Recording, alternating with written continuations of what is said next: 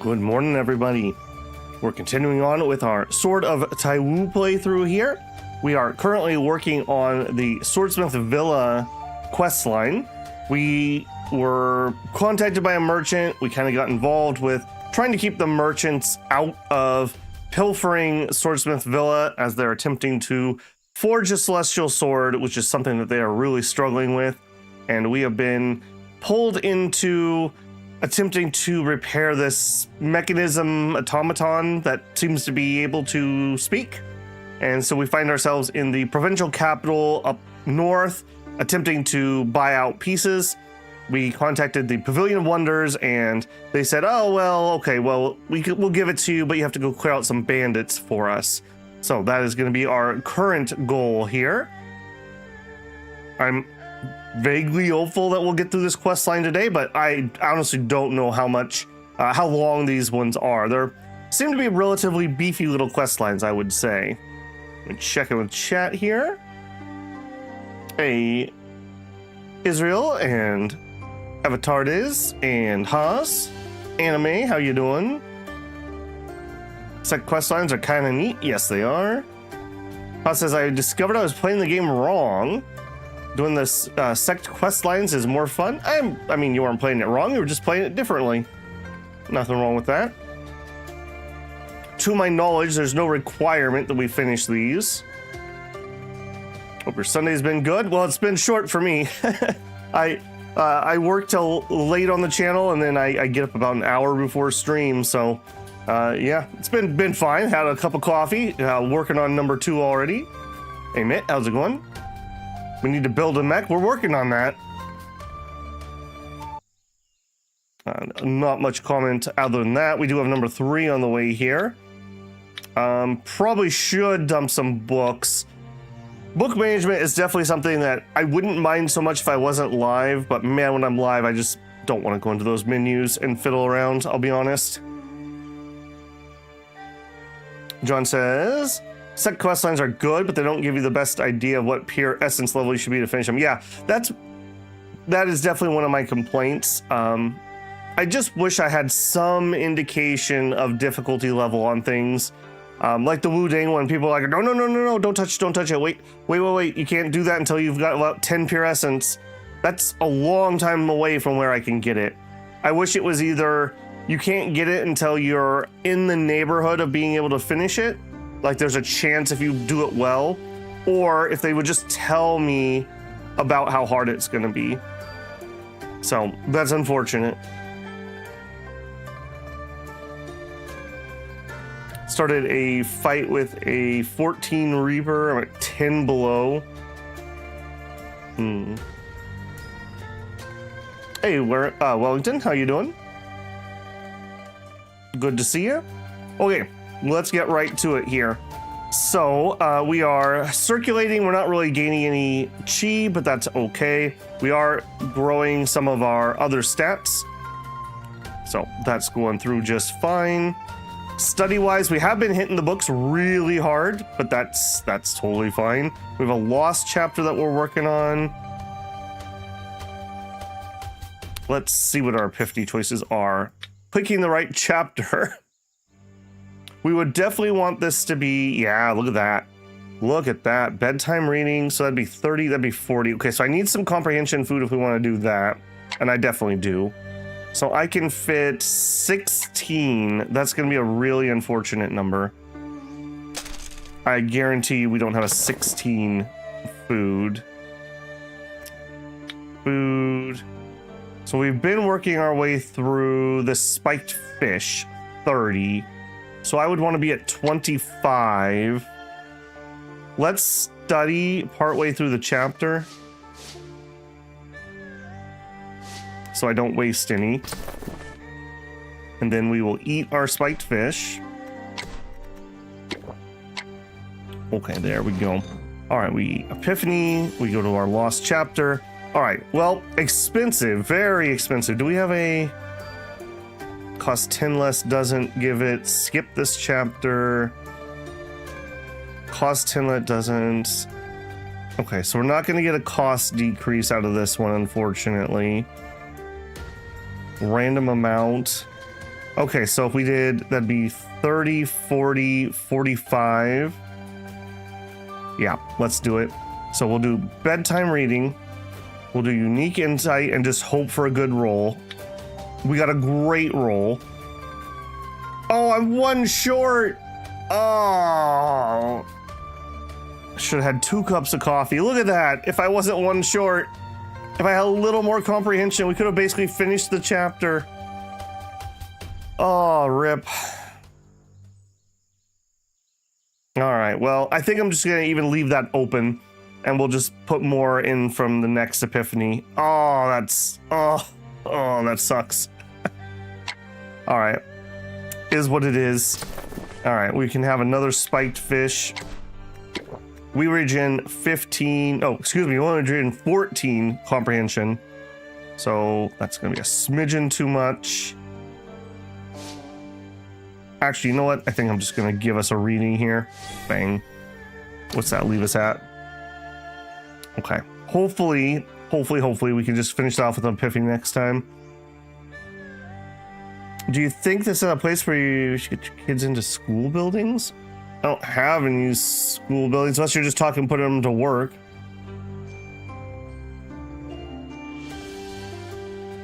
That may be a good idea if I'm going to be lazy about books. Do another one that you can't finish, but at least it isn't lethal.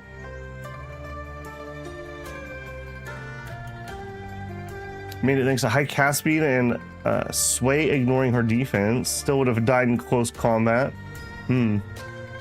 Yeah, I do wish there was better indication on these because they're really cool and I want to do them, but it's especially in a game where you can actually die. It really sucks to go into encounters really blind. Okay, search for familiar wonders merchant.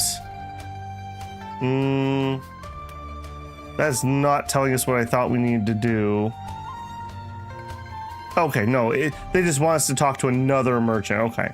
I do notice that there's a lot of little goodies around. I think we might just do a quick little goodie hoover up. So I'm seeing quite a few of them. Let's just nab a bunch of these. And while we're here, oh, never mind. We're still on cooldown. Oops. Still on cooldown for that. All right, we will do some of these combats. We're not super cozy in this area, so getting some regional favor and whatnot. All right, now these days, right, I want universal stances, not my normal astral. We did get ourselves switched over. So when we hit, we have a decent chance of doing a second hit, essentially. And then meditation also gives us the counterattack. So, absolutely cranking up. Look at that. Look how many techniques we've already got. For kids, they give you development events when they're with you. Yeah, that's kind of what I was feeling.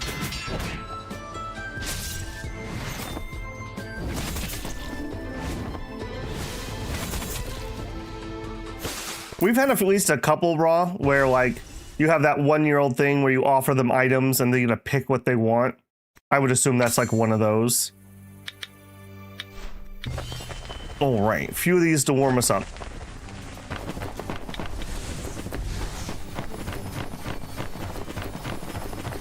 All right, buddy. I will definitely say I'm liking where our build's at the moment. We know of a couple things that we could do to improve it. MI has a if you deflect, you get to attack, I believe is what that one is. That was where I thought we would be already, but we got sidetracked by this quest.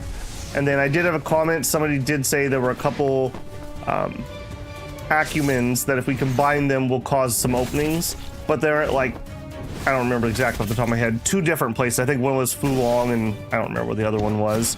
So maybe a little bit longer term goal if Dune's still kicking around. Okay, don't care about any of that. Okay, I'm gonna go here. I'm not gonna start another encounter. Okay, I think that's basically what I want. So we didn't get this merchant thing. Search for Pavilion of Wonders merchant apart from the keeper. Pavilions of Wonders person that's not the keeper. Is this just a random proc, or do I need to find somebody? That's a lot of kids and not a lot of adults around. I'm just seeing if anything's gonna proc while moving around. Maybe I just need to roll a month too. Apparently these labels aren't working properly. Need to find someone, zoom out. Okay, we do have people over here. I don't remember what the icon for Pavilions of Wonders is. We have 3 different merchant groups down there. That is the weapon people. Okay, Gongshu's champion. Vault of Volumes. Here we go, Pavilion of Wonders. Okay, we'll head down that way. Yeah, I definitely will say they definitely don't have glowing exclamation points above their heads. I'll give them that.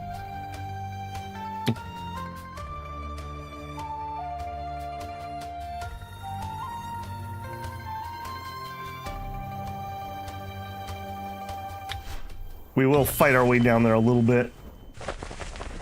Getting up that regional favor before I need it, rather than when I actually need it. Do those stats carry through death? If I die, do I keep my prestige, or do we have to rebuild that up? Same thing with regional favor. Cheeky, running out of range. I'll tell you what, apparently we need to have some speed for this one.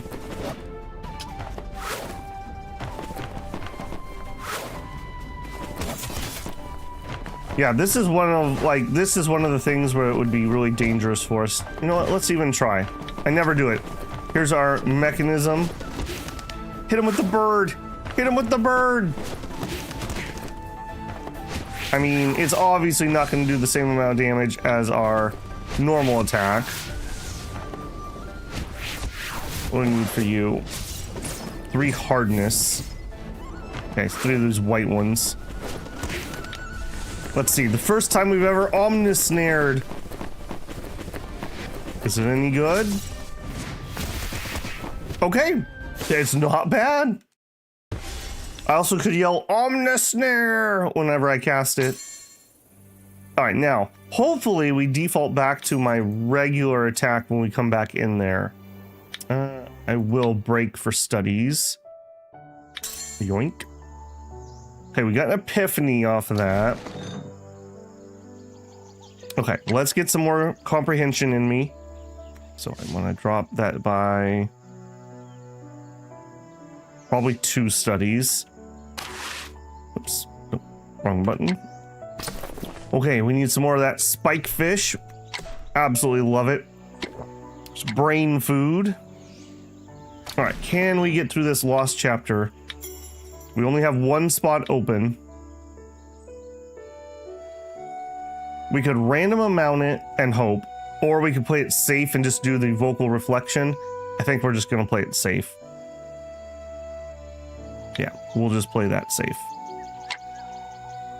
Okay, not bad at all. Also, I like the music track here. It's just really chill. A mirror shade. Okay, now, are you gonna go back to my regular stuff? You are, okay, cool. Appreciated.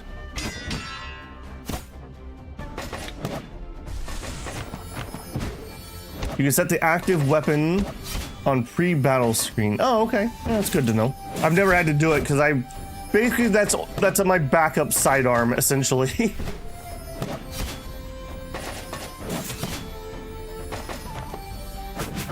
Nay says, traits become progressively visible between birth and 16 years old. Okay.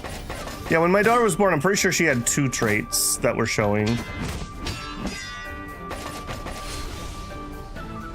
Dev says, Tale of Immortal, question mark? This isn't Tale of Immortal. What's your question? Have I played it? Yes, I have a full playthrough of Tale of Immortal on the channel. Pretty good playthrough. I did it back when the Five Flowers DLC came out. I see, thank you. It was bothering me a lot. I assume you're talking about the children traits. My current character has 17 negative traits. Can't you go to like MI and have them change them to good traits? I missed that the kid had rare genius and another trait. I think if you were spending time to make her even better. Well, I'm wondering monk and Taoist can exchange traits. Can't change those? At Jade Maiden? Okay. I appreciate the setting that lets me pause when they start casting Annihilation Arts. That probably literally has saved me multiple times. Yeah. The dangers of looking over when you're, oh, you're gonna do 2 of them in a row? The dangers of looking over when I'm streaming. Especially when you never know when some random, like, super high level person's gonna appear. Only 6 to -23. What did you do that made your karma so bad? Holy moly, man. 23 negative traits? That's insane.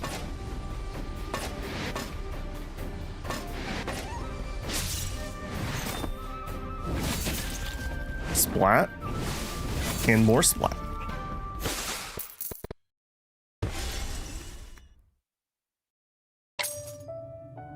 Yeah, I do like that idea, though, that maybe at some point we will need to drop our daughters off back at Taiwu Village, and we could put them into work into the talent buildings and see if we could get that raised up before we start playing them.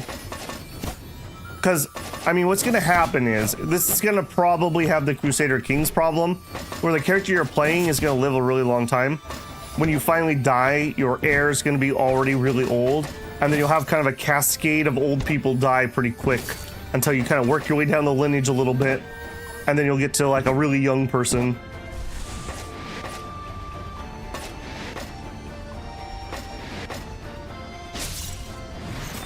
There's a key art which adds 3% multiplicative power to all skill per negative trait. Oh my goodness.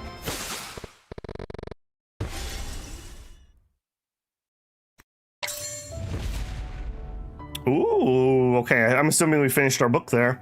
Rejuvenation. In harmony with the heavens, life and death are entwined, and with the forces of creation, sickness dissipates and vitality reappears. Attach up to 3 non-repeating contingents of yours, causing them to restore an equal amount of your priorations when eliminating enemy priorations. Ooh.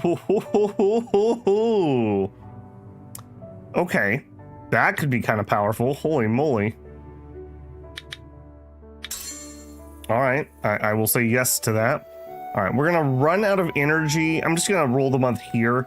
Of course, I didn't do everything properly. Let's detox from that. Let's check our industry. Verdant plant. Egocentric, no thank you. You're fine. We got a lot of uglies that we've been accepting lately. I'm a little worried about that. Sure, you just work there for now. We had the tree. Nice. This will be our 3rd forest that is up to 20. All right, then we can roll them up. Oh, change books. Yes. Thank you. Oh, yeah. I forgot about that. We up to 3 books because we hit 400. Yeah, that's fine. Okay. Beautiful. Show me fine arts that I have not studied. We're kind of doing a bunch of prep for if we need to do debates and whatnot. Carpentry, weaving, and jewel crafting all have some. I'm a master carpenter. We haven't done a lot of weaving. Maybe we get the weaving done. Okay, they're all purples. None of these are that bad. I think we were gonna work on this before we switched it up.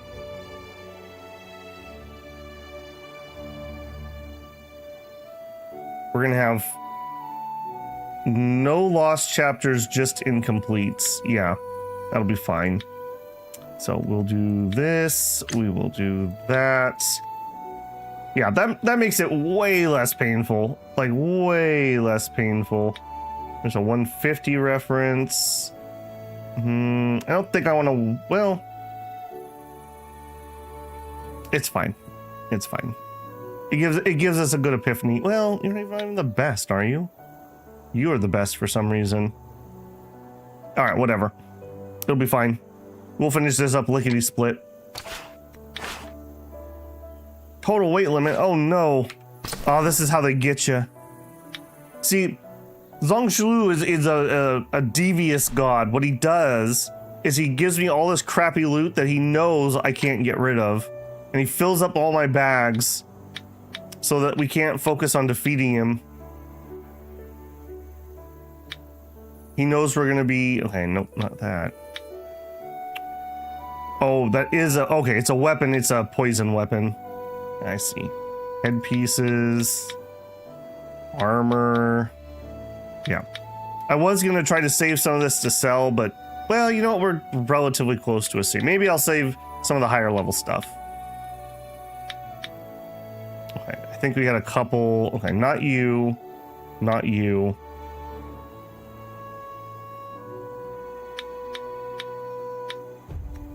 Is that low enough? Yes. We're so close to town. I can get in there and we can dump it in to sell. All right, let's try that again. We have the green horse and we have, I think, the white wagon.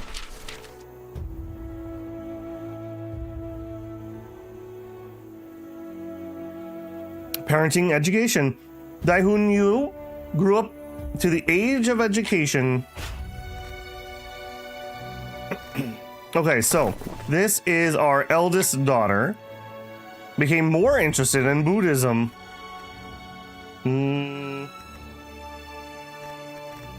You want to be monk? You're supposed to be doctor. Let's look at what you got.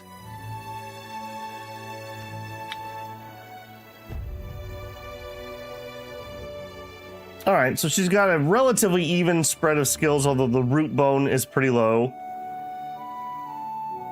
Not much else to say about that. Rare genius just has a bunch of stats. Less luck has some charm. Healthy, inner breath, luck, breath control. I'm not really interested in having her get a ton of Buddhism.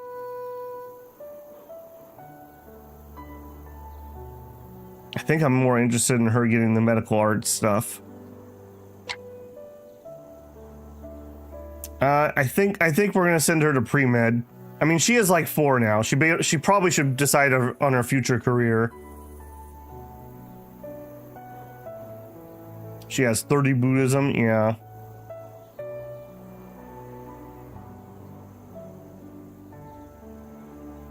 Let's hope it stays that way. Yeah, let's hope it stays that way indeed. You know what? Be a doctor. This is how it should be. Yeah, she's a little mad about that, but that's all right. Well, she'll forgive us. When she's a doctor, she'll forgive us. Okay. Circulating. We will finish the book this month. I am full of comprehension. 1, 2, 3, 4, 5, 6, 7, 8. Book done. Yep. Next, fine art not studied. Okay, that was my weaving book. Yeah, I think we're gonna finish off the ones that we're good at the moment. Let's get this carpentry out of the way. I guess it doesn't matter because we'll use the other one as support. This guy's getting pretty low. I should probably store him in a second. It'll be fine. Medical care. I'm okay. Industry, gather. Man, we get so many living stone. I really wish we could do something with that. Transmogrify it or something into something else. You are a what? You are an apothecary. Okay. Throw them in here. It's fine for now. And then I think it was another plant. So we want to build. Oh no. I just shoved that guy. All right, you come here. build a resource point. One of you again. And we'll put it there. All right. I mean, we're getting close on that one. Be a doctor doing his Chinese dad. Yep.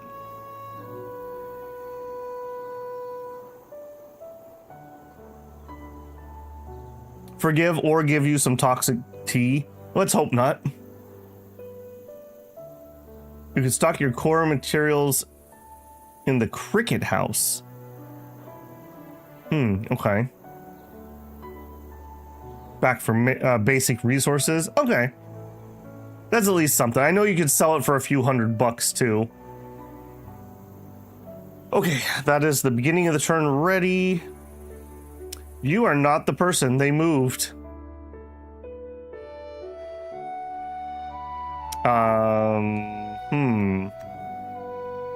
We were heading towards Pavilion of Wonder. You moved on me. All right. Well, I'm still going to stop here because I want to drop that stuff off that's weighing me down. Okay, so here, warehouse, weapons, and equipment. All right, apparently we have a bunch of junk. No. Over here. Weapons and equipment. There we go. All right, so we're just going to sell off all of those things. We have a bowl. That actually might be higher than what I have. In fact, I'm almost certain that's higher than what I have. Is it better, though? So we have a thin horse, and we could replace it with a bowl. The bowl, prisoner slots, inventory plus 50. The thin horse is inventory plus 40. There you go. Don't you guys want to travel via bowl? Okay, and then if we come in here, equipment, thin horse, transfer, give it to the wife. You're giving me this thin horse? Yes. Yes, I am.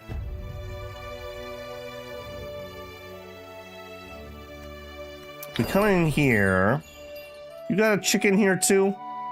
We were collecting chickens a little bit. You got a toxic swamp. I wish I could steal some of your toxic mud. Okay, apparently this place does not have a chicken coop, I guess. Okay. Yeah, that's what we've been talking about, Night Ray.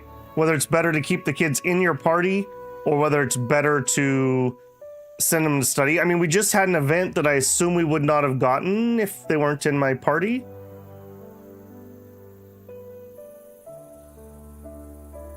Traveling a long carriage. I see you. Oh, here we go. Here's a Pavilion of Wonders, but I don't think this is it. I highly doubt this is it. They're going to want us to talk to one of these people. I guess we could double check since it is Pavilion. Get energy from it too. The pearl casket slightly opens. Radiating light flows through the entire Pavilion of Wonders, is illuminated by the luster. A clear voice comes from behind the pearl curtain, speaking slowly. With the caskets opened, the guest arrives. Pavilion of Wonders welcomes you. Since you have opened the pearl casket, you're now an honored guest of our pavilion. Please enter for tea and allow us to fulfill our duties as hosts.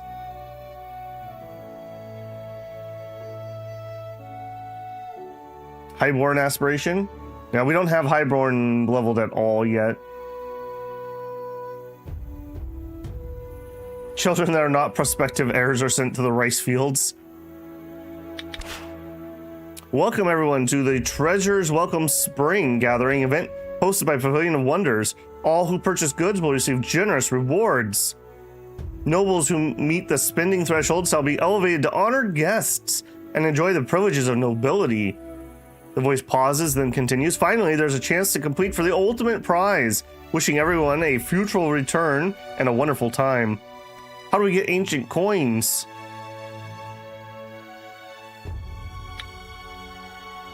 During the Welcoming Treasures events, all purchases enjoy a 20% discount. Got it. How to become an honored guest? Spend and earn ancient coins, which can be exchanged for all sorts of items. If you trade with the host, the Pavilion of Wonders, you'll earn even more ancient coins. How do we get the final prize? If you spend a total of 100,000 silver, you'll be rewarded honored guest. Guys, you just need to buy $10,000 worth of pretend spaceships, and then you can get into the non-poor store. Can you tell how I feel about the monetization of Star Citizen? I'm not even memeing, that's a thing. If you can help the Pavilion of Wonders complete all of our tasks, you'll obtain the final reward. Additionally, completing tasks may give you an opportunity to earn silver. Got it. Hurry and purchase some. Guys, we have to buy now. It's a limited time. It's a limited time then when we can purchase things. Okay, this is a lot bigger than I thought this was going to be. Okay, so you're just passerbys. Okay, so they have the different merchants here. Auction. Okay, well, first things first, I want that energy.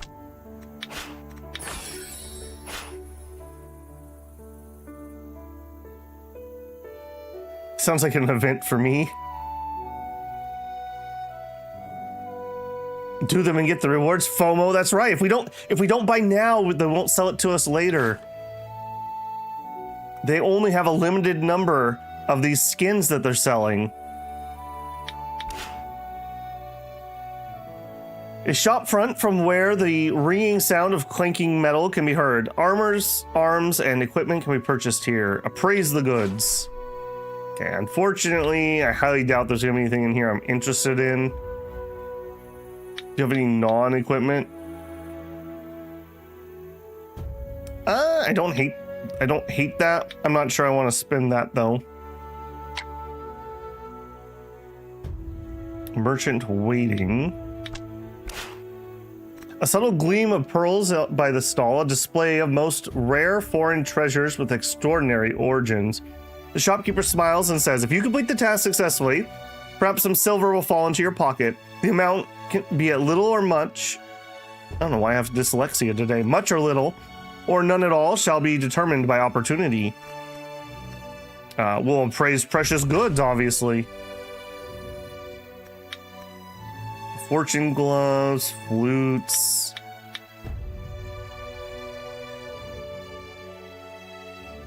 Okay, a good weaving tool. I'm pretty certain we don't have one of these. That I'm a little more interested in.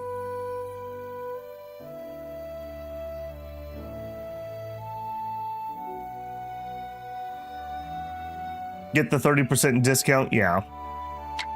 Alright, so hang on. Can I help appraise goods? Help is needed here to appraise goods. I will appraise goods. Many true or fake antiques and rare treasures are on display. Do we work for Avon here? From nothingness to everness? Appraise the goods. Let me examine it carefully. I wish these speech bubbles would stay up longer. I can't read that fast, especially when there's like 4 of them. Okay, so we got discount 20. Leave for now. Okay.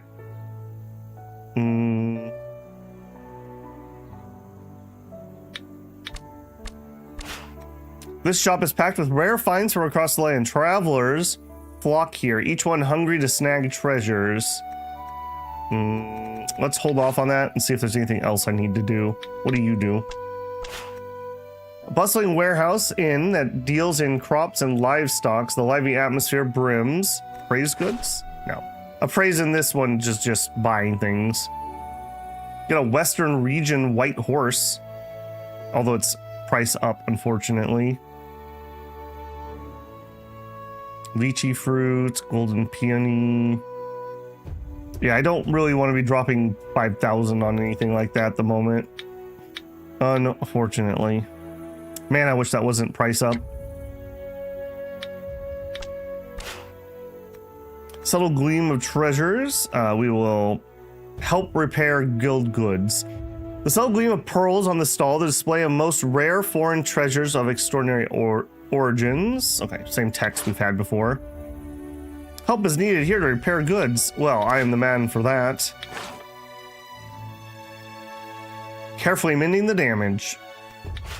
And it's done. Apparently they didn't give me any credit for that.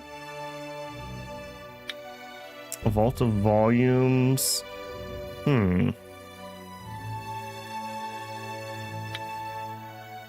Maybe you? Notice board. This could also, it'd be really nice on these screens if I could hold like control and it would highlight the squares that have things that I need to interact with. Sometimes the background stuff isn't exactly obvious, whether it's an interactable or background. Oh no, we haven't had any of these. We got Wingding up in this. Treasure welcomes spring. May your years be as ever square renewing as the season. Okay, that's final reward. Escort points.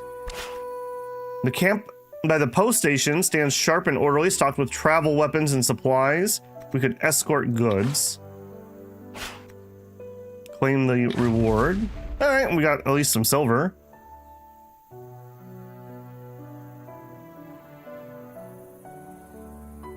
Go to the auction. Okay. Yeah, I was just worried we didn't have our discount for that. A subtle gleam of pearls by the stall. Appreciate the goods.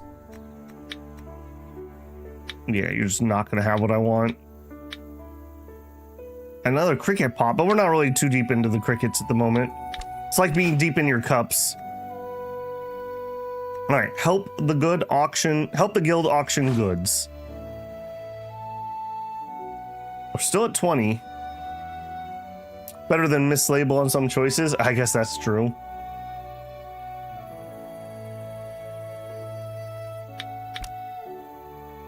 Was that really all you wanted me to do? So help auction went through. Appraised goods is buy. Help auction goods. Okay, so she's just telling me to go here to do it. Okay, auction goods. I see. Yeah, I'm gonna do the little auctioneer thing. We're still at 20.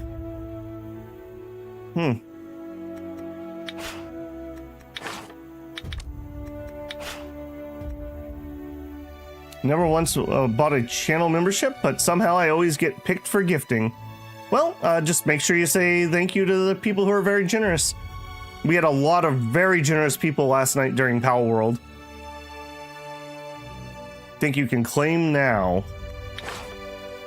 Okay. Homesea Merchant League. I'm just double check if there's anyone I actually might want to buy from. Not really, if I'm being honest. Maybe we should just look at the books before we leave.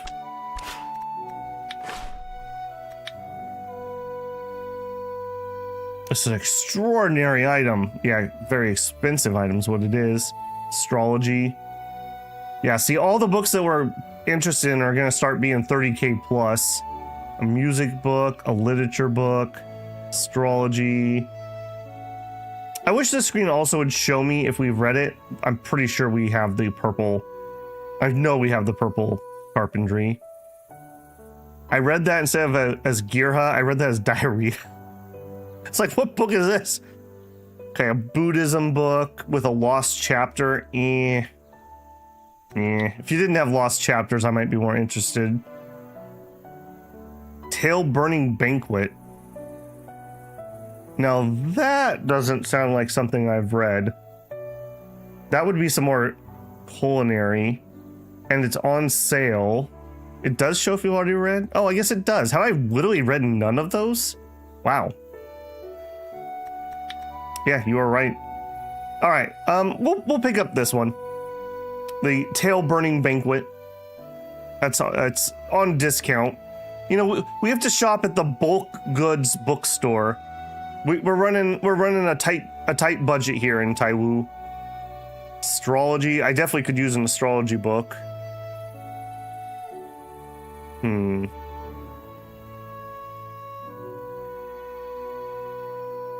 This lady likes to sell damaged goods. Yeah.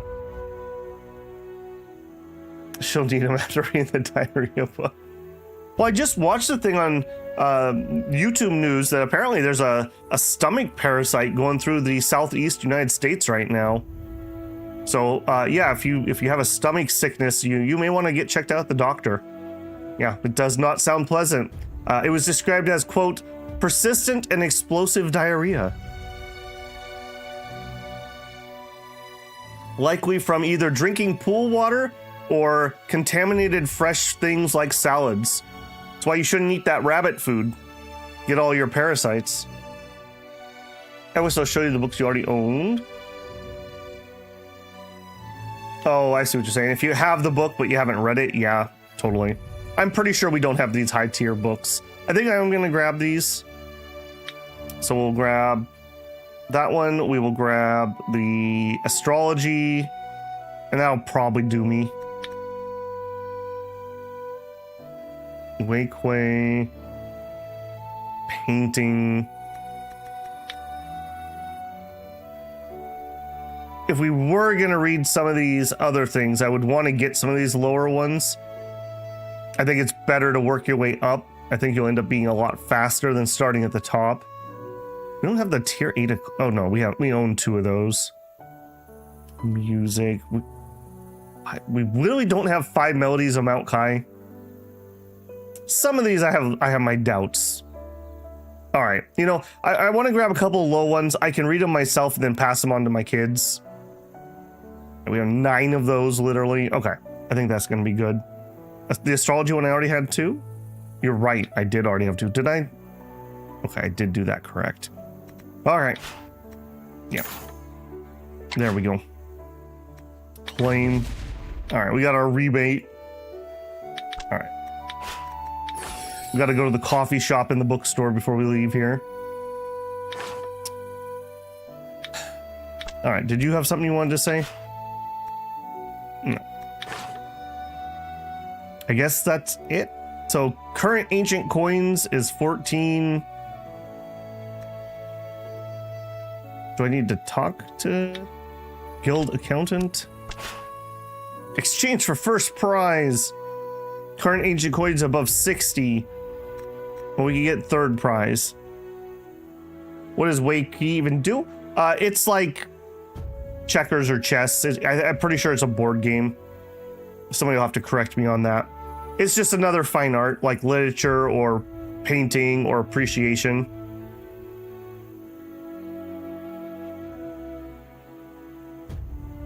There's this concept of almost like the warrior poet within like wushu.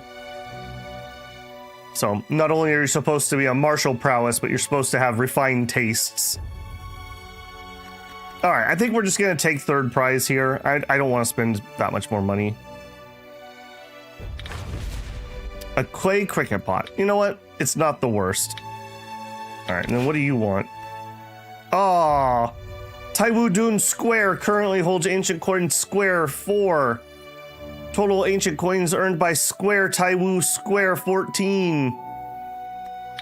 We have not run into any of that before. Why did this event get wingdinged?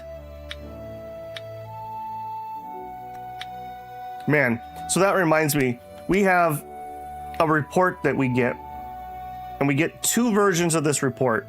This is for my actual job. One version is the way we need it and it just works. The other version is identical, but does not have the right information that we can use to, I'm gonna call it like auto file it.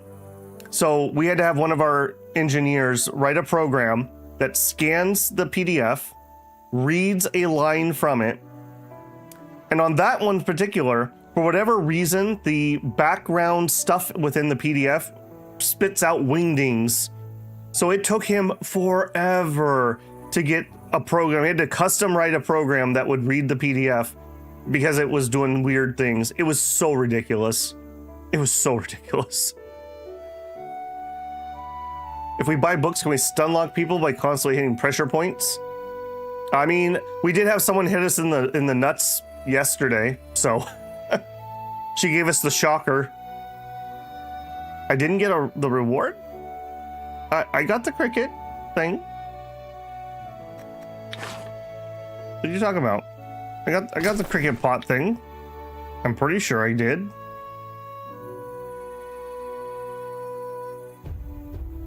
I mean, I can double check. Yeah, I got third place. The person to your right? This one? Okay. Second reward, right, okay. Yeah, I should know that. I'm an experienced gacha player. There's gonna be like 5 screens you have to claim rewards from. Claim the final reward. Well, there you go. It's a battle whisk. You know who would love that? My wife would love that. She's always going on and on about those whisks. Actually, let's instead of transferring, let's gift that to wife. Can I talk to her in here? Yeah, wife, I have a gift for you. Here. We'll save that for later. You're giving me this calm bringer?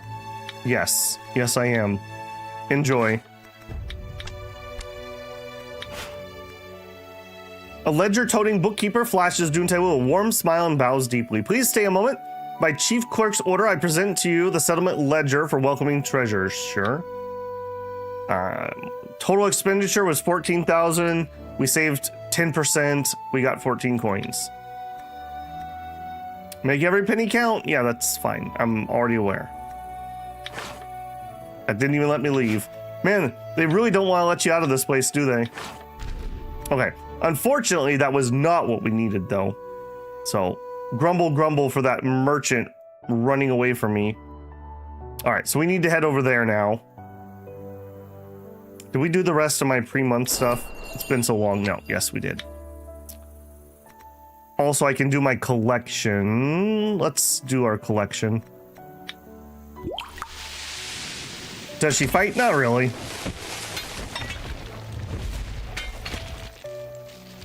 Yes, we had reward, but what about second reward?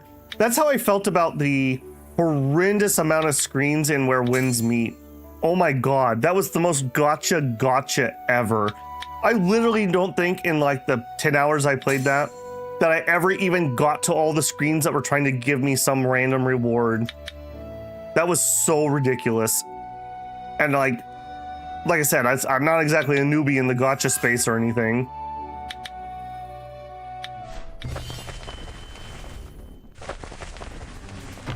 We had the options for first and second. We can claim all. Yeah, they wanted you to spend over 100,000, but I have 100,000.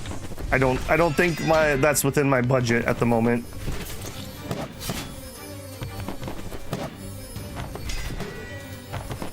Maybe next time we look into build new buildings, maybe we should see about one of those buildings that directly earn silver.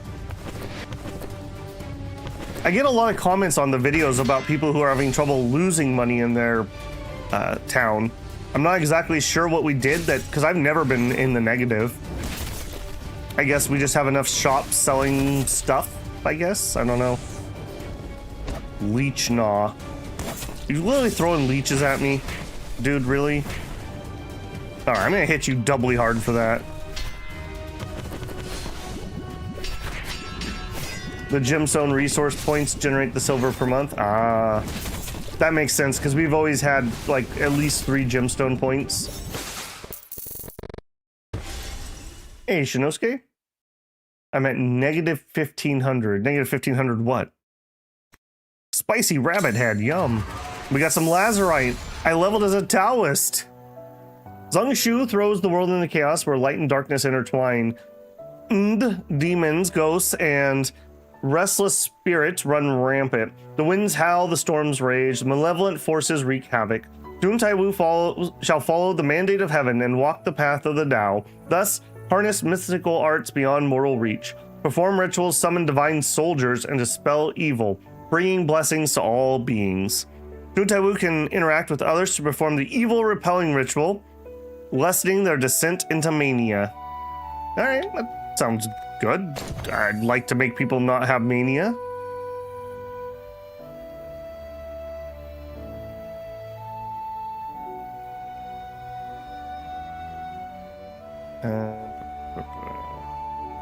Which one was that?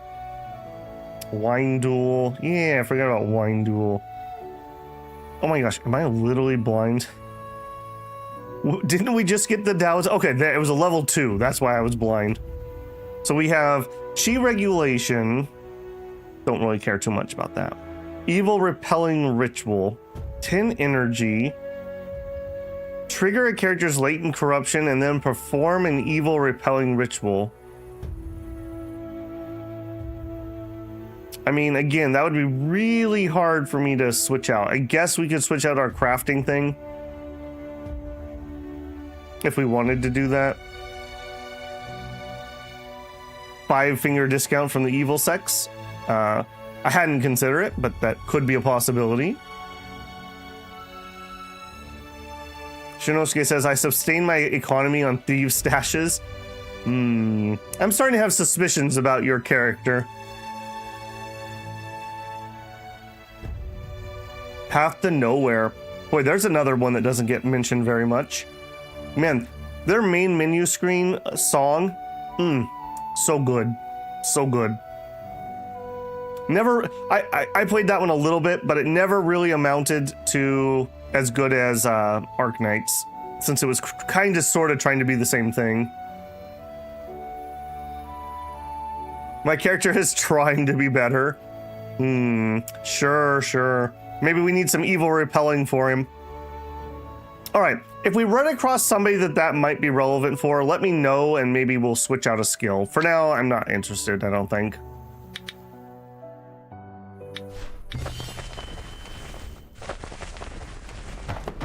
You saved some of the exiles that you just walked in and captured? Well, they need to face justice, obviously.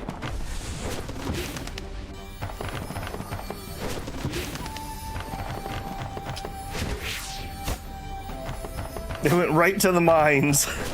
You gave them gainful employment. Okay, we got one of these guys. All right, come here, you. It's sword dance time. Come here. You made me click a different button. I'm not happy about that. Come here. Come here.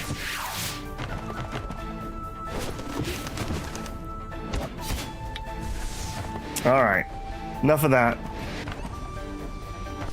So many good songs in Path to Nowhere. Yeah, the game really took off after chapter 6. I don't think I got that far. It was interesting enough. If I remember right, when I was trying to play it, it was only via phone. I don't like gaming on my phone at all. I much prefer things that have clients. Hence why I never did Arknights until they had an official PC client.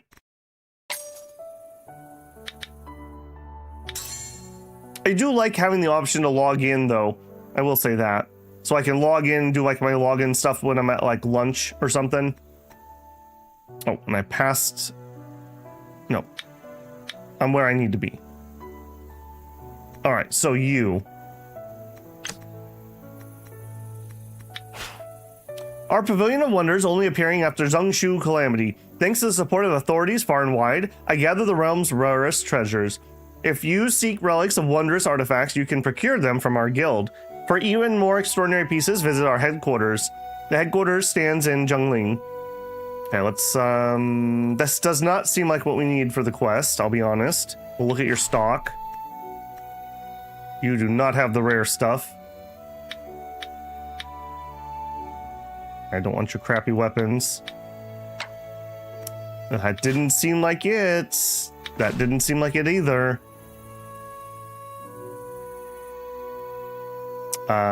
Rip. They need to have a regular talk window. How about you, kid? Trade items.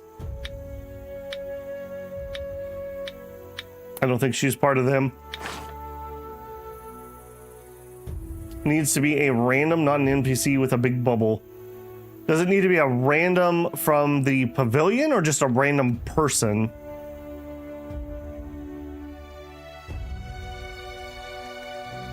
All right, well, that's annoying. And we're out of energy. Okay, well. Random from pavilion. But on the normal NPC list. Okay. Well, that's definitely not this person. Are they going to have the trader symbol? So I need to find somebody with the coin on their plate here.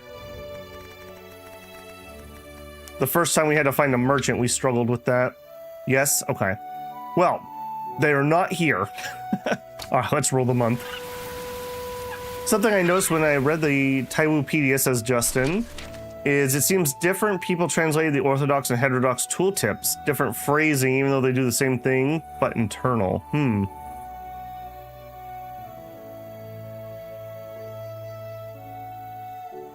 It could be anywhere on the map. Oh, yuck.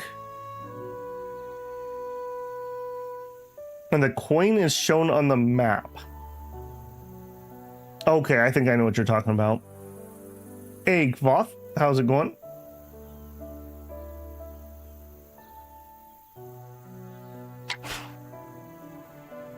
He specifically came to ask for my high-tier liquor to cure his depression. All right. That one time you helped me at a sword mound really earned you a lot of good boy points. Don't say I never do anything for you. I really don't feel like we should be giving depressed people alcohol. I'm just saying. All right. Boy, wife, very energetic wife. She's like 3 months pregnant and we're still checking out the reeds. How are we in Taiwu? Doing all right. And a little bit of an annoying quest. Okay, so we're looking for one of these, right? But we're looking for the one for them. So there's armament, there's Ox, there's the other people. Those are usually near cities. So I guess we just need to explore more around where we're currently at. Build a banquet hall and they can drink all they want. I don't think that affects my companions who are with me. All right, and I'm pretty sure that's not their symbol, right? Because their symbol is a... Oh no, it's not the coin. What is the Pavilion of Wonders symbol? Apparently I don't know what it is. I spawned 2 more of them over here.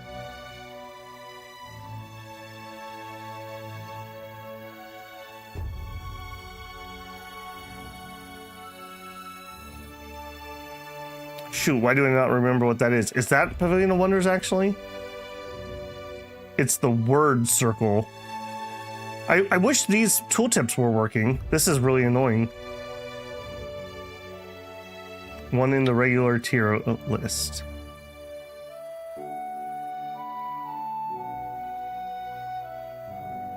You started to talk about the coin, so I just believed in you. That's it there? Okay. Since we're here, what is this? We may as well visit the little town here. All right, let's grab that. Come here, you. Yeah, I would say I'm relatively happy with the state the game's in, but like today, we've already seen several little weird things. Like, why is that tooltip blank? Why were there a bunch of squares on that translation? Just still need a little bit more polish there. I'm very glad that they delayed the game for 3 months or whatever it was to polish up the translations. I think that was a really good choice. Like I said, this is probably the best translated cultivation game I've ever played. But even that being said, it's got stuff. It's definitely got some stuff.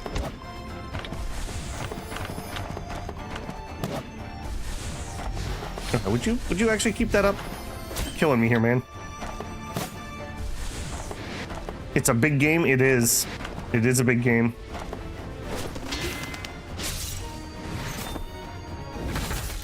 With the name or the item. Yeah, the item one's really weird to me. Or the stat one on the inscriptions. Because those weren't I'm 99% sure those weren't broken when we started. And then they broke later on. I wish we got regional favor for clearing those guys out too. All right, but let's pop our nose into town since we're all the way here. Oh, there's one, right? One of those.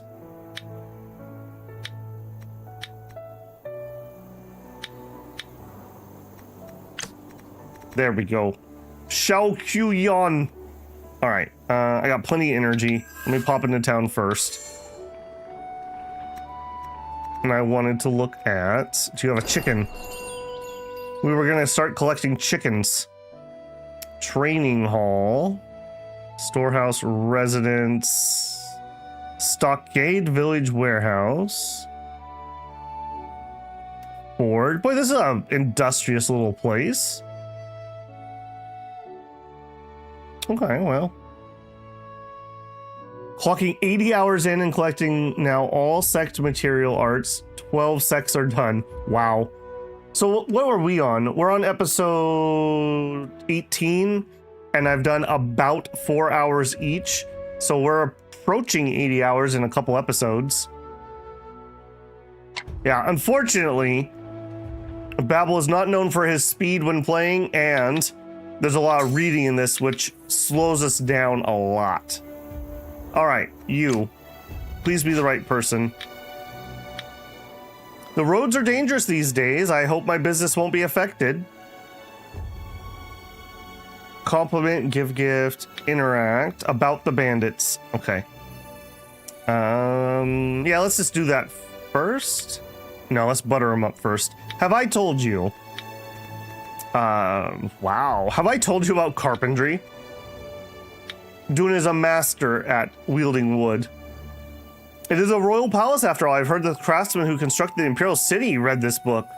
Yes, yes. Wow, who didn't even... Okay. Didn't even go up one more? Okay, she's rebellious. So we should criticize her negative traits. If I understand that correctly. So we want to criticize her traits. She loved it. She loved it. And then she's like, bye. And I'm like, no, no, no. No. Mm-mm. All right, what do you got? You got anything good? A porcelain cricket pot. I mean, it's probably better just to have some of these rather than not have some of those. Basic tools.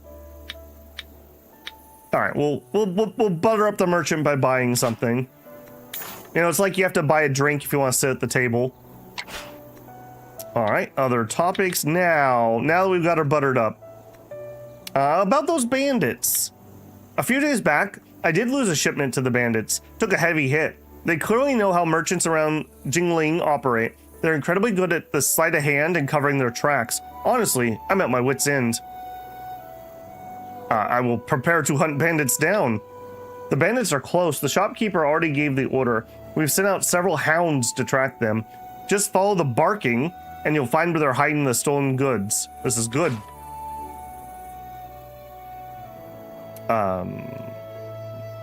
Did you? Ah, hounds, okay. Sure. Okay, anything I want to do over here? Could be a legendary treasure. Yeah, I don't mind if I do. I don't have this equipped for nothing. A great tonic pill made from 10 rare and precious tonic herbs and spices. It can be taken from the weak and frail to instantly promote chi and blood flow, or taken by a dying mortal to immediately heal their injuries. Hence the name Great Tonic Pill. All right, cool. Yoink. We got 5,000 XP. As you do, as you do. Okay, and I want to head that way. Sure. Look for the dogs they let out. Who let the dogs out?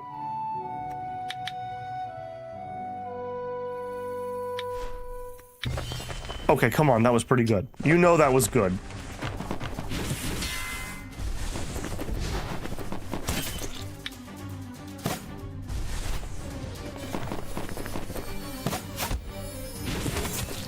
By the way, the Sword of Suffering Art supposedly cures mania. I tried to whack people with it, but it didn't cure them no matter how much I beat them up. Any ideas? Did you hit them harder? I'm on the chicken collection too. Shinoshi says, it's okay, Babel, it's still good content. Well, people seem to be enjoying it, so, you know, as long as there's still viewers, I will continue the playthrough, so. I would like to actually beat the game. At some point, I may have to start doing some like offline, where I'll just have to pass some time and work on things when we're not live. Especially at the rate we're going.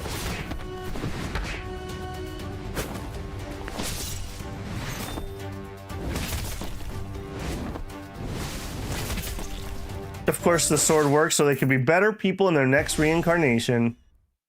There you go.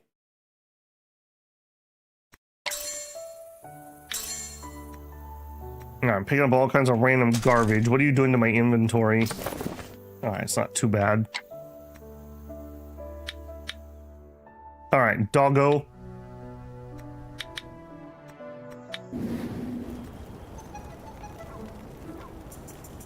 Oh man, can you imagine if you couldn't figure out the cricket game and then you had to do this?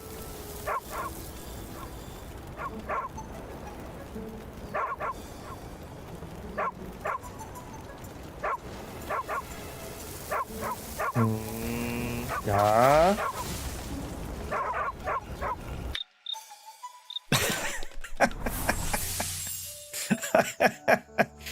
I don't know why that was so funny to me. Just like, that's not how you sneak, dude. If I hold still, they can't see me. After chasing and cutting off their routes, Taiwu Dun finally tracks down the bandits to their stash in the woodlands. The leader rushes out, weapon in hand, and shouts, "You guys go, I'll hold them off." Take down the raider.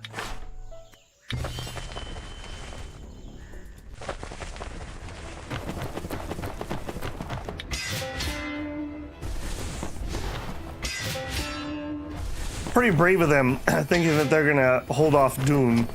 I'll give them that. Also, you're hitting me with a Goon Queen, aren't you? Yeah, you're gonna do all kinds of things to me. Daze. Look at that. My first time I've ever been hit with daze.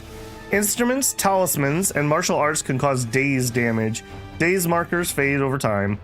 When a character accumulates enough daze markers within a short period of time, they get mind turbulent state, during which any daze markers received will turn into residual daze markers that do not fade.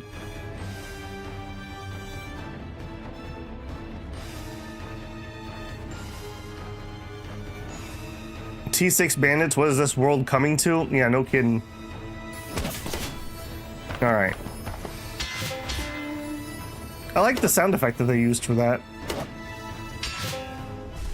Yeah, look at that. 6.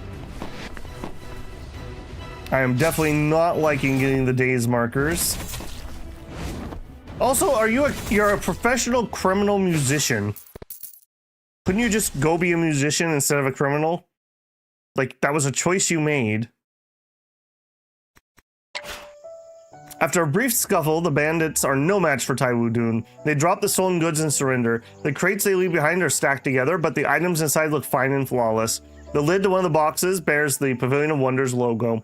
This must be the missing shipment the merchants were talking about. No other bandits seem to be nearby, so this should be the full shipment. Now that they're taken back, it's time to sell things properly. Entrusted by others loyal to their cause, best to return these to the guild, or I did all the work, maybe picking out 1 or 2 things as a reward isn't so bad. We're a good boy. Dihun Taiwu thinks it through. He chooses to follow the Pavilion of Wonders request to return the goods. This is good. Once the goods are dealt with, Taiwu Dun sees one of the bandits step forward and whisper, "The loot, it's all there. I didn't touch any of it. You're a real expert, a true hero. Please have mercy on us. Let us go, just this once." You seem to know these trade routes all too well. You're not just a random group of bandits, are you? The raider hears and quickly pleads, "You've got sharp eyes. I used to be a merchant myself, ran goods around Jingling. I only turned to this after my business went under. I have no other way to survive. I swear I've never killed or burned anything. If you let me off this time, I'll leave Jingnan right now and never set foot here again. Jinglong is a wealthy place, everyone knows that. Even if a business fails, it shouldn't drive someone to banditry." The raider sighs deeply and says, "Wealthy or not, none of that silver ever made it to me. I used to deal in jade, made a decent name for myself in Jingling, but I was arrogant and reckless. Thought I could handle anything. I made one wrong move, I offended the Pavilion of Wonders. They didn't even need to lift a finger. The rest of the merchants in the city all stopped dealing with me on their own. Eventually, I couldn't even keep my shop open. So Pavilion of Wonders is that powerful." Ha ha ha. Suddenly, a loud laugh echoes from the distance as a cloud of dust rolls in. Pavilions of Wonders rides up at full speed, clearly excited that Dihun Taiwu has captured the raider. He cracks the whip in the air, scaring the raider stiff, then shouts, "This guy's been causing trouble for Pavilion of Wonders for years. Now he dares rob us? Unforgivable. Take them back, I'll deal with each one personally." The servants dismount right away and tie the bandits up. The shopkeeper turns to you with a smile and gives a polite nod. "Thanks to your help, we finally caught the gang. The bronze arms ready and waiting for you back at Jingling." This is good. Oh, we didn't even have to make a choice or anything. I was kind of expecting to have to make a choice there.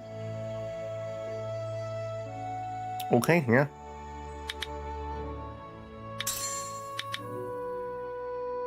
Grab some of the goodies on our way. More sword mounds mean a more chaotic world? Yes, it does. Are you gonna keep doing me with the little plinky plinks, huh? Yeah, days is definitely another thing that we are not particularly loving. Yeah, we are not particularly loving those days markers.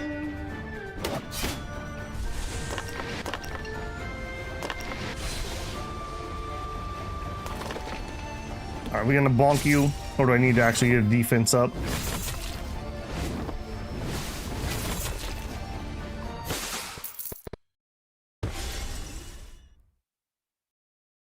I would recruit the bandit if I could.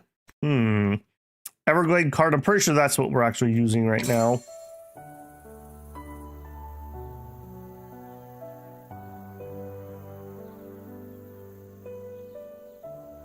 Feels like we might have been on the bad side of that event. I mean, he's still a bandit, whether he's justified or not.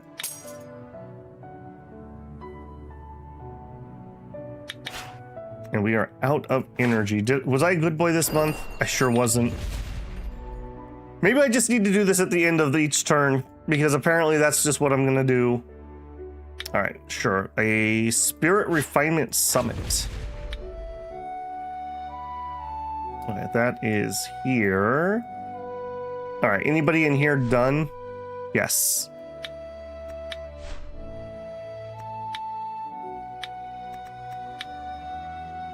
Okay, so this is astrology. You're the new one.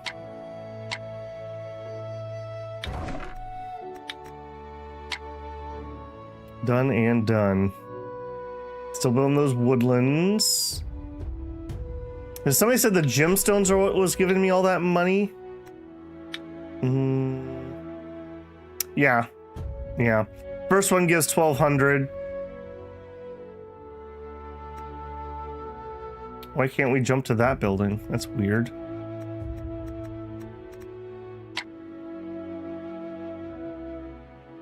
What is that thing's problem?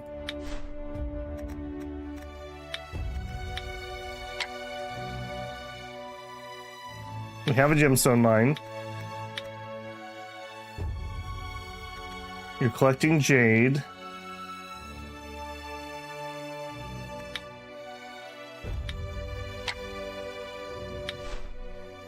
I guess it just doesn't show the icon for one of them for some reason. Oh, this is the one I have selected.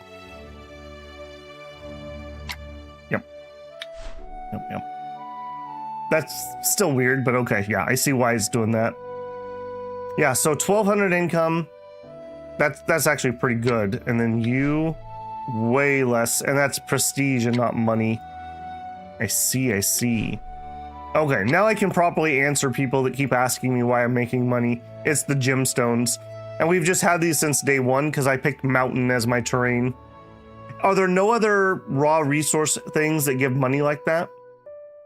If you pick farms or water or woods or something?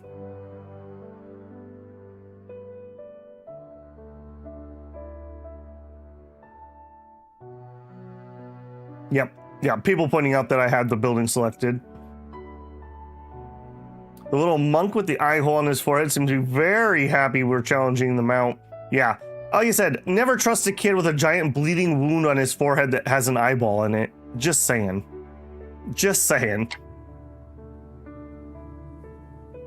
Okay. Roll it.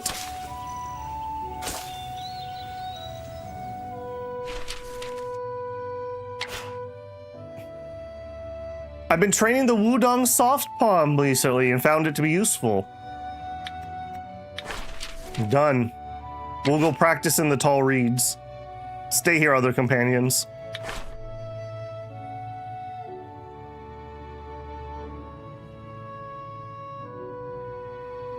The VS quest has background on the kid.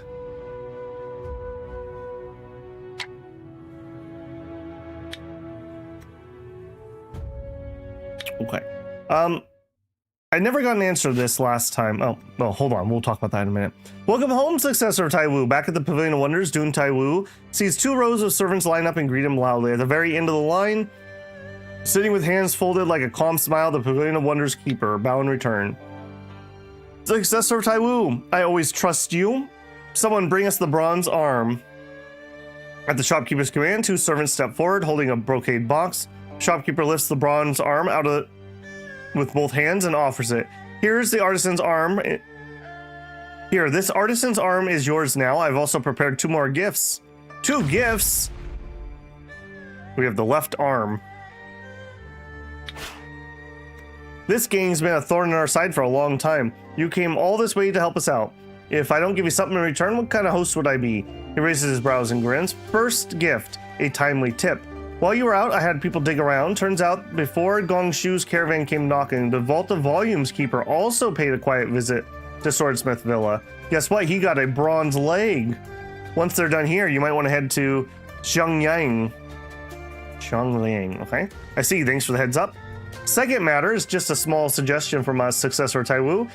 You've taken on someone's request and carried it out with full integrity. That's beyond reproach. However, I believe returning to Tongxing to the Gongshu's caravan once all of his parts are found may be a bit one-sided. Why not let Tongxing stay with us as a great advisor? We'd treat him well. What do you think?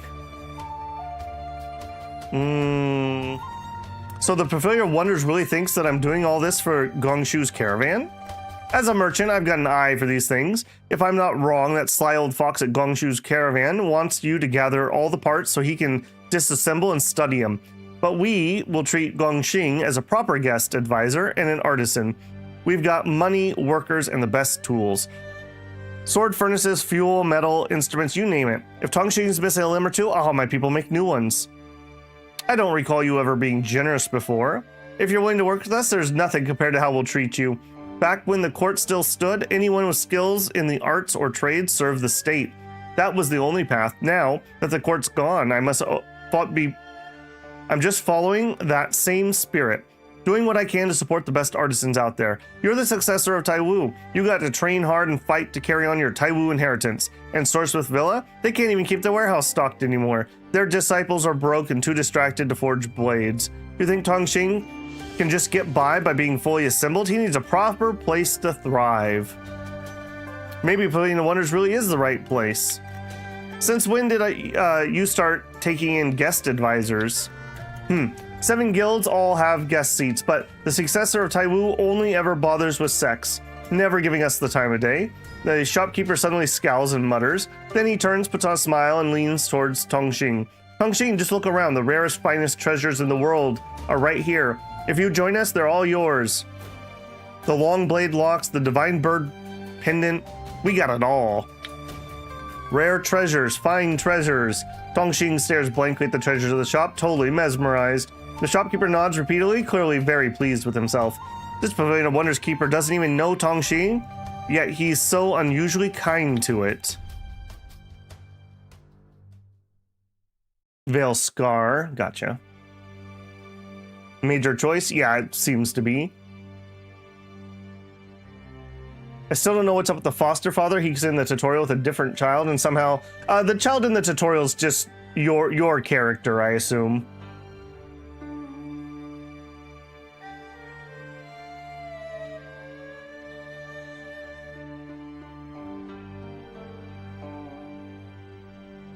Okay. I don't think we're going to be selling this guy to any pavilions. Here's my suspicion. I think this was made by Master Owl. That's going to be my prediction. So I'm going to say, no, it's not my call where Tongxing ends up. Tongxing hears that and realizes it's not going to end up like a jade picks you. Relieved, it says, Tongxing, not for sale. Smile and stay quiet. The shopkeeper doesn't look happy. You don't get to decide that on your own. What that old fox gets to make the call, but I don't. Think carefully. Once you step out that door, there's no turning back. I'm not against teaching you a little lesson too, buddy. Don't you be giving me any lip. You didn't buy that amount of sway here. Golden light spills from the Pavilion of Wonders, painting the eaves in a warm sunset glow. Taiwu Dun walks out, bronze arm in hand, feeling like the quest to gather Tongshin's parts might not be as hard as expected. But just then, several doves take off into the sky. One of them heads north towards Jiangyang. Are those homing pigeons from the other 6 guilds? From the way the Pavilion of Wonders and Guangshu's caravan keepers talk and act, Taiwu Dun assumed it's clear Tongshin's worth a lot to these guilds. But all this secret back and forth and spying, that Taiwu Dun didn't see coming. Tongshin, though, doesn't seem fazed. He just looks at the sky and mutters, "Pavilions of Wonders, rare, fine, delicate, never seen before." Tongshin, was this your first time seeing the Pavilion of Wonders? Tongshin goes quiet for a while, then says, Tongshin used to treasure Big Cauldron, Big Bell. Sounds like ceremonial stuff? Tongshin doesn't know. Tongshin goes quiet again. Whether it was Tongshin's caravan buying him or the swordsmith disciples selling him, no one ever asked where he came from. They just treated him like a regular mechanism and put a price on him. But Tongshin doesn't seem to mind. He quietly listens to all the noise, still looking as simple and steady as ever. That doesn't matter. That's one piece down. Time to head to Zhongyang and find the Vault of Volumes. Okay, here was my question. I think we looked at this once before, and people kind of freaked out and said, don't go in there, you're gonna die. Go back to my previous comment about, I wish this would just tell me how difficult it is. Can we do Jingling, Jingnan, the Fish Cake of Dreams, or should we just skip this and come back at another time? No, YouTube, we're not putting ads in right now.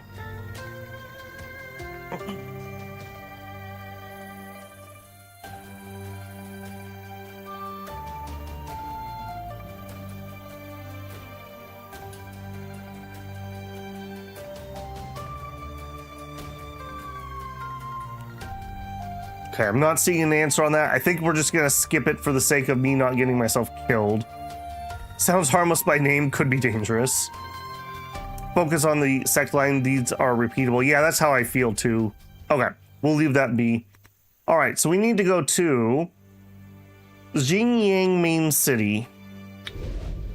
Xinjiang Main City, here we are. All right, nice and close. Let's do our other stuff first, though, in case the month passes. So we finished our book. We sure did.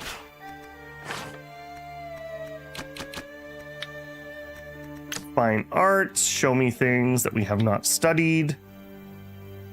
Let's read our new culinary art book. That's a lot of incomplete chapters, but that's fine. We should be able to rip through that pretty well. Although the support books are not particularly great. All right, that's fine.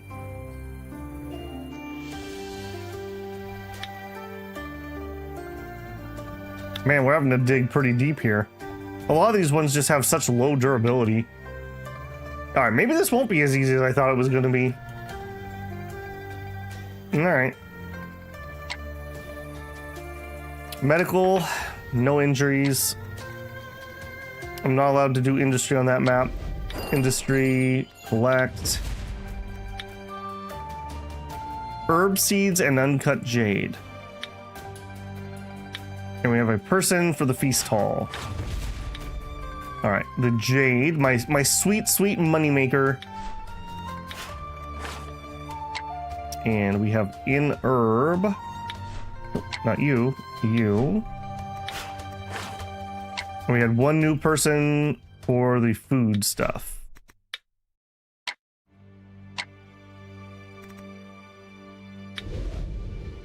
All right, we ride. For the stream purpose, I'd suggest rather just focus on the quest. It's a nice quest.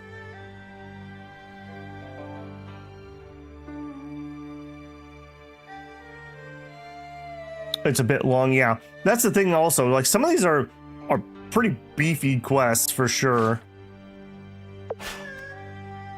Build upon the grand city where the barbarian invaders could never enter and where the soldiers always win. Zhongyang would soon perform maintenance on the city wall so that it would be strong and sturdy to protect its people. With master smithing, a better result could be possible.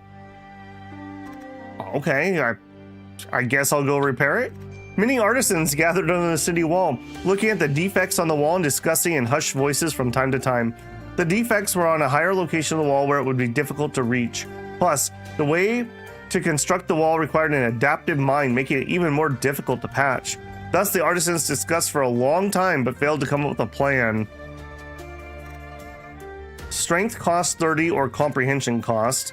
Mix the rammed earth and lay the bricks, or come up with a solution. We'll spend some strength. Dihun Taiwu climbed on top and filled in the sand, employing a method of building a city. Then they laid bricks and stones on the outside to repair the defective parts. With the help of Taiwu Dun, the city wall was fixed up. Everyone was grateful. Gained 70 favor. We'll continue the journey. As you do. Xingyang Havens. Peach plums grow all around the flowers, waters fall in blossoms. Okay, just random event thing there. We need to head to the main city. Apparently I've been here and tooled around a little bit. I think we came here for a marriage thing, but we missed it. No, it was a dude. That's what it was. It was a dude. Yeah, I remember that. Okay.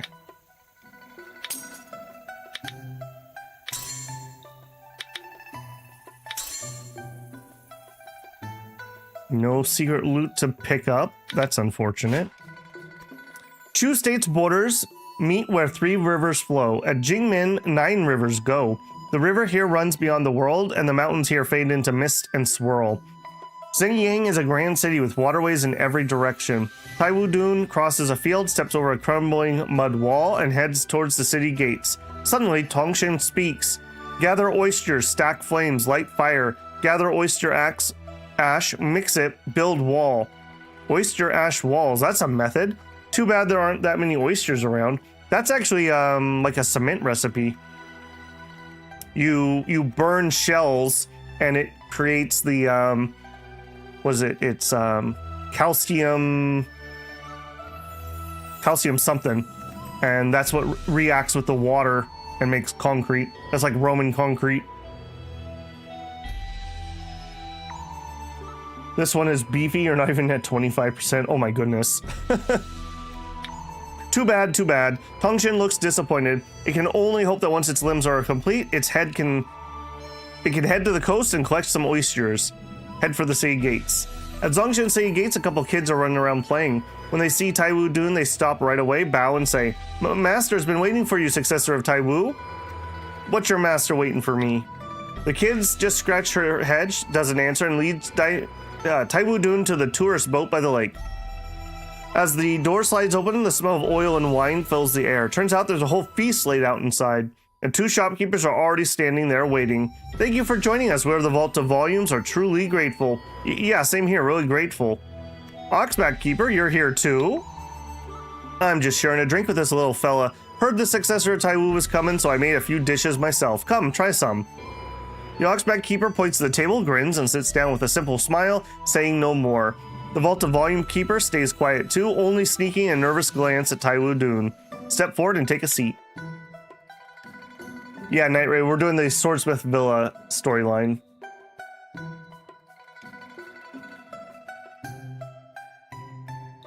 The table's filled with pork, lamb, fish, shrimp, candied fruits, and all kinds of goodies.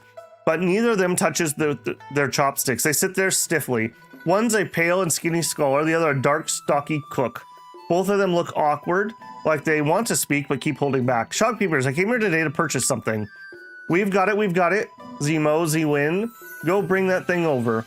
Hearing Taiwu Dun get straight to the point, the scholar quickly responds. He sends 2 young servants to the back of the boat. They return with the bronze object and place it on the table. One of the kids tries to sneak a chicken leg from the feast, but the scholar slaps it away with a loud smack. "This is the one, shopkeeper. May I ask how much it costs?" Seeing the 2 of them squirm, Taiwu Dun thinks there's probably going to be some haggling, but to his surprise, they're both very straightforward. He takes out his money pouch ready to pay, but the scholar quickly waves his hand. "No need, no need. The book says a gentleman helps others succeed, a petty man steals what others love. This part belongs to Tongxing. I bought it just to give it to Tongxing." I never mentioned Tongxing's name. That confirms it. The doves really shared among the guilds. Hearing this, Taiwu Dun starts to feel uneasy. Never mind the homing pigeons or the gossip. When Guangshu's caravan bought Tongxing's head, it cost real silver. Pavilion of Wonders and the two definitely paid their parts too. But now these two are just giving one away? That's not how merchants usually act. I can't accept a gift like this. You two invited me here and hosted an entire feast. If there's something you want to talk about, feel free to say it. The scholar opens his mouth but can't seem to find the words. At the sight, the cook slaps his thigh and grabs a chicken leg. Kid, if you're not going to talk about your business, then I'll talk about mine. Successor of Taiwu, I got some workers who ran off with our goods. I want to bring them back so we can eat together again. Get back to living and working like before. Why'd they run off? The scholar panics and starts signaling the cook with wild winks and head shakes, but the cook pretends not to notice. He lifts the chicken leg and says sincerely, "Probably thought we didn't make enough money. We're just a bunch of locals helping each other out, doing what we can to make money. There's a lot of us, but we don't earn like Guangshu's caravan, the Yangtze Merchant League, or the Pavilion of Wonders. Of course I want my folks to make more money, toil less, suffer less, but a guild isn't built overnight, you know." I see.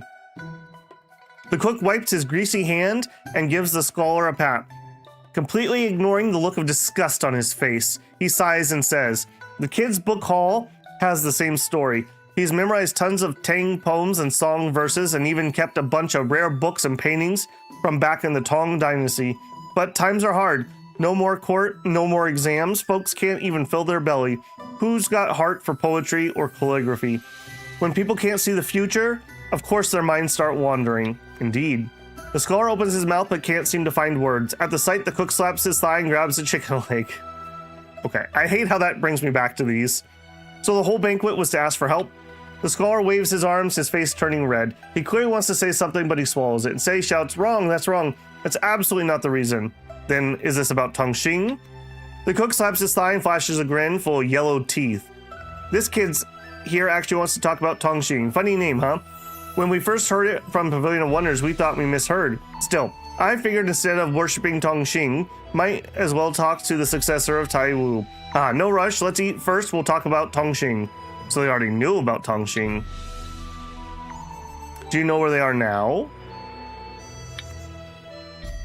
I feel like we're back in a different thing here.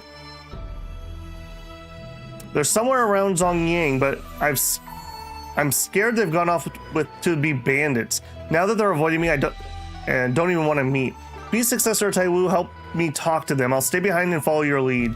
I brought a bronze leg from Swordsmith Villa earlier. If this works out, I'll give it to you. How's that sound? As for Tongxing, we'll talk later. No rush, no rush.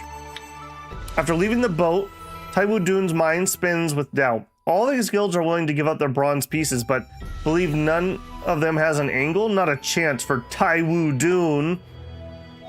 Taiwu Dun can't figure out what they really want. Forget it. For now, let's focus on collecting the bronze parts.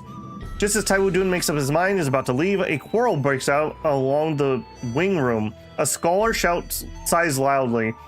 Can't just let them finish the important stuff first, then talk about nonsense later? That bronze man, in terms of seniority, could be regarded as an ancestor. How can you be so disrespectful?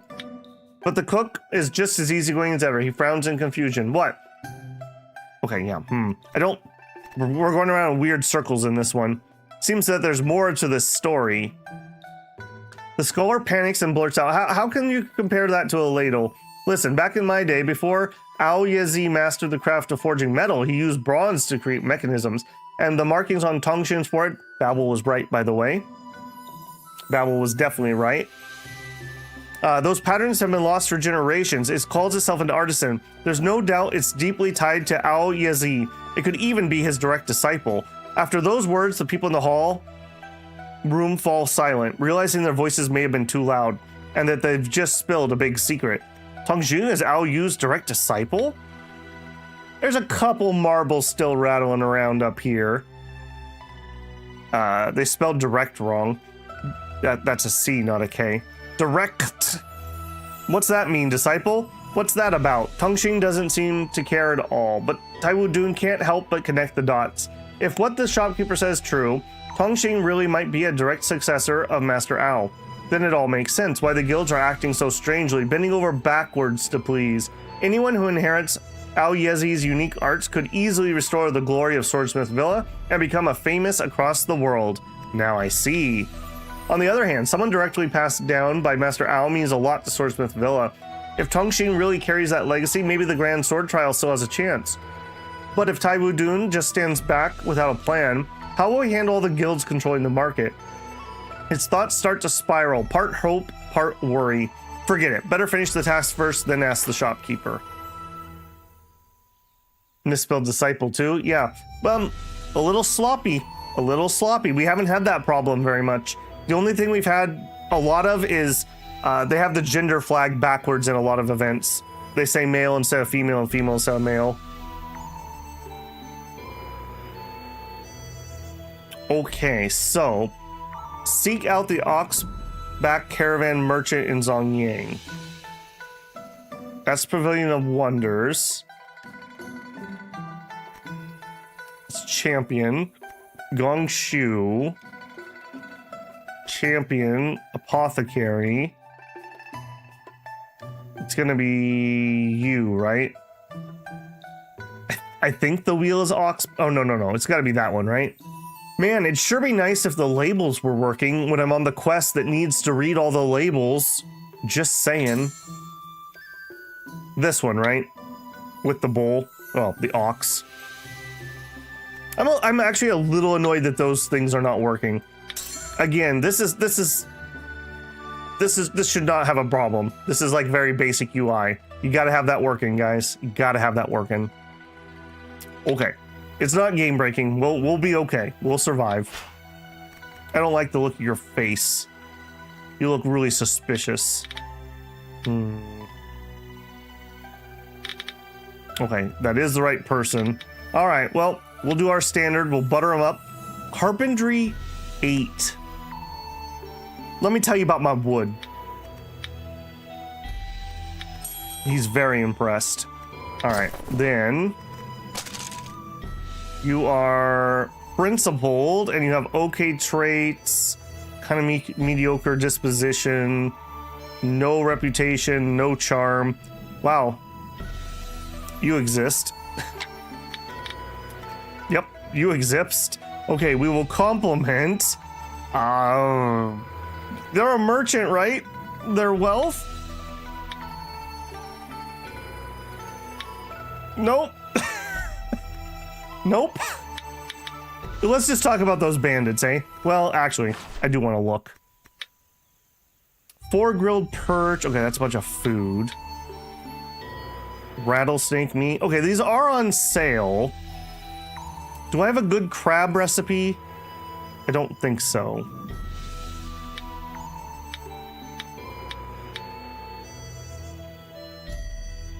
Willpower, strength, agility. That's almost a full refill.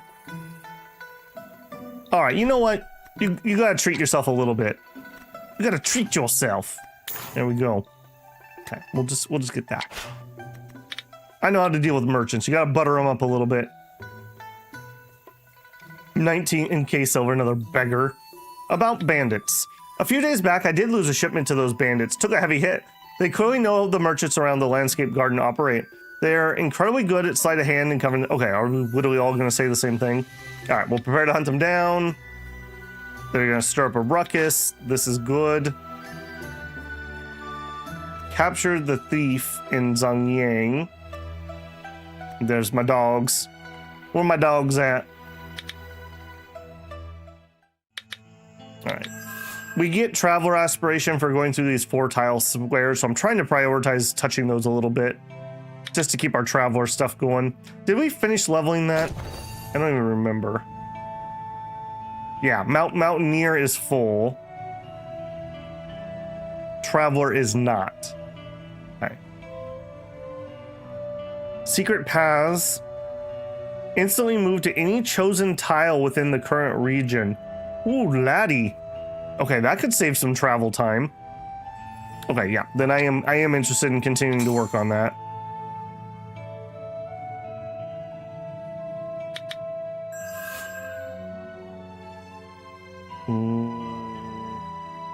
Let's hit this last little area. We're having to go this way anyways. All right, come here, you.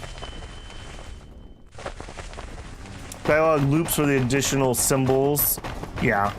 Well, in that conversation, it felt like we got out of the loop, but then it went back into the loop, like it had skipped something or something there. I don't know, that was a little weird. Also, you have a whip. Who, by the way, I was gonna ask, who uses talismans? I don't think we've fought a talisman user yet, but they seem like they would be really annoying for Dune. I have a feeling that's not gonna be one of our strong suits. Ha! You call that a whip? You haven't even met my wife. The eye symbol means not a choice info. Yeah, we know that. Which is why it feels like a loop. Yeah, when we come back out of it, we get back to that previous screen. I wish it would say something like, next dialogue, you know, what else do you want to talk about, or something like that. Rather than me starting to read the same thing over 3 times. Started Ranshan for talismans, but ended up going needles and range, trying to get into talismans still. Are they hard to get into? Again, there's another one. How many games actually let you use talismans?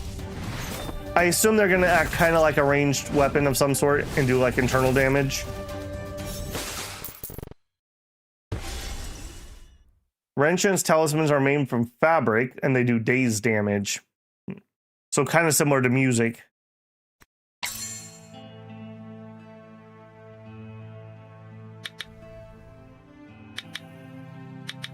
Also, is my other thing cool down? No, next month. They aren't hard to get into, they just don't synchronize quite well. Oh, okay.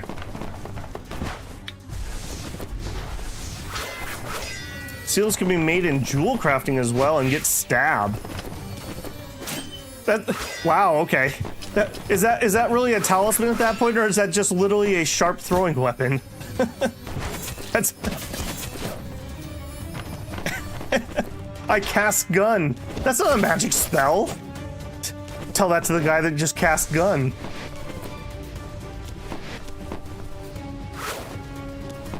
Only 2 sects do instruments. Yeah, one of them's Jade Maiden. I don't know the other one.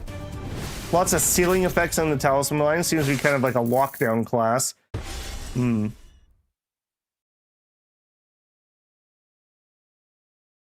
Talismans work off sway like instruments.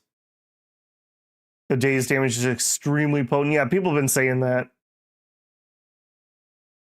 I was one shot by a music user with high sway. Wow.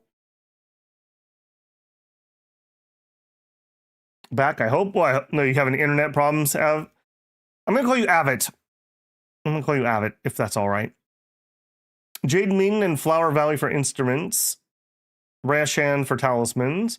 Jewel-crafted talismans seem like they'd be a concealed weapon. Yeah, that's what I'm saying. Like, basically like shuriken, essentially. Okay, let's roll the month before we start that. So, are we reading? Yes. Are we wounded? Yes. Restore that poison. Industry. I did it like a good boy. Okay, let's roll. Went through my coffee really fast this morning. A baby was abandoned outside of Taiwu village. Sure, we'll adopt him. Wife, it's too early to work on Taiwu number 4. You have to be patient. You have to be patient. Okay, study. We have an epiphany. I am full on comprehension. Let's do it. Okay, so no lost chapters. Remove all study, remove all study. Skip this chapter and reduce the study efficiency for following chapters. Increase efficiency. Efficiency. Efficiency. Yeah, the study progress is usually better, I would say. Although that's not bad. That's not a bad increase there. Use the chapters you have completed to increase the extent. Doesn't work on incompletes, I was told. Complete random amounts. Now let's do bedtime reading. I think we will walk and wonder. I think we'll do that twice. All right. Hopefully that will help. Okay, and that was my book. Medical, we shouldn't have anything. Just out of curiosity, nobody here has any injuries, right? Nope, everyone's good.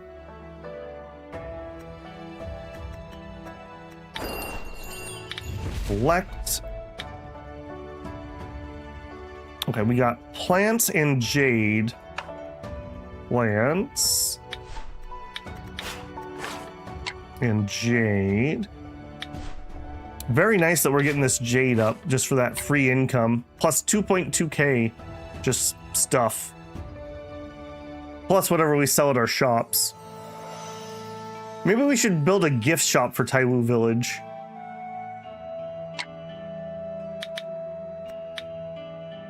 Alright, doggo. Ah, these are crafty ones. If you run, you're just gonna die tired. I like that they actually reused this mechanic. If you're gonna go through the whole effort of making a new mechanic, you might as well find multiple uses for it. Alright, obviously that one.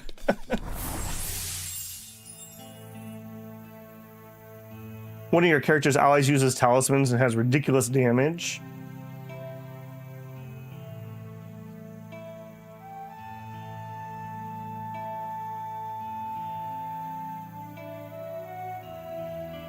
Can I make copies, book copies or something in industry? Yeah, it's one of the library buildings, I believe, can help you with that. Days markers are too easy to get. Only reason I couldn't beat the 5 PE difference opponent. I could beat.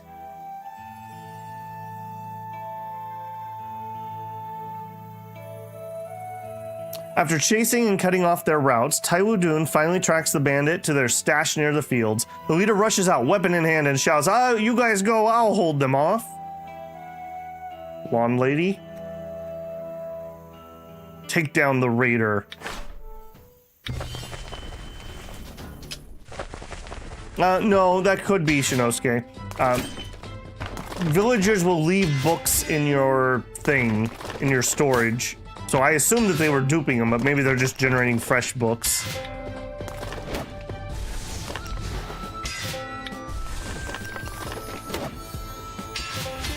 What is your profession? I'm a combat musician. I'm a combat harpsist.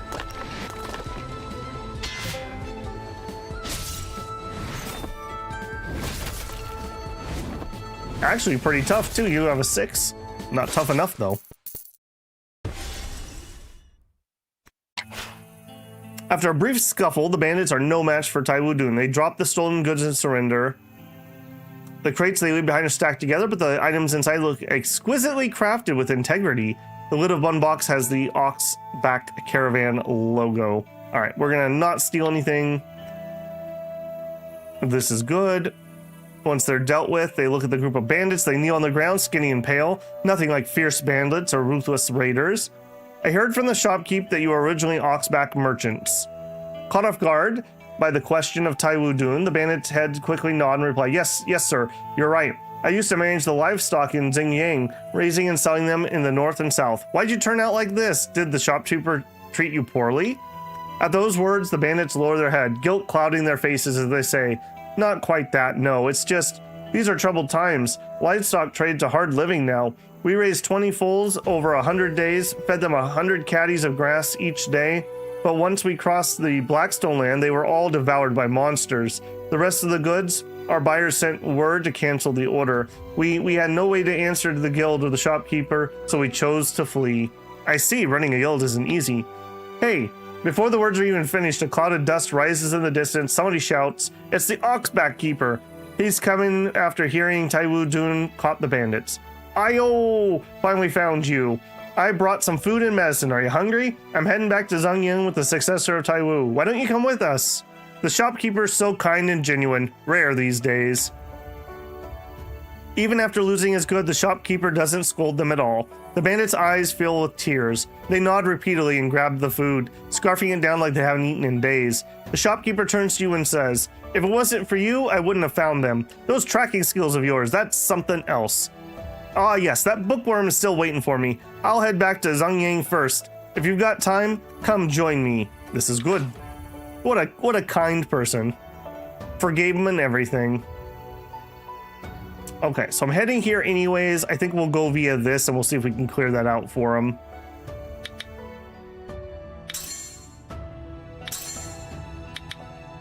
probably filling my inventory with all kinds of crap.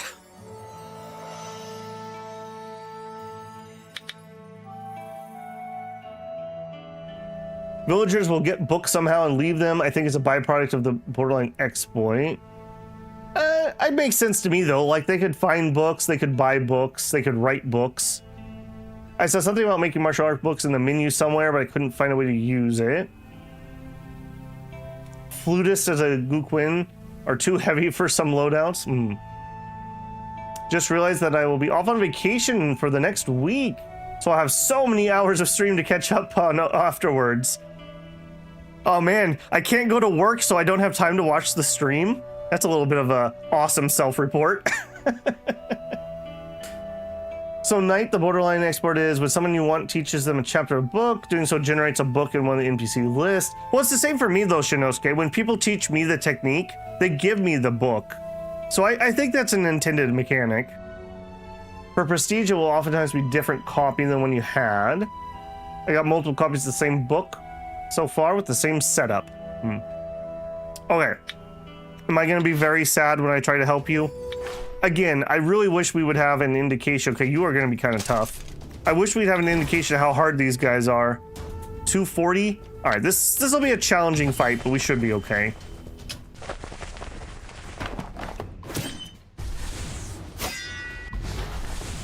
All right, buddy. We gonna do this or we gonna do this? Your stats are a little bit better than mine.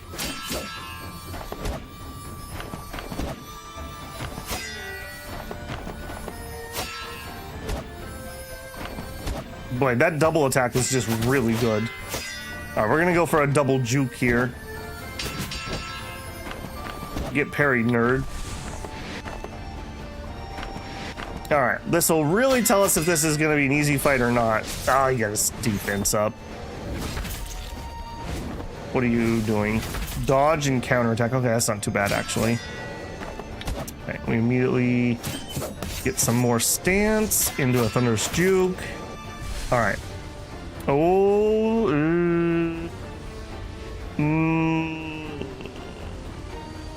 Yeah, I think we better abort. I don't think I want to take one from a higher tier. Yeah, I think that was the right choice. Sad. Very sad.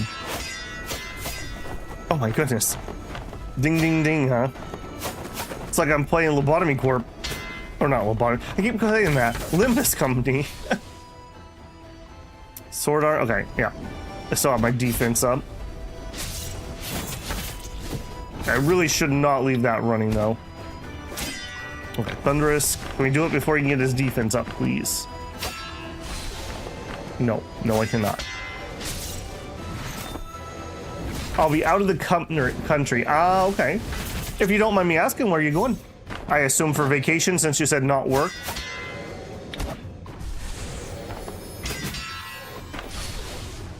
White Maze Sword Art.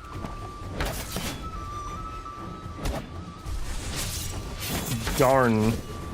Yeah, that's what happens when we don't actually get our defenses up. It actually can take damage. Alright, this should finish him though.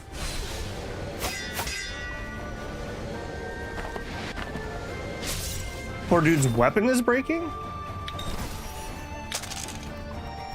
I would love it if that was the case. Nah, he's only down one. If you're talking about me, I damage my own weapon quite often.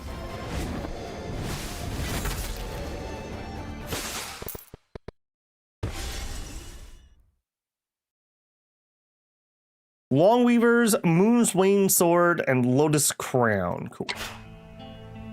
Defeat the bandits decisively. You're welcome. Okay, we want to get to town. Yeah, let's stay focused. This does seem like it's going to be a pretty long quest. Try not to let myself get too distracted. When Taiwu Dun enters Zongying, he spots 2 or 3 young servants waiting by the city gate. Each of them holds a chicken leg, lips glistening with oil, looking very satisfied. When they see Taiwu Dun, they all shout in unison. Yeah, just go hire some street urchins, guys. Pick up some drumsticks and you can just pay them in drumsticks. Successor Taiwu, Master and the Oxback Keeper have been waiting for you. Taiwu Dun pushes the door open and sees the banquet inside the boat has already been cleared away. The scholar seated calmly brewing tea. The chef, who had been snoring with a book called Reverence for a Primary Learning as a pillow, is shaken awake by the page boys. Still half asleep, he shuffles into his seat. The scholar pours 3 cups of tea with practiced ease and smiles politely. Please have some tea, Successor of Taiwu. Careful, it's hot. As for the Oxback caravan matter, it's finally settled. They said he, but it's obviously a she. You really live up to the owl, the cook responds, half drunk, but scolds his mouth on the tea. He pulls himself together, smiling sheepishly. Yeah, well, good job getting it all done. Oh, right, that thing I promised you to earlier? The cook jumps up and runs outside. Moments later, he comes back holding 2 long bronze legs, each about a chi long. Wait, he had 2 legs? Tongxing, here's your pair of big bronze legs, all yours again. And kid, aren't you two saying you wanted to talk about Tongxing? The tea's still hot, so go ahead. Receive the bronze components. Many thanks from Tongxing to both of you.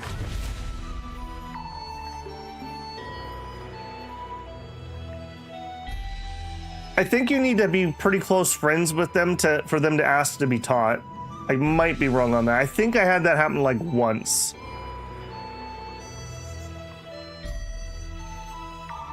Start an event by doing aspirations, like a drinking party or something, maybe.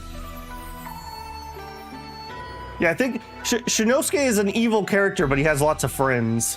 He's got that dark charisma. The only thing they ask me for is tea or liquor. Yeah, they ask me for that all the time. Weird, my NPCs never asked me to teach them anything, and I never offered. Real Deal Lightyear says, how are you guys? I'm doing all right. How are you? Drinking tea party. All right, so what do we have so far? We've got 1 arm and 2 legs and a head. So we need an arm and a torso. Hearing this, the scholar lowers his eyes to steam rising off the tea. His brows pinch together. He doesn't speak, looking weighed down by worry. At last, he grits his teeth, takes out an old illustrated book, flips to a page and asks, Tongxing, do you recognize this sword? Taiwu Dun leans over the book. Drawn on the page is a metal sword. Pitch black from the hilt to tip, its pommel is round, the guard worn down, and its whole form feels ancient, both in shape and material. Is he testing Tongxing's sword knowledge? Lao Fu. Without a second of hesitation, Tongxing blurts out a strange name. The shopkeeper flinches slightly, then flips to another page, showing a different ancient sword. Tai Hang. Lo Fu, Tai Hang? I've never heard of these swords. Tongxing then begins naming several swords. The scholar quietly closes the compendium and bows. These swords are from Master Ao's era, ancient swords, long forgotten, their forging techniques completely lost. Successor Taiwu, I'd also ask Tongxing to join the Vault of Volumes as a guest advisor. This may go against the teaching of the sages, so please help me decide. Why would this idea go against teachings? The scholar bites his lip, silent for a while before finally speaking. The sages say relationships built on gain fall apart when gain is gone. The Vault of Volumes has no ties to Tongxing, but based on many signs, I believe Tongxing carries the legacy of Master Ao. Maybe he even knows the founding secrets of Swordsmith Villa. That's why I wish to build a connection, even if it goes against the teaching of the sages.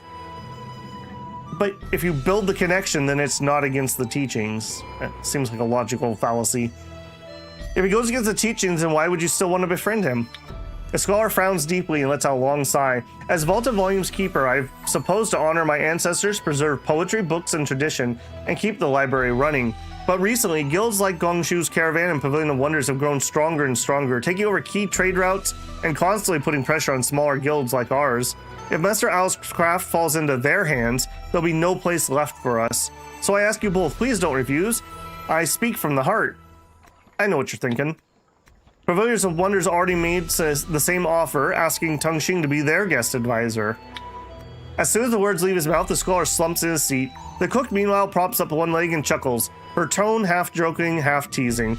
Kid, the idea we came up with, you think the other guilds hadn't thought of it too? If Tongxing really is the direct disciple of Master Ao, everyone's gonna try to cozy up to it. That Pavilion of Wonders bunch even has ties to the government. They're loaded. How are the two of us supposed to compete with that? Chicken leg? Drumstick? Stop overthinking things. Eat up. Haha. This feels like this would be Dun Taiwu's type of woman, if he wasn't already married. But the scholar's expression only grows more stubborn. He raises his voice and says, "Nothing's been decided yet. Don't admit defeat. Even if my guild doesn't have Pavilion of Wonders wealth, I swear Tongxing will never be mistreated under my roof. You, successor of Taiwu, need books to develop your skills. Why should it be any different from artisans like Tongxing? My guild owns copies of artist Vicer's records and secret collection of Goujiang, works passed down by generations of master artisans. When it comes to books, neither Gongxing's Caravan nor Pavilion of Wonders can match us. Maybe the Vault of Volumes really is the right place." No, it's not my decision who Tongxing ends up with. Yeah, I don't think we're doing that. Tongxing hears this, and now it's certain. No one's gonna stick him on a platter like some party trick. Feeling full of itself, it puffs up and declares, "Tongxing not for sale. Successor of Taiwu, no sale." Smile and stay quiet. I see. So be it. It's all over then. The scholar sighs deeply, clearly disappointed. The cook slings her basket over her back and gets up to leave. She opens the door and says, "Kid, the successor of Taiwu was entrusted. No need to push it too far." Welp. The tea's gone cold and the room is cleared out. The cook glances back and calls out casually, "Oh right, successor of Taiwu, once you leave Zhangyang, you should head by Qinzhou. The Yuxi Merchant League shopkeeper is headed there too. She should be arriving in about a month. That young girl has another bronze part on her. If you're looking to complete Tongxing, you'll want to find her. But be careful, she might be the youngest shopkeeper among the 7 major guilds, but she's sharp as a tack. I can't outmatch her, and I suggest you don't even try. Thanks for the tip." Dihun Dun steps out the door and stuffs the 2 bronze parts back in the travel bag. Then, a few doves fly off to the sky. Most likely messengers from the guild spreading the word. Tongxing doesn't pay them any mind. It just stares at the tourist boat in the distance and says, "Boat big. So many people. Never seen." Tongxing, you've never seen a boat like that before? Tongxing thinks for a moment before answering. Tongxing, before boat, only 2 people. Full already. Right. Back in Master Owl's time, there were no tourist boats like this. Seeing Dihun Dun remain silent, Tongxing speaks up with feeling. Jingling, Zhangyang, boats, carts, tall buildings, all kinds of new things. Ships, vehicles, and tourist boats. Those are what Guangxu's caravan's known for. Only 2 parts left. Let's move out. Okay, chat was zipping past me there, but I wanted to power through that.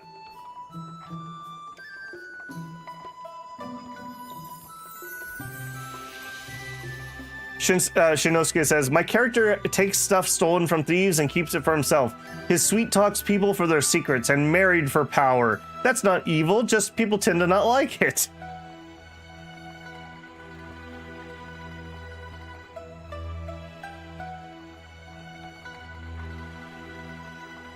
Like months of gameplay.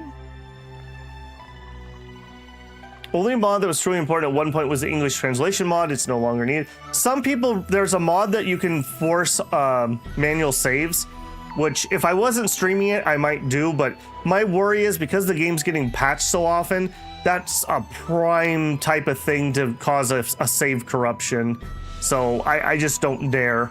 But if I was playing the single player, I might. Then again, I wouldn't need it if I was playing it single player.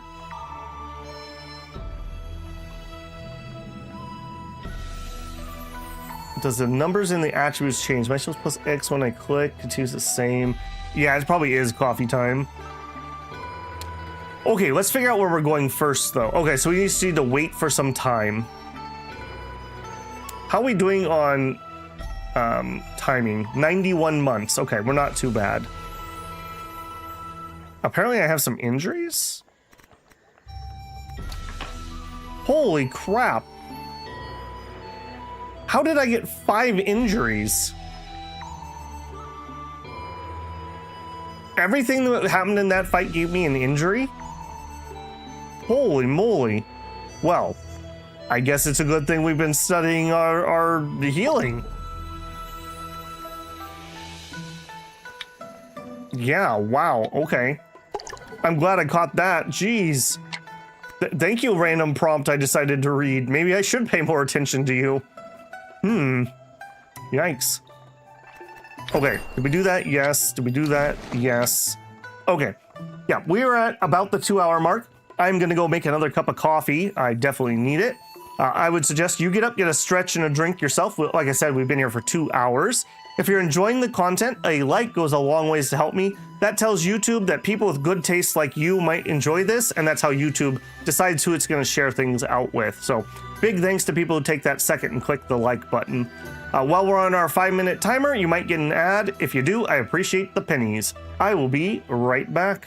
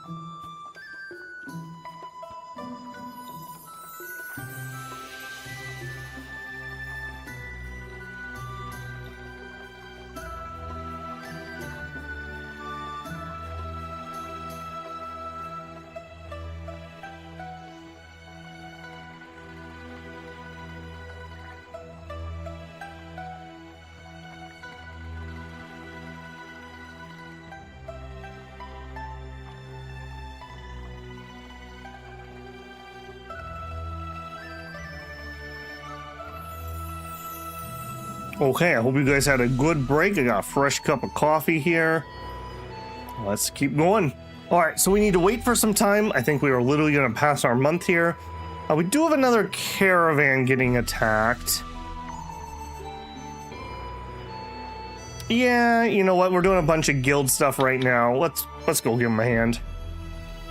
I don't know exactly how much getting rep with these guys is worth, but it's got to be worth something, right?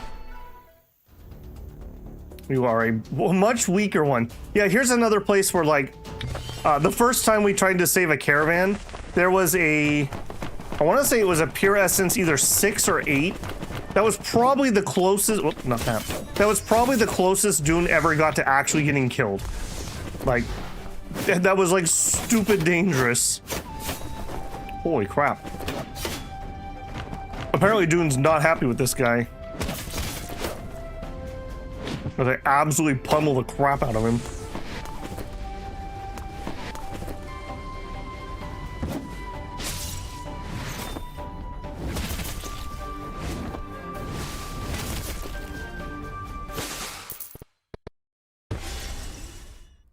All right, random garbage, basically. Yep. Is there a place I can see reputation?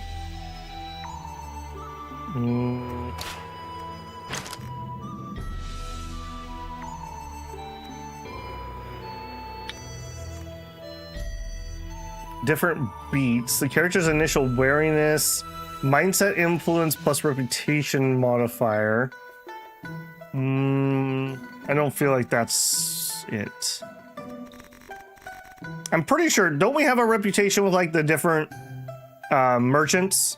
Main screen next to charm.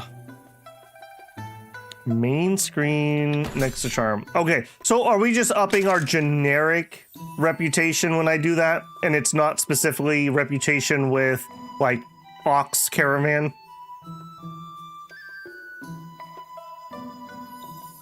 For some reason, I thought there was reputation with each one.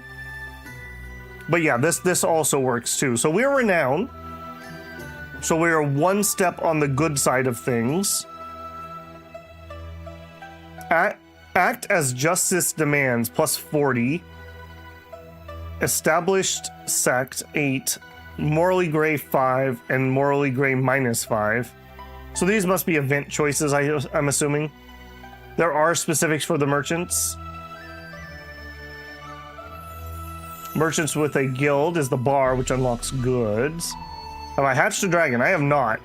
I've been wondering when that's going to pop up, but we may just not be far enough along. Yeah, we still have at least a couple more major mechanics I'm pretty sure I have not unlocked. The bar above goods. So if we look at stock. Ah, thank you. Okay, and then as this goes up higher, we could unlock the higher things here. Okay, that makes sense. Speaking of, what do you got, buddy? You got a mule. The kitchen god's pot. That sounds like something out of an anime.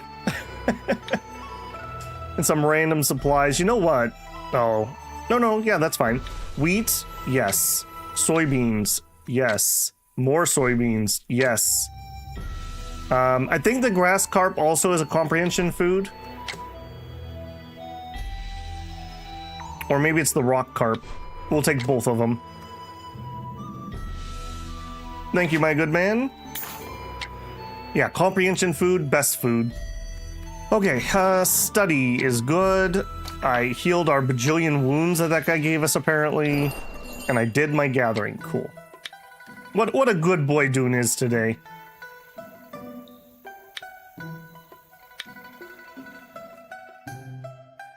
There is a merchant aspiration that also does a lot of what you'd expect rep to do, better trade value. Yeah, we looked at that.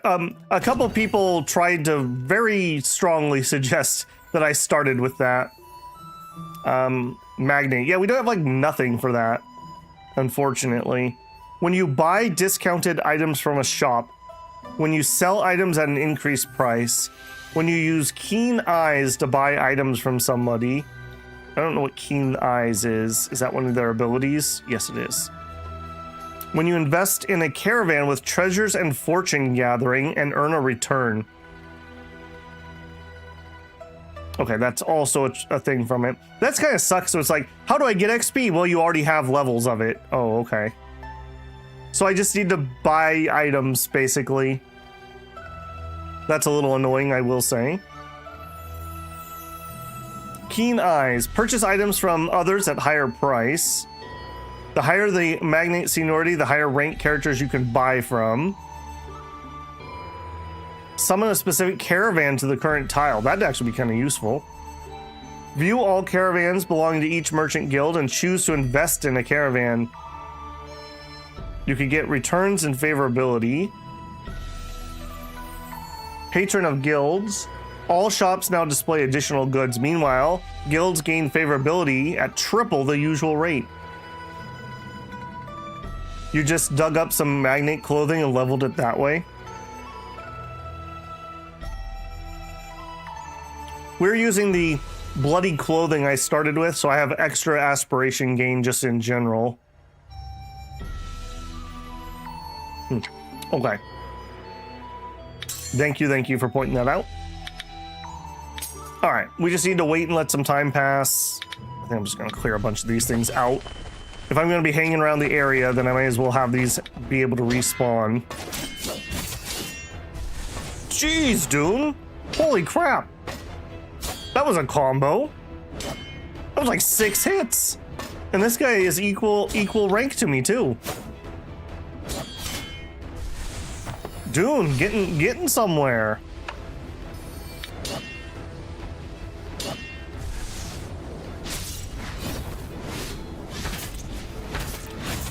Yeah, the follow-up procs. That was like 6 hits. Although I only got techniques for the first 2 for whatever reason. But still. I mean, that was enough to basically give him a wound.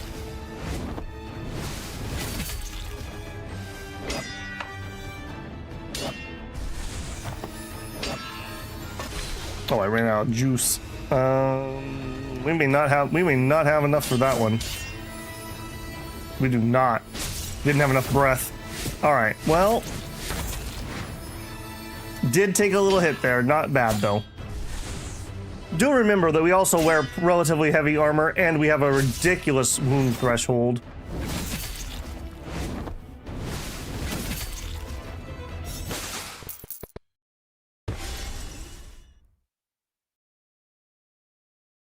Some PE, but true. Chi is half of his annihilation.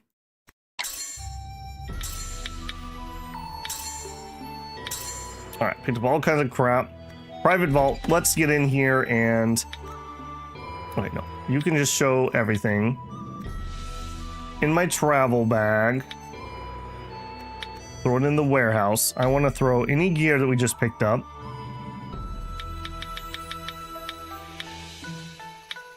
Yeah, this is another way that we can make just a little bit more money than ripping them apart.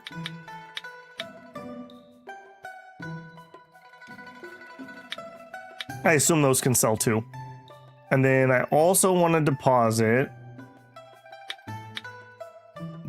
Yeah, I probably don't care about these. And then we'll put the better ones in my actual storage. And then same thing here. We have all these reagents. Now, I purposely was carrying a bunch of the metal ones with me, so I think I'm just going to manually... Okay, keep the metal on me.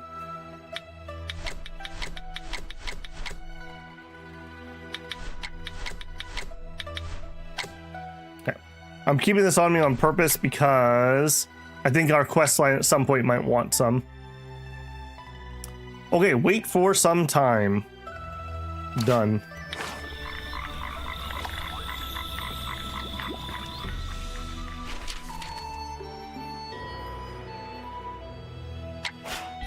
The moon hangs on the branches and all is silent. Red candles spend the night together. That night, under a sparse moon and quiet sky, Taiwu Dun lights a small fire at the edge of a cliff. He lays out his weapon, the Fuyu hilt, Tongxing's limbs, and starts carefully wiping each one clean. Fire crackles and reflections of bronze and flame flicker across Tongxing's dull eyes. Suddenly, Tongxing mutters, clang, clang, clang. Can't help but smile. It's the middle of the night. Why are you clanging? Tongshin, artisan, hammer in hand, building mechanism. Tongshin replies slowly, like he's imagining what it'd be like once he's whole again. Clang, clang, clang. Forge a sword in the furnace. Clang, clang, clang. Make fine mechanisms. Smile and stay quiet. Then Tongshin suddenly stops talking. After a while, he goes on. Tongshin thought, artisan, just artisan. But now, Pavilion of Wonders, Vault of Volumes, they're artisans, not the same. Artisan, so many kinds, complicated. You're Master Ao's successor, of course you're not like the others. Tongshin hears this and thinks a bit, then says, successor, not the same? Successor of Taiwu, Master Ao's successor, not the same as others? Successor of Taiwu? What is that? Fighting Zongxi demons, protecting the realm, saving the world. After a long pause, Tongshin suddenly asks, Taiwu Dun, great advisor of demon slaying? The successor of Taiwu does carry the duty of fighting demons, but being called a guest advisor makes it feel like he's tied to someone else's will, like his freedom is gone. Still, that demon fighting duty isn't something Taiwu Dun can just walk away from. It's hard to explain, but being the successor really means. Tongshin hears this and thinks a bit, then asks, successor not the same? Successor of Taiwu, traveling across each sect, passing down martial arts, riding alone through 15 states. Tongshin is quiet and then asks, Taiwu Dun, guest advisor of inheritance? Stunned into silence. Successor Taiwu does indeed carry the duty of passing down martial arts, but being called the guest advisor makes it feel like he's tied to someone else's will. It's hard to explain what being the successor of Taiwu really means. Lost in thought. Seeing that Taiwu Dun hasn't answered fully, Tongshin asks again, successor of Taiwu, Master U's successor, the same? Taiwu Dun, you need Pavilion of Wonders materials, their help. Taiwu Dun, you need Vault of Volumes books, their help. The world is troubled by Zongshu, and the sects and guilds all want to remove the threat. Tongshin, hearing this again, says, successor of Taiwu, Pavilion of Wonders, guest advisor. Vault of Volumes, guest advisor. In the midst of all that, Taiwu Dun feels like Tongshin is mixing things up, but dealing with Zaishu's threat requires more than just a bit of help. As the saying goes, if someone asks for help, you must be under their control. The roles of host and guest become unclear in this situation, and Taiwu Dun can't decide which is which. Tongshin, you've really confused me now. Here's some random people. Damn it, I finally found you, Master. It's the successor of Taiwu, and he's got a bronze head. At that moment, footsteps approach from the distance, and a group of strong men carrying torches and sharp knives hurry up to Taiwu Dun. A few servants carry a sedan chair, rush forward. A person steps out of the sedan chair dressed in fine clothes, walking slowly, respectfully saying, Successor Taiwu, Tongshin, sorry to disturb you in the night. I hope you'll understand. Yeah, don't approach people in the middle of the night. Probably a little dangerous. Who are you, a thief? The merchant's face darkens, but he clenches his fist, forging a flattering smile. This, hehe, how can you call me a thief when I'm just a businessman from the city? I've traveled day and night to meet you and discuss something. I plan to establish a new guild in the city with Tongshin as a guest advisor. Once that's done, I promise you won't be left out. Guest advisor again. Looks like rumors are spreading. Well, successor Taiwu and Master Tongshin are famous everywhere. All the merchants are saying, the Swordsmith's Villa's celestial weapon is yet to appear, and the direct disciple of Master Wu returns with his craft. And that successor, 10 chais tall and hands as strong as bells, still is a bronze statue. It swings a 100-chi sword that measures the heavens, and another swing, 10,000 zang walls and mountains crumble. So much power, how could I not know? Look at Tongshin. Tongshin's bronze head reflects the firelight. It freezes, unable to respond. Seeing that both are silenced, the rich man twitches his eye, pretending to be passionate, and continues. When I first heard the news, I immediately asked the Celestial Master for a reading, and they said, double stars align, the sun shines through the sky. That's when I realized today is the time to shine. I immediately called a family meeting, discussing it with everyone, and decided to follow you two and achieve something great. Speechless. The merchant's face darkens. He clenches his fists. What, are the 7 guilds not enough? Want to make it 8? The merchant points at the sky, spitting as he speaks. The 7 guilds hoard old world resources, flaunt their wealth, and act with no conscience. Pavilion of Wonders' pale-faced judge hog all the rare treasures. So many martial artists have died because of it, and he's to blame. That money-grubbing scholar from Vault of Volumes charges outrageous prices for a few scraps of paper. No wonder the common folk can barely read. But the worst of it all is the old thief from Gongshu's caravan. He fattens himself off the people, and now Swordsmith's Villa is in trouble. He's planning to swallow it whole.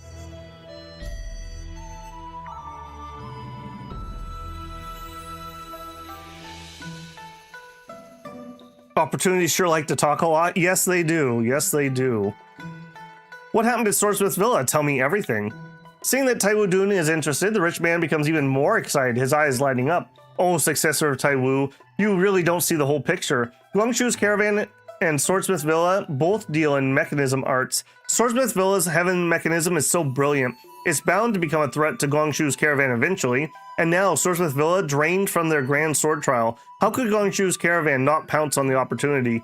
Buying out materials, sowing distrust amongst artisans, they've already pulled all their dirty tricks, both in the open and behind the scenes. So that's why Guangchu's caravan called the heavenly mechanism some kind of dark art. The merchant's face darkens, but he clenches his fist, forcing a flattering smile. This, how can you call me a thief? Okay, yeah, see that circular thing? Carrying sharp knives to invite people over, this doesn't sound like the shopkeeper's style, it's more like a bandit. Seeing that the newcomer clearly means trouble, Dun Taiwu picks up Tingxing and straps him behind his waist. He scans the area. Immediately, the servants all step back 3 spaces, swallowing hard, clutching their weapons with sweaty palms. The merchant's face shifts, his fake smile vanishes, he snaps. Hand over Tingxing. The 7 guilds hoard the old materials and make a killing. Now you're gonna give the successor of Master Wu to them too? How's anyone supposed to make a living? I don't care if I die today. I will bring Tongxing back to our great advisor. I want to be a shopkeeper. I feel like he needs a paddling. Children, this is what would happen if you weren't well behaved. If you want to be a shopkeeper, let's see what you got. They're actually fighting me up realm. All right, you get 2 spankings then. Because you disturbed my quiet campfire ponderings. What are you doing?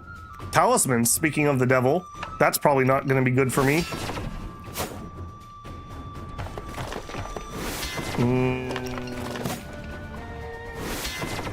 Okay, I'm going to be extra careful here. I'm going to save up extra breath. Okay. I'm just worried that we're not going to have our defensive skill when I need it.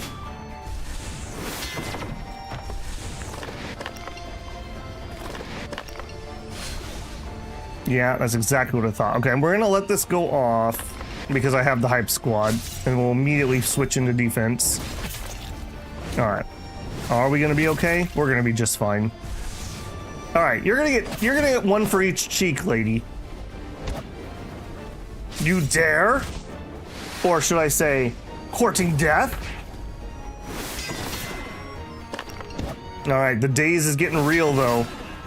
The daze is getting real. All right, hype squad, I wouldn't mind a little hype.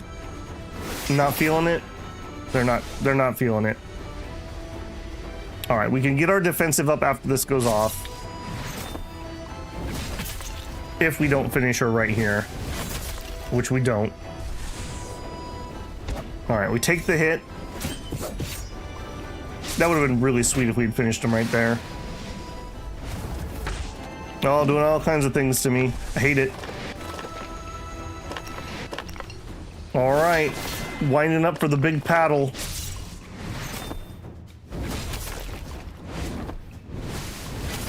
Ooh, okay. Now, let's see how many wounds I have from this, because last time we had all kinds of weird wounds when we came out of that fight.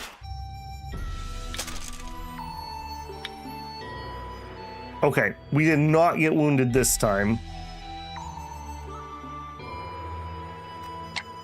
Useless, all of you. Tongxing, come with me. Seeing that it's not going his way, the merchant suddenly charges. Taiwu Dun steps forward and trips him, face planting straight into the dirt. He tries to lunge again, but Taiwu Dun gives Tongxing a little spanking, and the man crashes headlong into his own servants. At last, completely out of steam and stumbling with rage, he trips over his own feet, letting out a miserable scream and tumbles to the ground. Steady the stance to dodge the merchant. But the man gets too worked up, stumbles and rolls all the way to the edge of a cliff. He barely manages to stand up before tripping again. This time a serpent gets tangled in his feet. He flips over the edge and crashes through dozens of branches, screaming loudly, and ends up hanging from a tree. My leg's broken. It's dark. I can't see. I'm blind. Help me, help me. I don't want to be a shopkeeper anymore. You are definitely a person I have met. That's what I have to say about you. Hearing the cries from below, the servants all shake their heads and say their footwork arts aren't good enough to climb down. They beg Taiwu Dun to go instead. Pengxing stares in the dark and says, Successor of Taiwu, this man, loud at night, unpleasant, help him. Alright, only because Pengxing forgave you. Otherwise, I'd leave you there till dawn. Returning kindness with kindness is easy, but returning it for a grudge? That's a hard part, Pengxing. You really want to save him?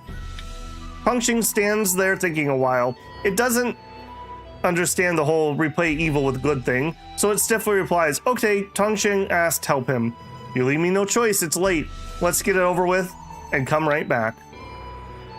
Down at the bottom of the cliff, the merchant's screaming stops. The forest is dark and endless, and Taiwu Dun figures it'll take some time to find him. Suddenly, a crisp and familiar bell chimes from the woodlands. Amongst the ring, an old woman's raspy voice echoes. Organs, muscles, internal wounds, external injuries, miracle pills to cure all. Wait a minute, that's the bell from Revival Apothecary. If you need just one, you can pinpoint the enemy. Unfortunately, with my weapon, I have to get like ridiculous amounts of pinpoint points to actually do anything. I need 6 for an opening, for example. It's not good, unfortunately. Wanted to be a shopkeeper isn't even able to handle a giant iron slap to the face.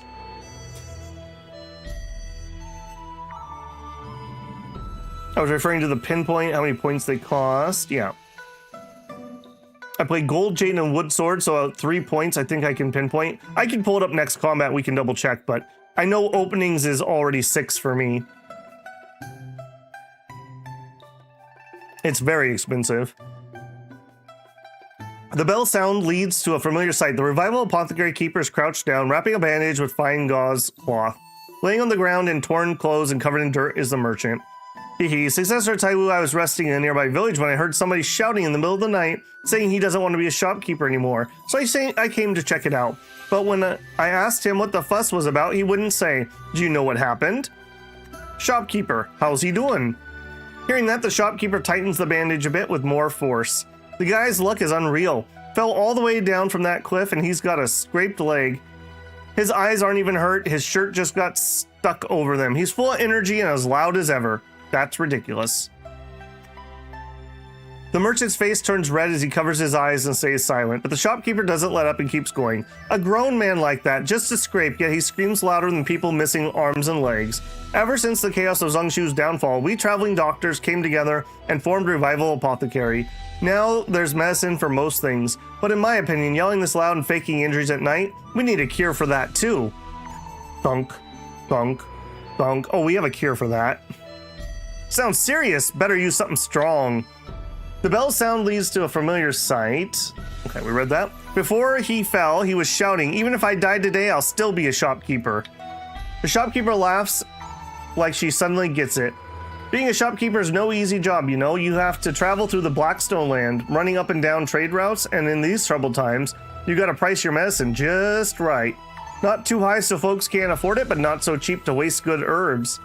Then there's the managing of accounts, keeping the guild afloat, making sure you don't get sick yourself while helping others. It takes a lot. You worked hard.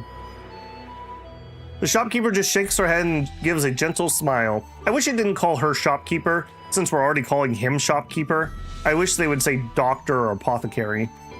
I'm old, nothing to brag about. I just hope I can save a few more people before I pass on. That's enough for me. Revival Apothecary really is different from Pavilion Wonders, are they? She hasn't asked her favor yet. The bell sound leads to a familiar sight. The Revival Apothecary... Okay, already read that, dang it. Man, this circular stuff's killing me today. He's just like all the others, trying to recruit Pengxing as a great advisor. At the mention of Pengxing, the shopkeeper suddenly seems to remember something. She hurries off, then returns with carrying a bronze right arm. Pengxing, I mistook you for a regular mechanism before, and I bought one of your arms. But now that you've awakened, I don't know a thing about mechanism arts. Here, take your arm back. Maybe they are different. Take the bronze arm. Thank you, shopkeeper, but dare I ask how much it costs? When you have a menu, but it has no prices. No need, no need. What kind of doctor buys a patient's hand and then charges to return it? That's nonsense. Go find a proper artisan to fix you up. Taiwu Dun is stunned that this bronze part is free, and even Tongxing looks confused. Is this invitation for Tongxing to be a great advisor? But the shopkeeper quietly waves her hand and laughs. No, no. The Revival Apothecary has no needs of hammers and drills. We don't need a dedicated artisan. If I invite you just to make tools for me, isn't that the same as chaining you up all over again? I heard you're a direct disciple of Master Ao. One day, you'll be able to help the world in your own way. That makes sense. Tongxing not great advisor? Tongxing an artisan? Tongxing's eyes light up a little bit, but it hesitates and stays quiet, silent all night. Meanwhile, Revival Apothecary Keeper and the merchant wave their goodbyes and walk away slowly. Now that all that's left is the bronze torso, time to head to Qingzhou and look for the Yangtze Merchant League.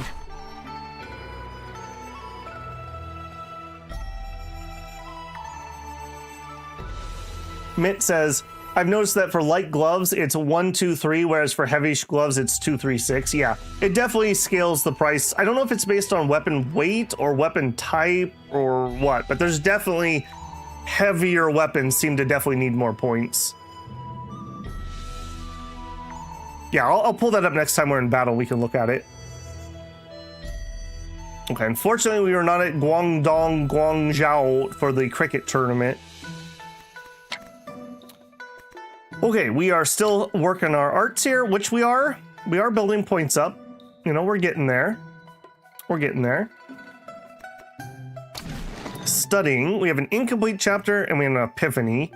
Let's get some points. I have room for 34 points.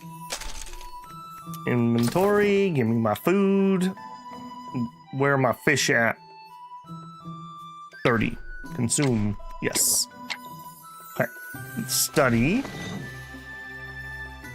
All right. So epiphany. We have nothing set already. Wow. You could just literally skip this chapter for sage simplicity. Man, can you imagine if we got that one for a lost chapter? Notice it doesn't say a negative side. Just literally skip this chapter. That could be huge if you pulled that early. Yeah, skip the chapter and reduce study efficiency. See, that's what we normally get. Things like that.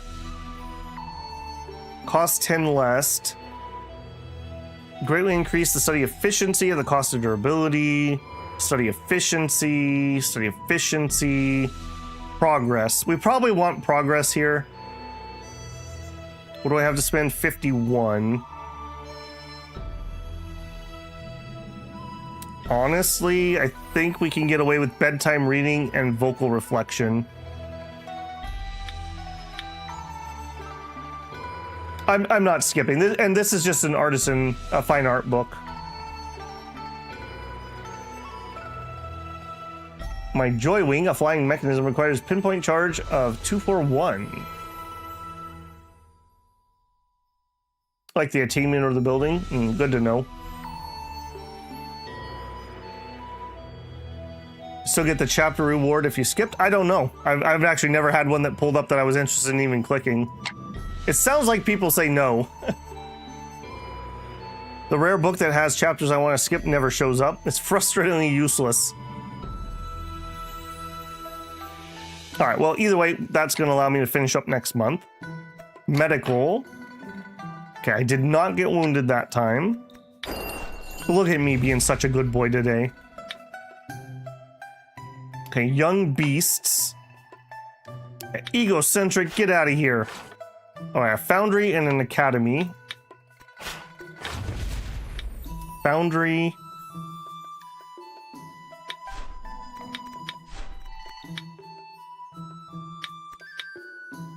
Talent. I think I'm gonna put both of you there, actually. Okay, and we got the young beasts. Okay. And then I did see a kiddo. Let's just make sure we've got everyone employed. Ah, we got little kids that have been sneaking around not working. I'm on to you, kiddos. Okay, there we go. We need the Andrew toggle where we can enforce child labor. Okay, we got plenty of room in our residence. Yeah, I think we're just ticking along here. You can see it in the equipment screen. Okay, let's look. Equipment. Where am I looking? Are we talking about this thing? Pinpoint strike charges, 251%. Is that what you're talking about?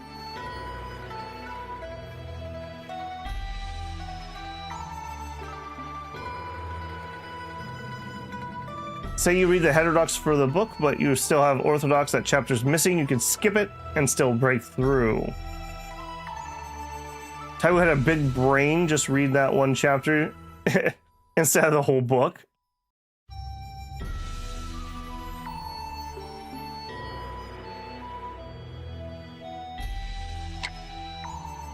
Yeah, I think we're talking about the same subject but two different parts. I think that 250% is how fast you fill up the meter, maybe? Or how much you need, one of the two. We'll look at it next time we're in combat.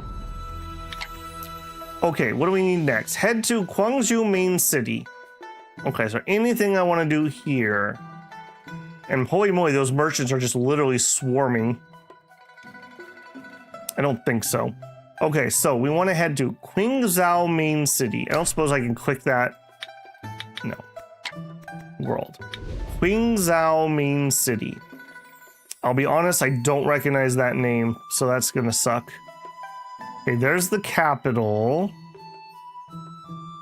Qingzhou, and I don't suppose... Okay. Qingzhou main city. Is that one of the regions? No, it isn't. Qingzhou. If anyone knows, give me a northeast, west, south from where I'm at, if you know where that is, while I'm searching for it. Qingzhou main city. And that is not the name of a region, unfortunately. Probably easiest if I look this way. Gaojiao. Chao... Nope, that's not King. Northwest, thank you. Qingzhou, thank you very much. Okay, so...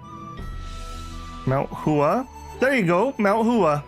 Somebody was saying that they didn't have, whatever sect it was. But now we have Mount Hua, so there you go. Yes. I like how you have to spend prestige to open up a way station. Like, you have to be this famous to take the bus to this city.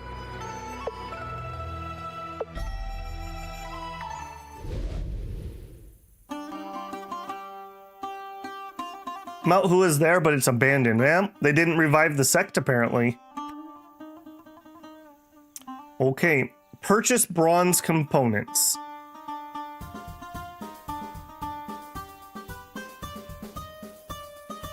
Or we could just vibe for a minute.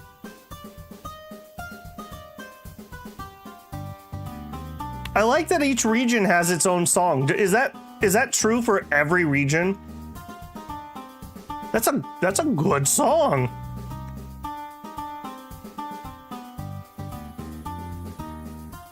Very market, like I'm getting like a Middle Eastern market feel. Like I'm gonna go buy dates or something.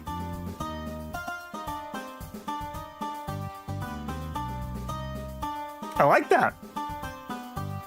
Also, I have to say, I really appreciate that I've had zero problems with YouTube and music from this game. There's nothing that makes me sour like having to deal with that. I'm looking at you, Limbus Company. You're practically in Tibet. In fantasy Tibet, yes. Some cities have their own music. Yeah, it seems like it's like the capital and the sect at least have their own music. It's in the Vajra area, so the Buddhism is closer to India's philosophies. Okay, so what do we got? We've got some metal here. Also, I probably have... Yeah, I am charged. I'll tell you what, we'll go here. Grab that. We'll go here.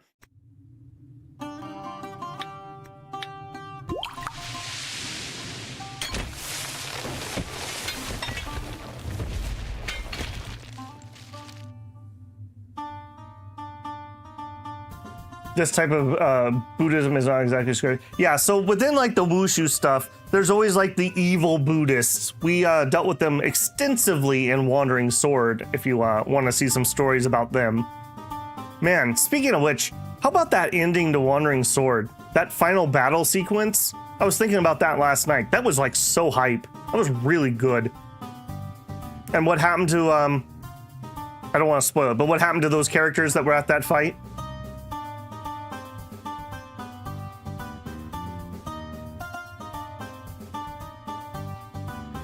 By the way, just in case anyone missed it, on my Discord, I added another channel for in-game shots because people were using the IRL photo channel to do that, so I figured I probably need a channel for that. I don't allow picture posting in the main chat just because it's a moderation nightmare. Wandering Sword's epic vibe was really nice. Yeah, I really enjoyed it. I'm still bitter I didn't get the harem ending. I missed one scene that there's no way I could have known to do. Go to a random place after a random time and get a scene. Thanks, game. Okay, enough reminiscing. All right, we didn't get any core materials. That's unusual. Oh, wow, and I'm already out of energy because we traveled, right? And did I get any injuries on the road? No. All right, let's take this before we roll the month. Okay, mechanism user. Hate it. There was, I told you. Well, we missed it. That is a style I don't like. I don't like time lock things like that because there's no way that you can play the game blind and actually be able to do anything on that, basically. Okay, so can I open that menu? I cannot. Okay, I need to hit him a couple times so I can get that menu open. Also, you look like you're the type that's gonna need movement speed. I'll just auto attack here for a minute and see if I can build up enough so that we can open this. Pinpoint strike cost times 3, hit multiplier 450%. My maximum number of points is 12. I don't like that you have a movement ability. I don't know if I'm going to be able to even open this in this fight. I don't think we're going to be able to get to 3. Well, maybe. Maybe. Alright, let's pop that then. I might be able to get to 3. You did not listen and triggered the next part. Please be patient, I'm a streamer.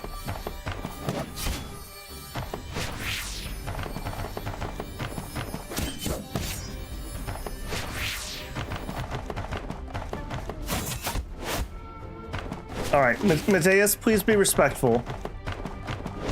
We don't do that around here. Okay. 4. All right, so we have... Okay, my opening is 6 points. My seal acupoint is 9, and my pinpoint is 3. So for me, pinpoint never seems to really do that much damage.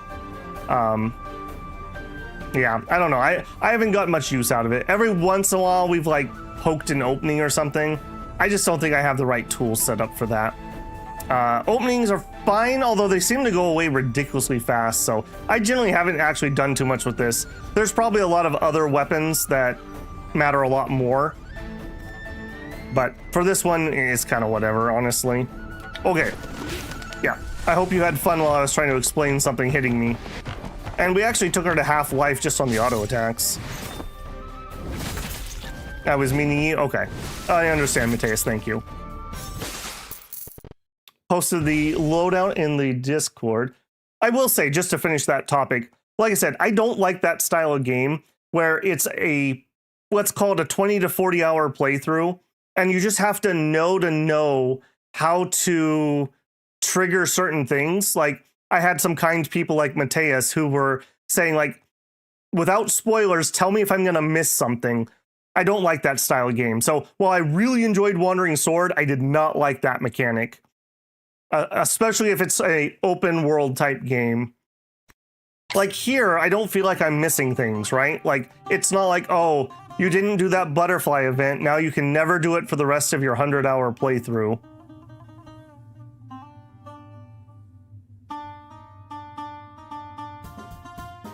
I do miss Yi going up and gifting people things and then beating the crap out of them as a friend.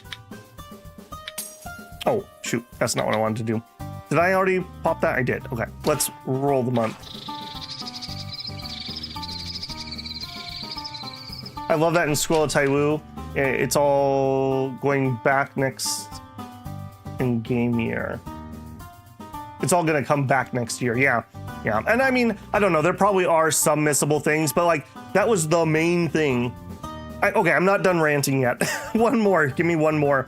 The other one was to recruit every single character in that game. You had to make them like you, except the one guy that if he likes you, he won't join you.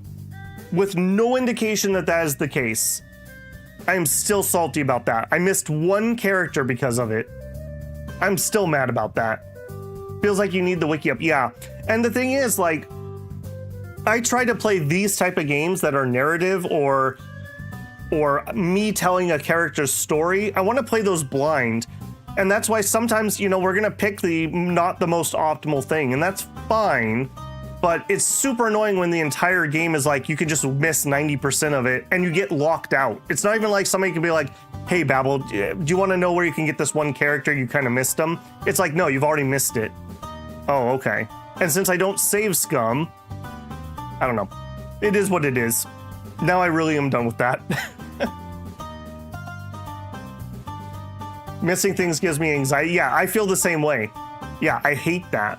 And like I said, since I don't really save scum, barring a couple of very specific problems, yeah, it hurts the experience for me too, Gab.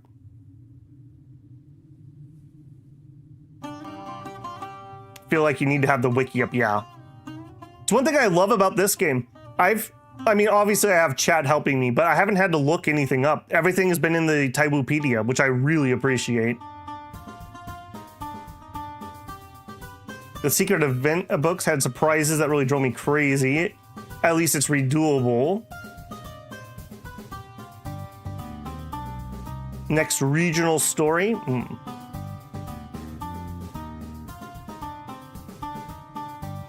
There's even a one-time limited fight you can't will and will kill you. Lasted 4 rounds before the enemy fell me. Wow. Unlike the girl where the attendant gives you a slap to the face. Yeah.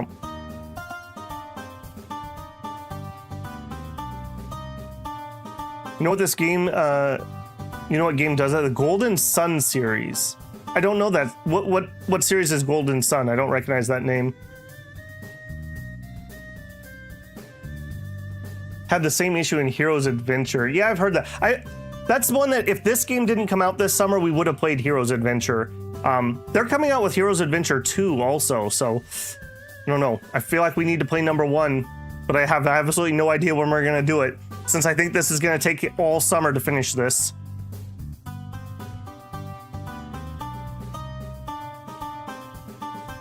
Definitely worth it. Yeah, it seems to be the case. Okay.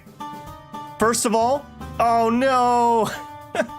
Dihun is so manly that he has to balance it out by having 3 daughters. He's got to get rid of all that excess yin energy that he doesn't need. All right, we have another daughter.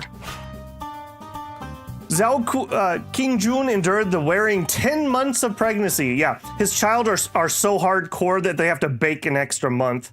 And finally delivered a beautiful baby daughter. Name the child yourself. All right, we'll try and see what she wants to name him. I want something I can read easily. We have Yu and Ru. Ronan the Barbarian? I don't think so. We'll do 2. Yu, Ru, and 2. Confirmed. May the child grow up well and happy. I could wish for nothing more, except they need to be a doctor. And we're... All right, we got to get that sun. Let's go. Let's get that sun. Monks in peril. I do not want to start another regional event. Deep in the thick woods, a brutal crime is shrouded in mystery. If I ignore that, I can safely ignore that, can't I? And then we can repop it later. Game wants you to do the mother-daughter cycle.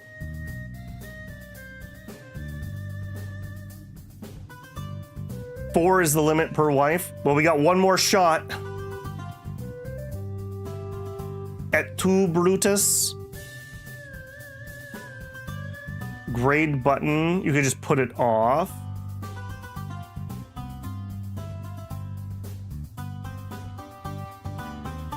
You just have to check it once more. All right, what? You'll have to start it and then you can just ignore it. Okay. Yeah, we could click do not enable yet. If I do that one, I guess it's fine. So we're gonna have a little video here. It's fine. We'll go ahead and trigger it and then we'll just ignore it. So here we go. Let's have movie time. Everyone get ready. In the barren lands of the western regions, souls cling to the living. Deep within an ancient temple, a sacred scripture appears. Is it the true scripture or a counterfeit? The Vajra sect comes forth, determined to claim it. By the reincarnation platform, the true form of the scripture's author is about to be revealed. Oh, that looks cool. I like that. Yoink. Mine now. Okay, people are saying really, really babbled. Please don't open it. All right, so we will click do not enable yet. All right, hopefully we can just trigger that normally.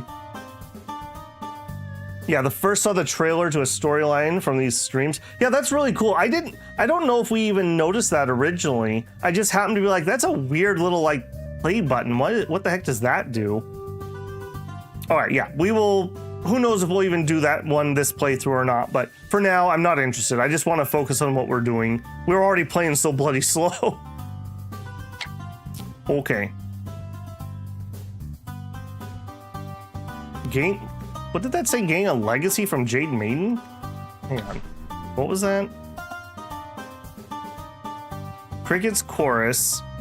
New faction. Cricket Tournament. Rare encounters. Man, if I was a highway robber like Shinosuke, I'd probably go chase some of these people down and steal their stuff. Flower Fall Moonlit Finger. It's very unfortunate that they have finger arts. That's all I have to say. An epiphany. What was that? It says something about Jade Maiden. Sworn siblings. We had the daughter. Taoism Enlightenment. Zhao Qingjun told Taiwu Dun about the mystery of Taoism, and they enlightened them. Improved their talent for astrology. Well, thank you, wife. I may or may not have chased people down and talked them out of it. Yeah, just like that merchant came to talk to me, right? I like this one because it's clear in the game, says when you'll be ready to undo it. The finger arts are very much like Fist of the North Star stuff, yeah. I mean, Fist of the North Star in a way was kind of sort of a cultivation story.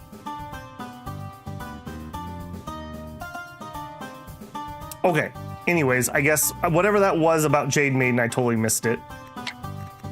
It was something over here. All right, our mood has improved though. Favorability of Dihun Dun towards him has increased. All right, let's go check this baby. All right, baby. Are you future doctor? Aww. Well, they can't all be superstar. How do you have poor health and a healthy pulse? A restless mind. Rooster born. Rebellious. I have a rebellious baby. Okay, so one of my friends, his eldest daughter, when she was little, she was super colicky, and she just randomly had night terrors for 4 years. You want to see what a man looks like after not sleeping for 4 years? That was my friend. That was rough. They never found a reason. She just had night terrors. And then her younger sibling, no problem, slept like a brick. Yeah, that was rough. Hats off to parents with rough kids. I would expect someone to use the beggar perk to summon them and then ask them for the item. Asmov, that is amazing. Who knows, you know, maybe one of the characters we actually play will play a rogue character. Like, we don't have to play Dune version 2. That's one of the things I'm kind of interested in. Although, I mean, Dune is still only 29 years old, so we have a while. Assuming I don't get myself killed. Also, this city looks amazing. Who would win, coughing rebellious baby or a giant iron slab?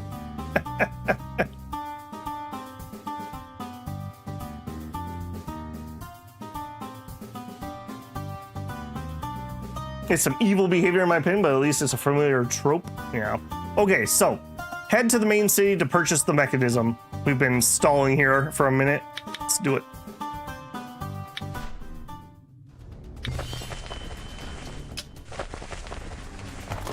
So these random people, these ones would never get to reincarnate, right? The game's just generating random mobs for me to fight. But anyone who has a name gets to join the reincarnation cycle, right? I believe when we started, we were advised to have the world population turned up slightly, which we did. I'm not stalling, I'm fighting. I gotta fight Zhongzhu sometimes.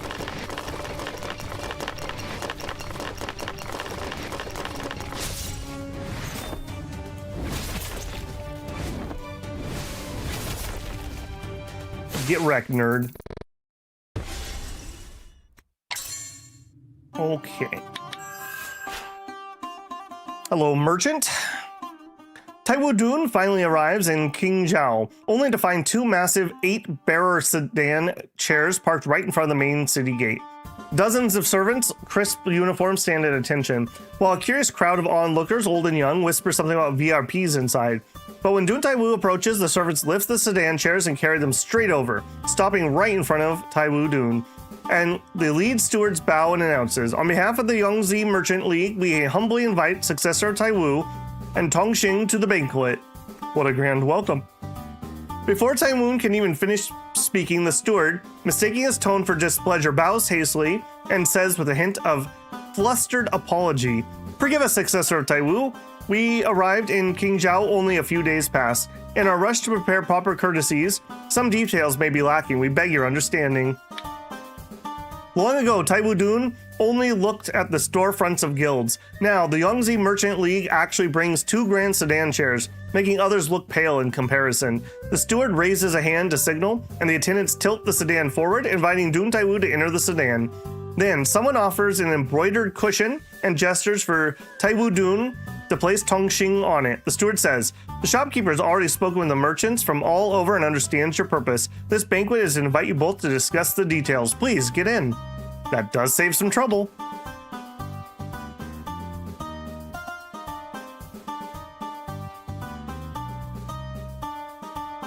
The wicked are Zhongshu too? Yeah. You have to cure that separately before or after freeing them from Zhongshu.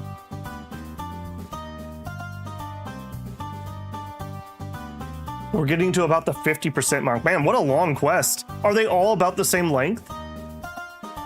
Everyone is polite and formal. Taiwu Dun can't refuse, so Taiwu Dun steps in the sedan. Then Taiwu Dun takes Tongxing from his waist, and the guild attendants carefully place it inside, arranging it just right. Move! With a shout, Taiwu Dun hears the outside grow louder, moving from distant whispers to noisy chatter. The talk is mostly about rumors of old noble families making a comeback, new guilds forming. The phrase, Swordsmith Villa's celestial weapon is yet to appear, and the direct disciple of Master Wu returns with his craft. Sounds like boasting, nothing more. As the noise fades, Taiwu Dun alights from the sedan and sees a wing room with a large round yellow pearwood table, covered with countless dishes and bowls and delicacies. At the door stands the attendant, holding a tray of water, bowing respectfully. Please, successor of Taiwu, use the basin to wash your hands. Such formality is unnecessary. Then the shopkeeper steps out from behind the screen and approaches Taiwu Dun with a gentle bow, a faint smile on her face, and her thoughts unreadable. Successor of Taiwu, I hope you're not tired of feasts. I heard you have a bronze item. While talking, Taiwu Dun picks a nearby chair and sits down to eat, but the steward nearly panics, rushing over with a worried face, holding Dun Taiwu back. He says, No, let's not rush, successor of Taiwu. The banquet faces south. The main seat is east. Guests are seated west. Please sit on the east side. He's into that feng shui stuff, huh? Yeah, if you put your kitchen the wrong direction, you'll have a fire. All right, pick the chopsticks up and eat. The real reason for coming is about Tongxing. As Taiwu Dun picks up the silver chopsticks, yeah, if feng shui starts to try to mess with us, we'll just hit him with our iron sword. Also, I don't like how much camera I'm cutting off. Hang on a second. Can I move that? I've been fiddling with my camera lately, which, is always a great idea. I hate that stupid chair arm I have. I really need to get a new chair. It doesn't fit with my desk if I put the arms down. Okay, as Dun Taiwu picks up the silver chopsticks, thinking of Yangtze dishes look just as good as those from the ox-born caravan, ready to try some, the steward suddenly shouts, crossing his hands and taking away the dishes. Successor Taiwu, these are just show dishes, only for looking, to show off the chef's skill. The real meal's being prepared. Dude, just let me eat, man, I'm hungry. Then the shopkeeper steps out from behind a screen, then approaches Taiwu Dun with a gentle bow. Too much formality, it feels complicated and pointless. That's not the style of the martial world. The shopkeeper laughs softly, covering her face. You'll get used to it, and don't feel too tedious. I've heard from traveling merchants about your arrival. Indeed, we have the bronze item. I'm willing to give it to you. No conditions? Of course there are conditions. The shopkeeper lifts a porcelain cup, sips her tea, and says, well, as the Yangtze Merchant League keeper, I have to make a profit for the guild. Pavilion of Wonders and Vault of Volumes are the same. Inviting you as a guest advisor to help establish themselves and gain fame. No matter how sweet the words, the real goal is to connect with Master Wu's direct disciple. So your real aim is to get close to Master Wu's disciple too.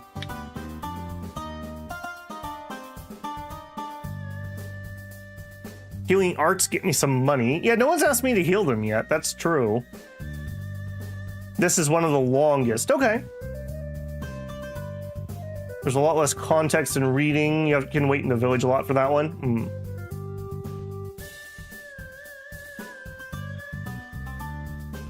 A bit annoying. Forgot the option chose to hit the dead end again. Oh, that sucks. There was a certain point in Disco Elysium where you have to get through this huge conversation and one wrong step resets it and you have to do it over and over again. Hardcore to the max or whatever that guy was. That guy. Got to do it 3 times. The Yangtze Merchant League nods quietly, looks at Tongxi, who stands there on the embroidered cushion. The bronze eyes are rusty and dull. Bronze doesn't rust. And lifeless among the shining gold cups and jade objects. Hearing the shopkeeper's word, Tongxi is silent for a long moment, then asks, what does estibish mean, and theme? The shopkeeper is more genuine than most, but Tongxi knows little of worldly ways. Shopkeeper stays calm and says, in the world, everyone has their place. To make a name for yourself is to find where you belong, to do what you're meant to do, and to earn the world's recognition. Then things will go well. As a Yangtze Merchant League's shopkeeper, I have my duties. You, as Master Wu's disciple, are expected to do something meaningful. And the successor of Taiwu has his own mission to fulfill. Tongxi stays silent, lost in thought. The shopkeeper sighs and turns her gaze to Taiwu Dun. So, making profits for the guild, that's what a shopkeeper is supposed to do. Shopkeeper smiles gently. Most shopkeepers only need to grow the guild's profits, but we have passed through many generations. We have vast wealth from across the land, a strong foundation, so our responsibilities go beyond that. I'm the eldest daughter of my family. I was pampered growing up, sheltered from hardship, never knew hunger or cold. But after seeing so much scheming and backstabbing, I started to despise all empty formalities and fake praise. Back then, before I took over as shopkeeper, I secretly left home, just to go somewhere so far the guild couldn't find me. That's so. Shopkeeper nods and goes on casually. But once I arrived in a place truly out of reach, I finally understood what it meant to walk through barren lands full of starving people, to have no one to rely on, and to see how cruel people could be. It hit me that while fame might be fake, it can still fill a stomach. Formalities might be tedious, but it still shows mutual respect. Now that I leave the Yangtze's Merchant League, I don't aim to stay clean and above it all. I stepped into the world of power and profit willingly. My goal is to get our goods to every corner of the world, using ways of the world to heal the world. The politics and games I once hated, I still hate them. If the guild thrives, a little suffering on my part is worth it. I see. If I may ask, do you have any expectations of me, the successor of Taiwu? She laughs and says, Successor of Taiwu, you've seen a lot during your travels. I won't hide the truth from you. We at the Yangtze Merchant League has high hopes for Successor of Taiwu, not just us, the whole world does. Just as people see me as the face of Yangtze's Merchant League, they see you as the face of Taiwu. Not just me. The martial artists have 15 sects, the knowledge of all provinces, and everything Taiwu village has built over generations. All of that has passed down through the Fuyu hilt, from one generation to the next, year after year. The title, Successor of Taiwu, doesn't belong to one person. It's a legacy built upon to stand on Zhongshu's chaos. The legacy that speaks for the will of the world and the people. Can't really say she's wrong. Egghead, yes. Incremental progress, yeah. One of the very few actual save scums I ever did was during that scene in there. I wanted to see the outcome with my partner, and I knew I wasn't going to have time for another Disco Elysium playthrough for years. It shames me to this day. Now that you carry the Fuyu hilt, you've inherited that legacy, so of course people expect something from you. With great fame comes great responsibilities, Peter.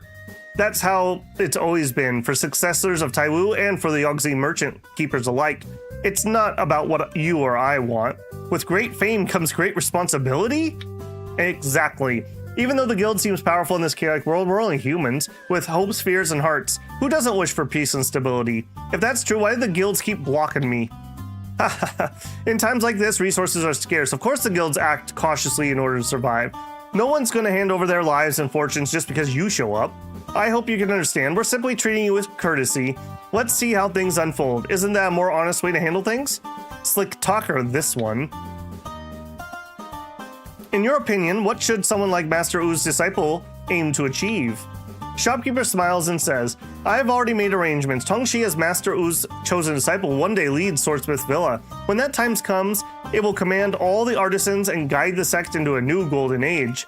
But right now, Swordsmith Villa is tied up in swordless trial. The materials alone cost a fortune. They already racked up several debts with us. Even if the celestial weapons are completed, the debts could seriously affect the sect's future and our relationship. Tongxing, as Yangtze's Merchants League's keeper, I don't mean to make things hard for you, but I have to give the guild a proper explanation. A few words won't magically erase the debt. So, I picked out a few key matters. If you and the Swordsmith Villa can help us, then I'll have reasons to wipe the debts clean one by one. So you want Tongxi to be your great advisor? The shopkeeper doesn't deny it and replies plainly. King Zhao was once part of the old kingdom of Zhangzhong, or Shengzhong.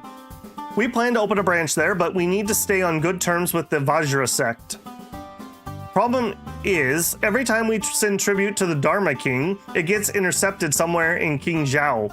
Nothing ever makes it through. I'm hoping you can find out who's behind the ambush and get an explanation out of them, so I can show the Buddha that we're serious. Once it's done, I'll return the final bronze arm. So you want us to find thieves? The ones robbing our shipments wear red robes. They've completed enlightenment, and I've seen a few faint glows above their head. Definitely not ordinary. We've never gotten Buddha's blessing because our tribute keeps getting intercepted in Qingzi. But without the tribute, we can't show our sincerity, so the cycle never ends. It's frustrating. So the ones stealing the offering are actually from the Vajra sect itself. Sing Sing. Yeah, I make effort, but I definitely do not succeed on a lot of my pronunciations.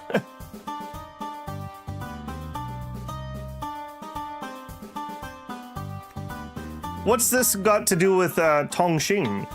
The thief knows martial arts, comes and goes without a trace. He even left a message. The Buddha does not want to meet with anyone. Only those with unmatched power, worldwide fame, and Buddha's blessing may be seen. Now, word's already spreading. Swordsmith Villa's celestial weapon is yet to appear, and the successor of Master Ooze returns to this craft. So I figured, he probably won't give you two a hard time. King Zhao is their turf. No surprising they're not welcoming Yongzi Merchant League. The shopkeeper's words are vague, but the meaning is clear. After the talk, Dihun Dun falls quiet. He suddenly notices how similar the Yongzi Merchant League shopkeepers sound to the other two. The second shopkeeper and that wealthy merchant by the cliff. In the end, they all see Master Wu's disciple as a way to make money. While pondering that thought, Tongxing tilts his head and blurts out, "Tongxing, help? Artisan, great advisor?" The shopkeeper lets out a helpless laugh and sighs. This world runs on people. Where there are people, there are fame and gain. And where there's fame, there's always roles of host and guest. But the truth is, we're all part of the same game. Hosts follow the guests and the guests move with the host. Only then can things get done. So really, what's the difference between the two? If anything, I'm the host of the Yongzi Merchant League, but also a guest of it. You, as a successor of Taiwu, are a host of the world, but also a guest. Same goes for me, same goes for Taiwu. How could you escape that? That's actually kind of deep. Once you step into this world, we're all guests here. And with that, the shopkeeper raises her cup and toasts Tongxing. Then, just like that, her expression shifts. She starts chatting about funny stories from the guild, asking about Dihun Dun's travels. Laughter fills the air, like that serious conversation never happened. I'll tell her about spanking that rude guy. She'd probably like that. Okay, woof. That was a lot of reading, holy moly. Okay, so search for the Yongzi Merchant League in King Zhao. All right, so same as always. I don't actually know their symbol. Is it the lotus blossom, I'm guessing? I hope it's the lotus blossom.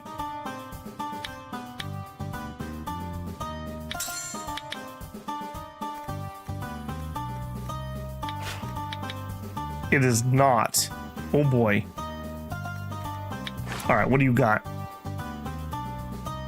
You are the revival. Okay.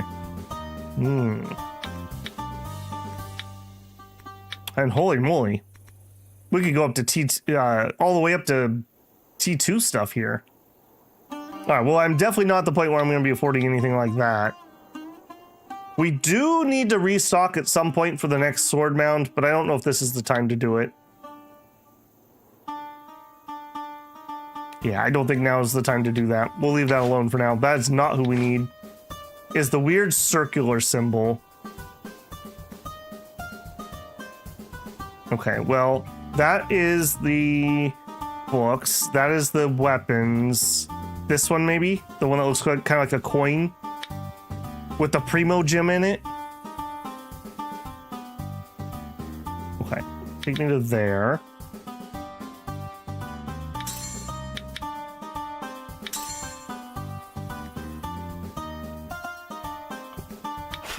It's a kid, but it is the right one. Okay, cool. Hey kid, have I told you about how good I am at carpentry? The kid freaking loves it. You're egocentric.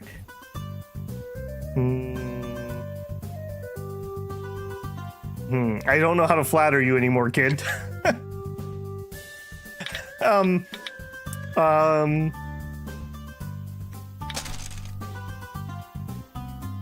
I don't compliment what though? I could do that, but what? It doesn't have a disposition. Charm is kid. They don't have a reputation. They have bad traits. We'll compliment their wealth. Asmon says disposition. All right, we'll try it. You compliment on the Tao is truly commendable. Wasn't good enough. All right, well, that's all right. What are you selling? Normal rope. Oh no, kid, don't go down the wrong path. Okay, some actual materials. Unfortunately, those are really low. Let's look at the higher stuff. Peach wood. Okay, we only own one pentachrome iron. Maybe we should buy another one because we might need some high tier metal for this quest. Yeah. Okay, so that means I need, hold on, we need to make her like us a little bit more. I don't want to pay full price. I want to try to get that a little better. We'll give him a gift. Kids love candy, right? It doesn't need to be something too crazy. Hey kid, here's a spicy rabbit head. Just walk up and hand a kid a rabbit head. There you go. All right, now let's trade. And I do want that iron. Okay, I'm not paying an overpriced thing there. That's ridiculous.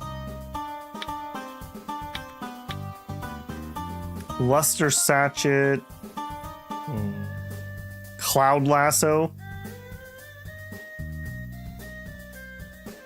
Play a cricket duel? When you beat them, doesn't that make them mad?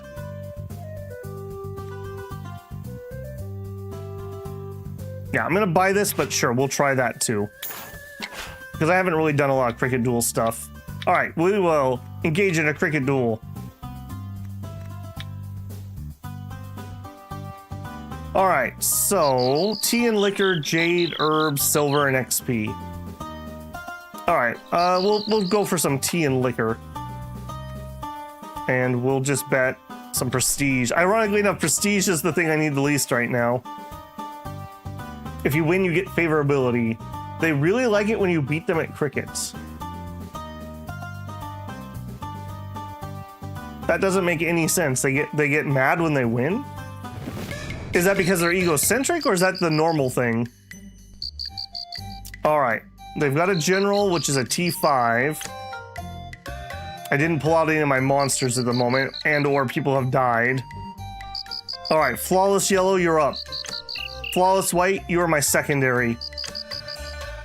And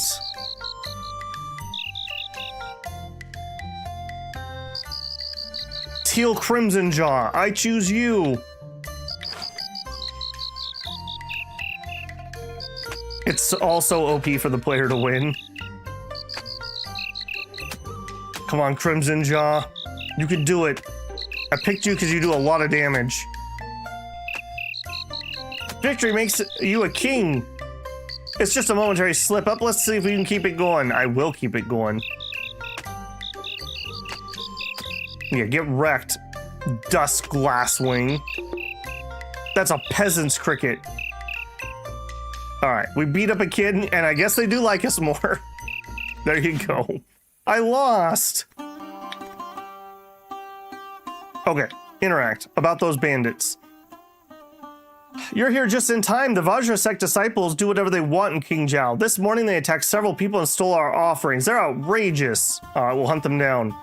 King Zhao is the Vajra sect's territory. Regular folks couldn't dare cross them. But these bandits are always drinking and fooling around. They reek of booze, so dogs can't stand them. If you're gonna track them down, follow the barking.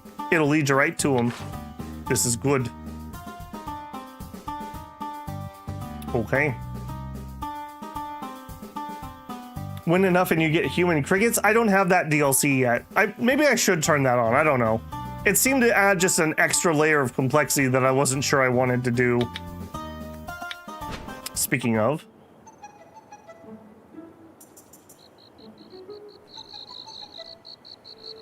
All right, come on.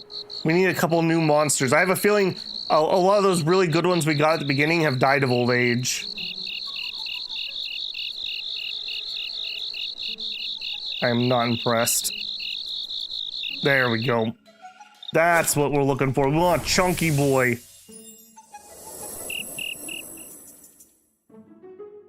A second flawless yellow. Golden from head to claw. Seniority for the aspiration royalty has increased. All right, let's stay not too distracted.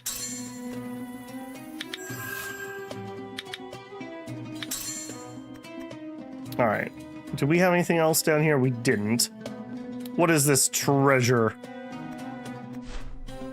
Golden Gazu robes.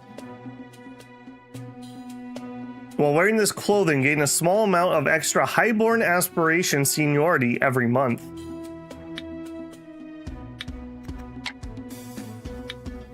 That may not be a bad idea.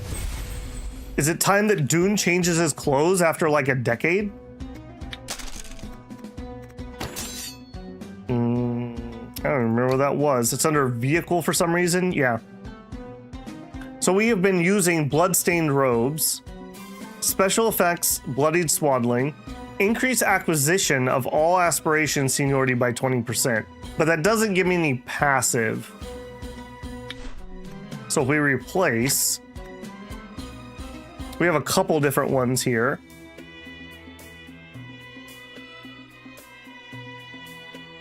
No effects on any of these. This one does have an effect. Sure, you know what? Yeah, look at that. Got that Dune drip now. Looking good, man. Looking good. My boy. Might have to update our thumbnail. I wish we could get a better picture. It's really hard to get a good shot that's big enough.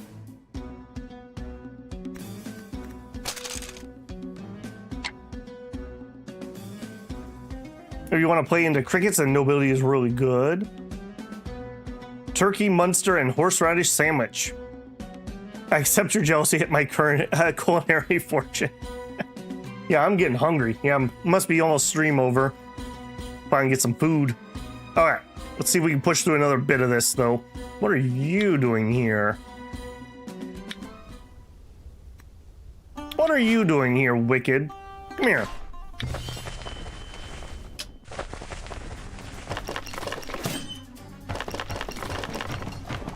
Talk to an NPC, yeah. That's usually where I take those shots from. Nobles can revive dead crickets. Eliminate is an instant kill. Do I still get actual use for my skills, though? Because I have a few skills that actually do need actual use. So I have to take some battles. Okay, I'm going to grab that regional favor, too.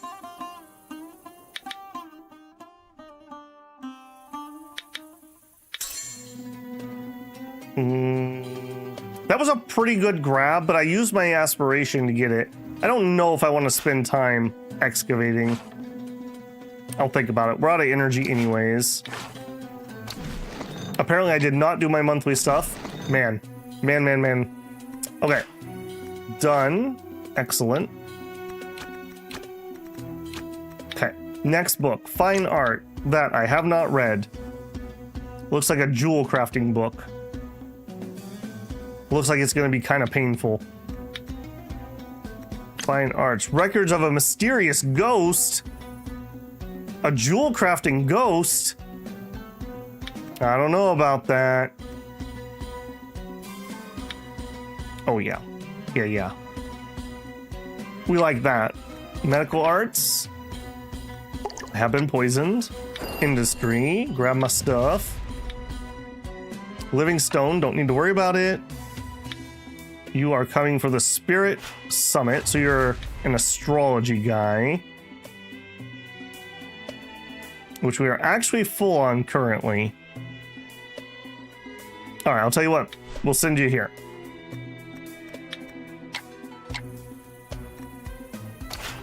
Boom.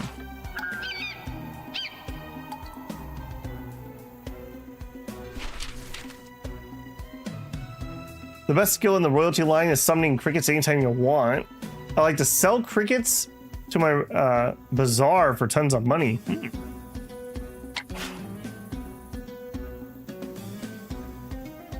My wife is depressed. She needs some liquor. All right. The Zingfing liquor. Sure. Just for you, wife. She's very happy.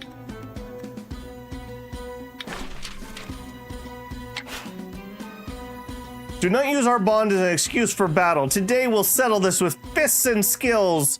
Let's not beat up our daughter. No. All right, working on child number 4. We need a son. Okay, so that did pop up again. So I'm gonna do the same thing. I'm gonna click it and I'm gonna say do not enable yet. I'm just worried if I ignore it, I'm gonna have troubles later.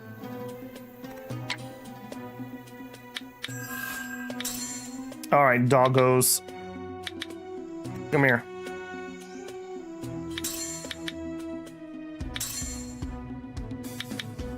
This would be a really good area to come and do mining. Holy moly.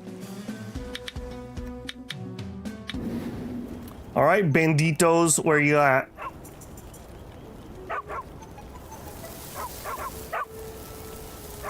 Oh, I didn't even notice that before. That's a really cool timer. That's funny. All right, pretty sure that's them. After chasing and cutting off their routes, Dihun Dun finally tracks the bandits that are stashed near the cave. He spots several red-robed disciples tearing into the offerings, drinking and eating like there's no tomorrow. As Dihun Dun approaches, they toss the wine jars aside, grab their weapons, and sneer. You chased us all this way here, stuck to us like a curse. Aren't you afraid of racking up bad karma and losing your way? Why are you stealing your own sect's offerings? Why attack Yongzi merchants? The drunk disciple, clearly annoyed, scoffs at Taiwu. The 7 guilds are arrogant and useless. They're full of sin. Whether they're sincere and respectful, why should Buddha care? And you're the successor of Taiwu. And the other one's Master Wu's disciple? What? The 2 of you beg us to leave Yongzi merchants alone? Oh, we're not begging. No. We didn't come here to ask. We came here to tell. Dun Taiwu stands his ground. Their irritation turns to fury. They raise weapons and yell. You want an explanation? Who says I have to give you one? Well, that's a paddling. Take a good look. This is King Zhu. You got no say here. Now get lost. Once we finish this crate, we're off to rob the next one. Keep getting our way and you'll meet Buddha. Then I guess I'll have to be rude. He's a 10. Just for record, he's got 10. Luckily, our stats are comparable, but that is rather high.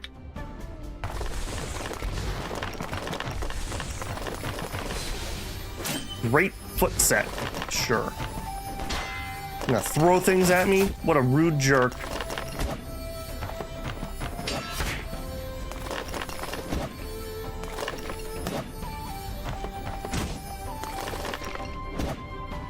Okay, I think we're gonna try... no, we don't really have a good setup for a double. Let's see what his defense skill he pops is. Wife slowly... She has like 1 drink a year. That's not an alcoholic. If she starts asking for some booze every month, then we'll talk.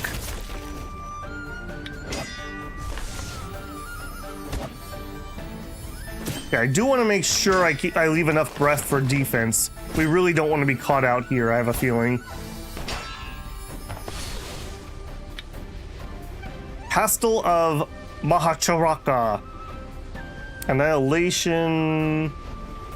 Gonna hit the body probably. 2 stacks of the effect. Increase power. Okay, nothing too spooky, but who knows how hard it would hit, so. Not taking any chances either.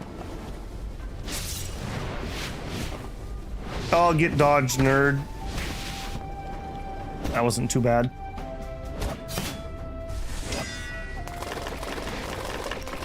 Oh, you're in trouble now, man. The hype squad's feeling it.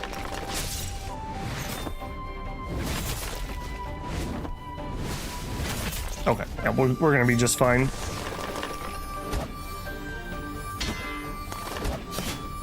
Bonk, bonk. Okay, and... oh. 1 more defend. Enraged glare. Okay, yeah, it's just the same thing, basically. I think they're just powering each other up with those 2 attacks. Alright, well, let me try another one on for size. He did manage to actually wound me, which isn't surprising. He's up 2 pure essence. Or no, excuse me. He's up 4 pure essence. Should have actually taken his cultivation seriously, and he could have actually been in danger.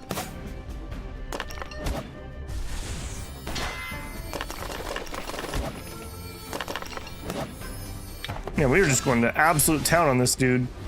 I think we'll beat him on it. And we're not gonna have enough for a defensive skill. Womp womp. Alright, well, we'll take one full hit. That did not do as much as I would have liked. Or, hear me out, what if we just dodged everything? We could do that too. Alright, what do you do with that defense skill? Just some reflect? Alright, that's fine. That's probably not going to finish him off, but should be relatively close.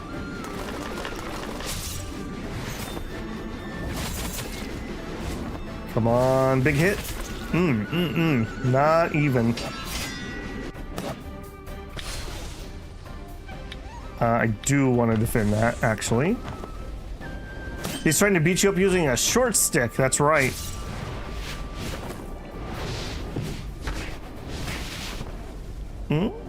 What are you at? 57%. Okay, get my stance back up and go. With a sprig of wheat. Wouldn't it be rice in this case? Alright, time to go down. Goodbye. It's not even a proper stick, it's an ornate pestle for a mortar, yeah. Yeah. And there you go, Vajra's pestle. After a brief scuffle, the bandits are no match. Yeah, we've read this twice before. We are not going to steal anything. Taiwu Dun thinks it's enough he doesn't steal anything. This is good. Once the goods have been dealt with, Taiwu Dun glances over at the wounded Vajra sect disciples. They clutch their injuries and kneeling on the ground, teeth clenched. Ha! So Yangzi's merchant league brings a successor to Taiwu to start trouble? Such wicked heart, so disrespectful. Even Buddha will appear in wrath. From now on, they'll never set foot. Sore losers running their mouths. That's a paddling. Right then, Yangzi merchant leader strolls over and smiles. How could offering wine and meat to Buddha be considered wicked?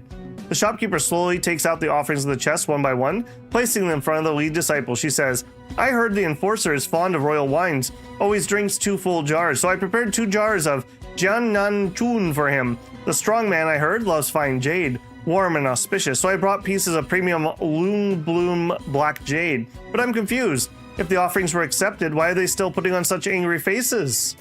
Wait, these offerings were meant for the robbers? The disciples glance at each other in surprise. They've never met the shopkeeper before, yet she knows their likes and habits inside and out. She even pretends not to know and respectfully calls them Buddha.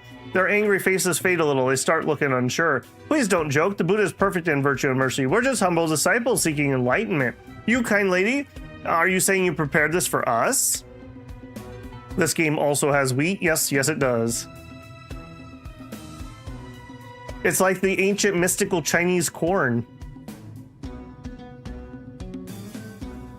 Foxgrass, yeah, that's true, yeah.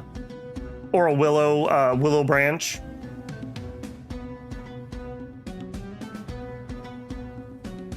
Sadly, you're not allowed to use wheat as a weapon. Like Baldur's Gate and using like a sausage. I've always believed that Buddha tests sincerity by appearing in many forms. If I treat one form with respect but turn away another, then I'm only judging appearances and not truly sincere. So I try to treat all faces equally. Whether inside or outside the sect, our Yangzi's merchant makes no distinction. What a sharp, thoughtful way to speak. This shopkeeper really knows how to handle people. The disciples nod repeatedly, smiling and laughing. They start to believe Yangzi's merchant is blessed by Buddha. The shopkeeper then turns to Taiwu Dun bows. Thanks to both of you, I'm able to find these Buddhist monks.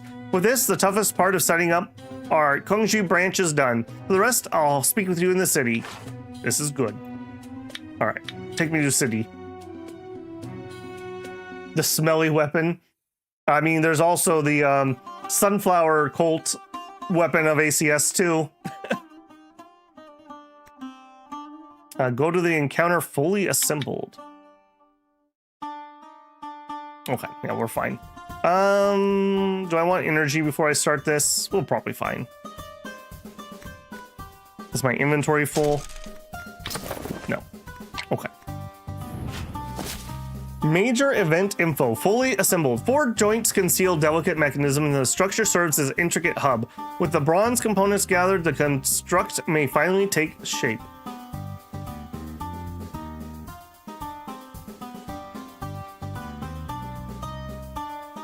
The smelly weapon was a legitimate counter to body cultivation. It was. Another long dialogue sequence. Yep, that seems to be what we're destined for today. Oh, do we actually get to do one of these encounters?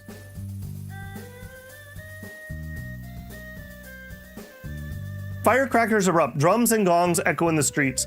Taiwu Dun stands silently at the entrance of the Yangtze's Merchant League branch office. After returning to King Zhao with the Vajra sect, the keeper of Yangtze Merchant League moved quickly, sending gifts to every household one after another. With each gift, the local nobles became more respectful, but in the end, no one dared speak against them. And just like that, the new branch opened without any issues. They really don't mess around. Now, the Yangtze's Merchant League keeper stands beside Taiwu Dun and smiles. She's a young girl, probably about 16, with a bright, brilliant smile. Not the kind you expect in a setting like this. She says, "Thanks to you both, our King Zhao branch opens today. As a token of appreciation, please accept this bust of Tongzhu. Accept the part. Now the Tongzhu statue is complete." Dun takes the bronze bust, thinking that after a long journey, this kind of dramatic end feels oddly right. Next up, figure out how to put Tongxi back together, and that's that. As Dun wonders how Tongxing ended up like this, he hears the shopkeeper say, "With the branch open, our north-south trade route clear at last. You've done us a huge favor. I've got some local specialties here. It'd be impolite to decline." Those aren't specialties, those are common items. It's still early. How about I give you a quick tour? Sure.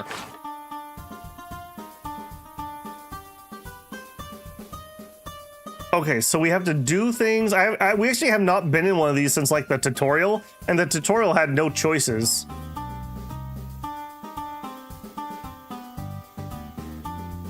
This is just a long errand. Yeah, fetch quest.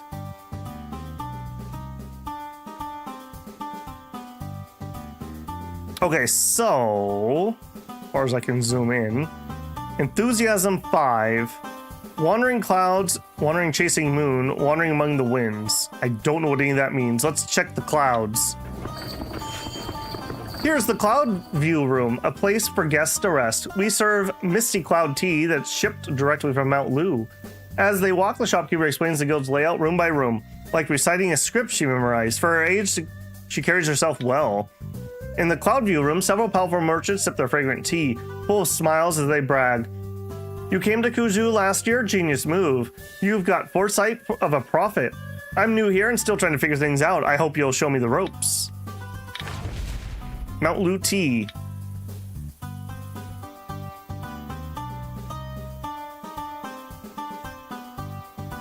Not really choices here as you need to move all. Yeah, I believe some of these are going to be like choose your own adventures. But like I said, this is literally the first one I've run across since the tutorial. And the tutorial definitely didn't have branches. This is our Moon Chaser room. It's meant for announcing important matters. Outside the door, the place is packed with people shoulder to shoulder. Voices ring out and chatter weaves in and out without pause. I feel like all of Kungju has gathered the branch to celebrate the festival. In the crowd, a few Vajra sect disciples look kind and calm as they preach to the common folk. The Yangtze Merchant League started in Guangzhou, 1,000 miles from Buddha himself, but the shopkeeper's faith moved Buddha so deeply that he led them here. Yeah, sure, buddy. To within 100 steps of the light. Got some Bodhi beads. This room's called the Whisper Wind Room, to impress our honored guests. Finch, emerald, coral, shimmers, and paintings of famous artists on the wall seem alive. Exotic flowers and gemstones. Trees are positioned perfectly in each corner. Taiwu rarely sees such luxury. In the whispering room, few of Guangxi nobles whisper among themselves, their eyes fixed on the door. Look, it's the successor of Taiwu. Ah, our bet paid off this time. The profits will double. We have a jewel turtle.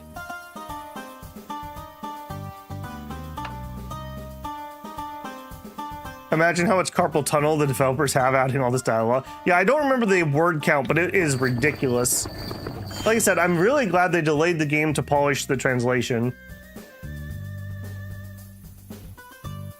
As they walk, the group takes in the sights. The shopkeeper seems to realize that Dihun Dun, after wandering across the land, has grown used to free and easy life. He looks put together on the outside, but keeps people at arm's length. So she quietly picks up pace. At the end of the hall, there's a temporary smithy. I've invited an honored guest. I figured you'd be most interested to meet her. The door of the smith opens, sees a gray-haired woman appearing into the furnace, studying a structure. Well, successor of Taiwu, Tongxing, it's a long time no see. This Yangtze Merchant League smithy is quite impressive, almost up to the standards of champion armaments. And, lucky me, I brought all my tools. I was just thinking I might help attach the arms and legs. Why is someone from Champion Arms here? Also, you're definitely a dude. All the guilds chipped in. Our champion's armaments can't sit on the sidelines. Plus, the Grand Sword Trial's a mess right now. And look, we got a true successor of Master Wu here. No way we're sitting this one out. As she speaks, the champion's armaments keeper hefts the hammer in hand and then reaches out with the other, asking for Tongji. I should be able to put him back together. Dihun Dun looks at Tongji and feels a kind of warmth. He might not say much, but he's honest and pure. Now that he finally will have a body, maybe won't be too long before he finds a real home. Tongshin, now with all of his limbs assembled, is clearly thrilled. He starts speaking non-stop. Tongxing, waited so long. Successor of Taiwu, thank you. Tongxing, clang, clang, clang. So many mechanisms must repay. You wait for Tongxing. No need to thank me. I'm just doing what Gongshu's caravan asked, fulfilling a promise, that's all. I almost don't want to click that one. Tongxing thinks a moment, then shakes his head. Gongshu's caravan, no. Taiwu, yes. Tongxing will replay Taiwu. This one has a pure heart. Now that you're whole, what do you plan to do? Tongxing hears the shouting and falls silent, then sounds a little lost. Tongxing doesn't know. The guilds, being guest advisor, sound nice. Artisans are nice. Successor Taiwu is nice. But which one is best? You should come live in Taiwu village. I don't know either. Which one is best? Taiwu Dun looks at Tongxing and feels a kind of warmth.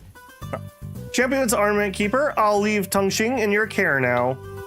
Thinking this through, Taiwu Dun slowly hands Tongxing over, but suddenly, a strong, loud voice echoes through the main hall.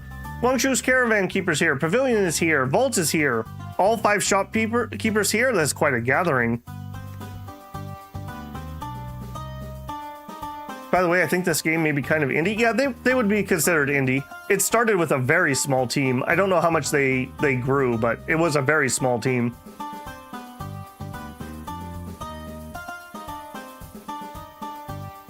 Oh, I see, Asimov. Yeah, you're right. That would make much more sense. Then the shopkeepers pour into the hall, all headed straight for the smithy. The one at the front pretends to be energetic, laughing loudly while gasping for air and clutching his stomach, running like he's afraid to miss out on something important. It's none other than Gongshu's caravan keeper. Great blessings today. Right behind them are the gift bearers in all manner of outfits, plus the Pavilion of Wonders and the Vault of Volume keepers. Keep an eye on the Pavilion of Wonder keeper.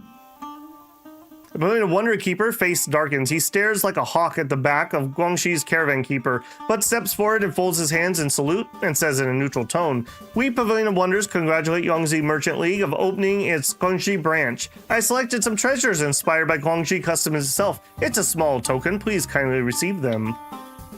The Yangtze's Merchant League keeps smiling like nothing's wrong. Oh, such great insight. How could I possibly refuse? Someone take Pavilion of Wonders gifts to my room. I'll be spending all night examining it.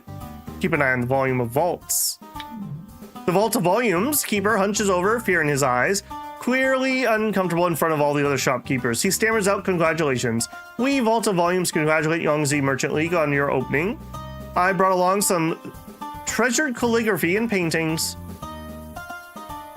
She simply folds her hands and replies, I've long admired Vault of Volumes brushwork. I was wondering how our guild lacked fine ink scroll. Who knew you'd bring one today? Thank you. Keep an eye on Guangzhu's caravan keeper. Finally, Guangzhu's caravan keeper wipes sweat from his forehead with a handkerchief. Bent over and panting heavily, he gasps out congratulations. Congrats. Someone hurry, bring the gifts. Guangzhu's caravan keeper waves his hand over and over, trying to catch his breath, but his words sound half-hearted and arrogant. The Guangxi merchant leader's face darkens as she says, Guangzhu's caravan keeper, that's kind of you, but you didn't say what the gift is for. How dare I accept it? If it's meant for me and Yangtze's League, or is it for Tongxing? Looks like Yangtze Merchant League and the caravan aren't exactly on friendly terms.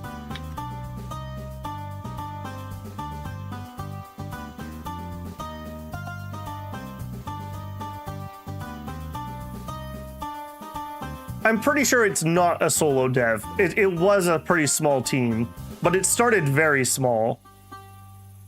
They also had to, if I remember right, they had to do like a total rewrite, like, of code. So the game is very different than what it used to be.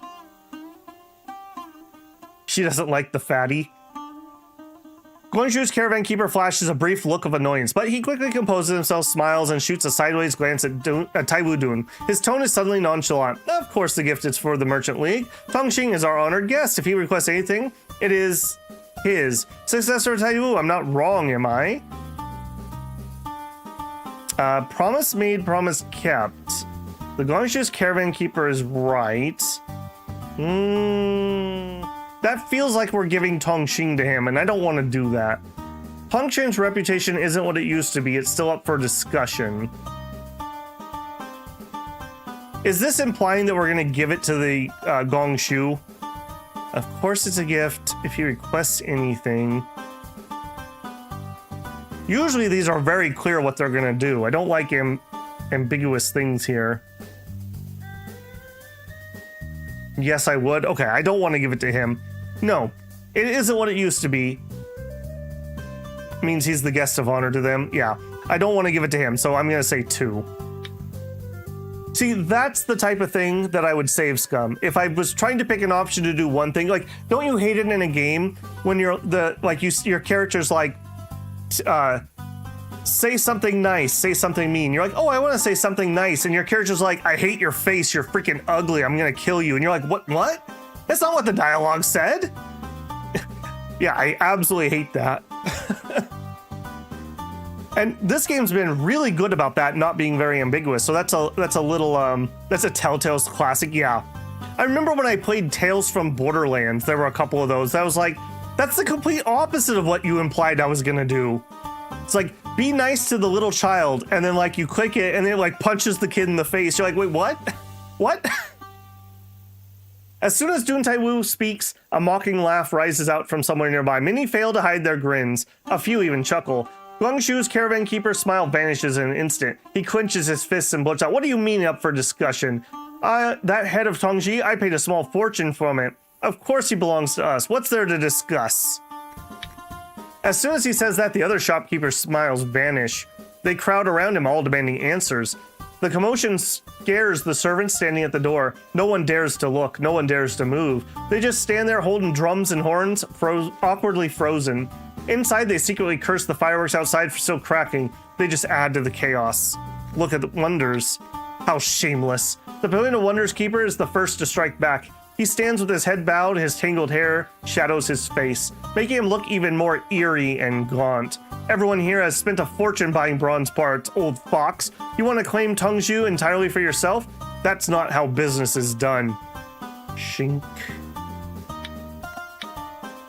Guangzhou's caravan's keeper snaps back, rolling up his sleeves and pointing. Oh, please, at least I bought the head. Your Pavilion of Wonders only bought a hand. And now you want to claim Tongxing as your guest advisor? Don't you feel ashamed? What's the matter? Don't look carefully when you made your offer? Now that Master Wu's legacy has gone to someone else, you're bitter and regretful. I bought the head fair and square. Tongxing is mine.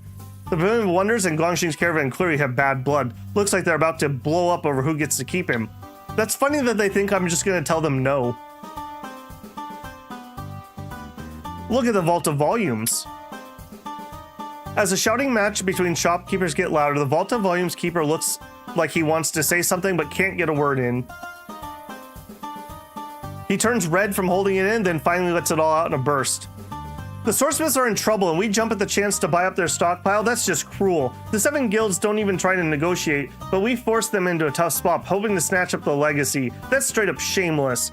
This kind of act will destroy our reputation, ruin the name of our guilds built over generations. That's disloyalty. We've got no ire with the swordsmith's ancestors, and now we're stirring up trouble? That's unfeasible.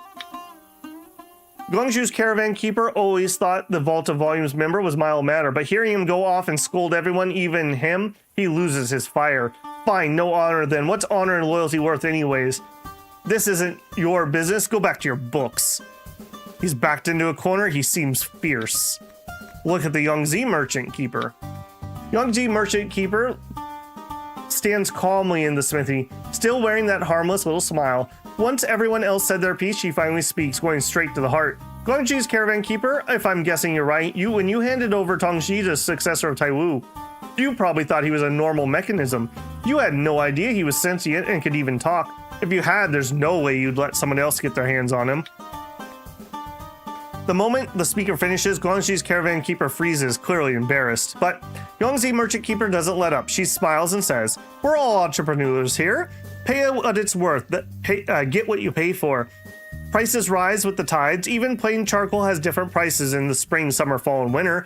Now Tongxing is worth way more than it used to be, at least 100 times more. And besides, we trust Taiwu, so that's why we handed over Tongxing's parts to him. So what? Has Guangxu's caravan become so bold that they're trying to take things from the successor of Taiwu?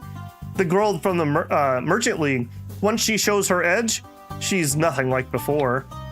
As soon as he says that, the other shopkeepers' smile vanish. They crowd around him, wait silently. Once they finish condemning him, the firecrackers outside have all burnt out. Guangxi's caravan keeper is clearly worn out. He stumbles back a few steps, collapses on the ground, and mutters, "Fine, fine. You've all a bunch of ingrates, acting like we're so generous just because you got bronze parts are worthless on their own. Now that they're combined into something special, everyone wants a piece of glory. Tongxing, you decide. Who are you with?" "Come with me, my guild's chock full of rare treasures, and they're all yours for the taking. Come with me, I swear I'll write your story to the world to see. Unique arts and Master O will live again through you. Why not let everyone make an offer? Highest bidder wins." All the shopkeepers chime in, each trying to claim Tongxing for themselves. Oh, Tongxing. Tongxing doesn't know. Tongxing's completely confused now, no idea what to do. Gushu's caravan keeper clutches his chest in frustration, pacing in circles, completely out of ideas. Yongzi merchant offers a small smile and immediately tells the servants in the main hall to come over and calm things down. She turns to the others and say, "Please, everyone, no need to make haste. Tongxing will find his proper place. We have guest rooms on both sides of the hall. Why not take a break and wait a while?" Looks like things are going to heat up. Might as well get a feel of the shopkeepers. Oh my goodness. So much reading in a row.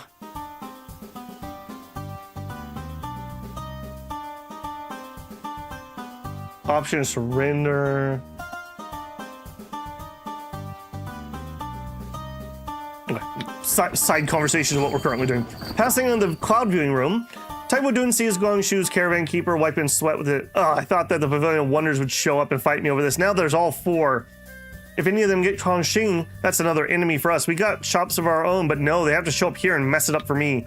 Seeing Dun pass by, he suddenly leaps up and strides the door and cries out, "Successor Taiwu, do you remember the agreement that benefits 3 parties? I promised that once you gathered the parts of Tongxing, you'd return them to Guangxu Caravan and pay the price you did these parts many times over. Surely they paid a premium for these parts, right?"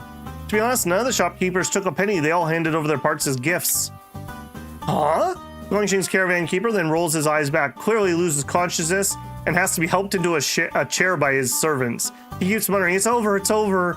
So be it. Passing the Moon Chaser room, we see the Pavilion of Wonders keeper. Stay a moment if you would, and listen. After examining the teapot's pattern, the shopkeeper gently sets it down, frowning as he asks, "You're closest to Tongxing among the successor of Taiwu?" Boy, my tongue's getting tired. Already have an idea where Tongxing will go? I have no idea. Yeah, I do. The Pavilion of Wonders keeper hears this, gives a small nod, then lifts his teacup again. Studying it closely, his expression slightly uneasy. If you find a chance, try to speak to Tongshu on our behalf.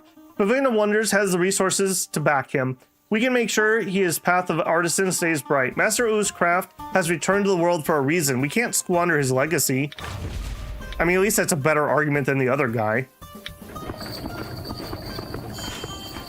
Inside the Whisper Wind room, the Vault of Volumes keeper sits alone, muttering to himself. He's clearly distracted, tries to pour tea, but spills it on the table.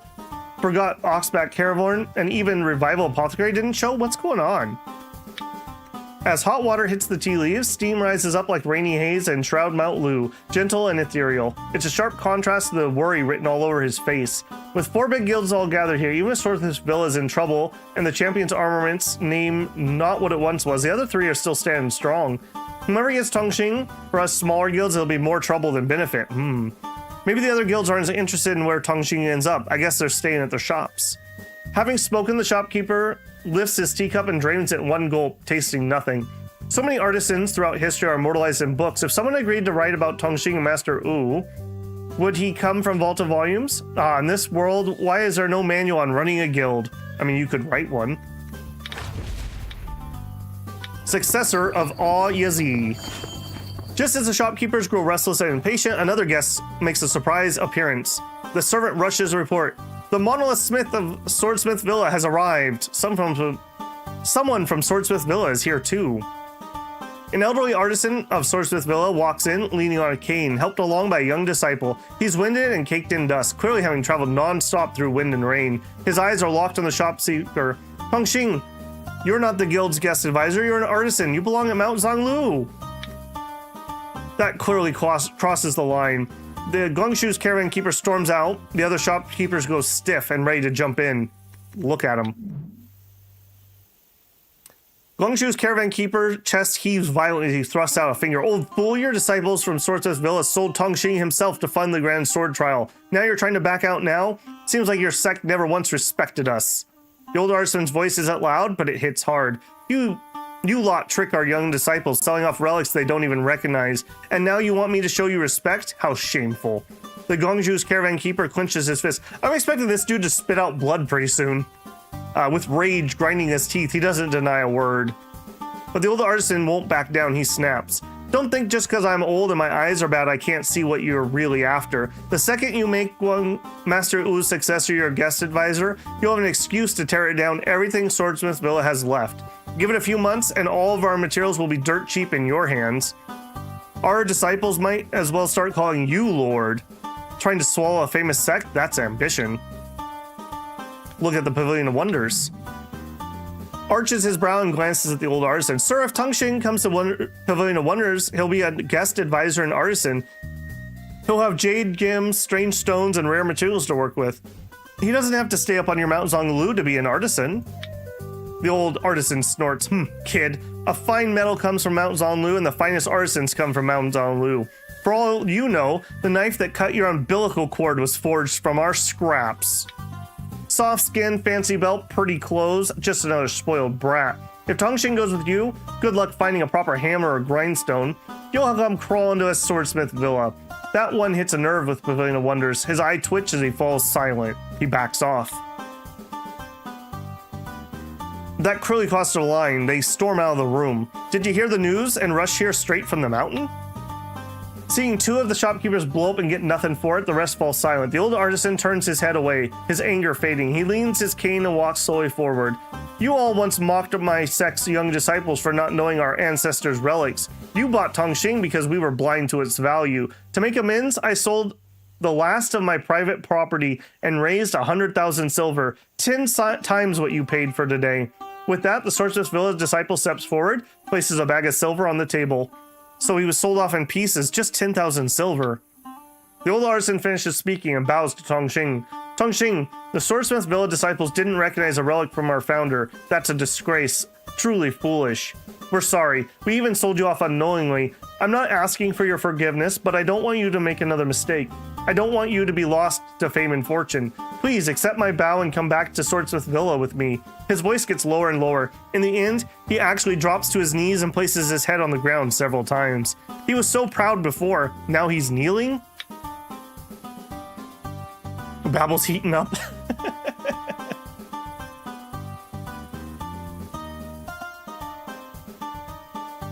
This old man was actually so broke. Yeah, he was.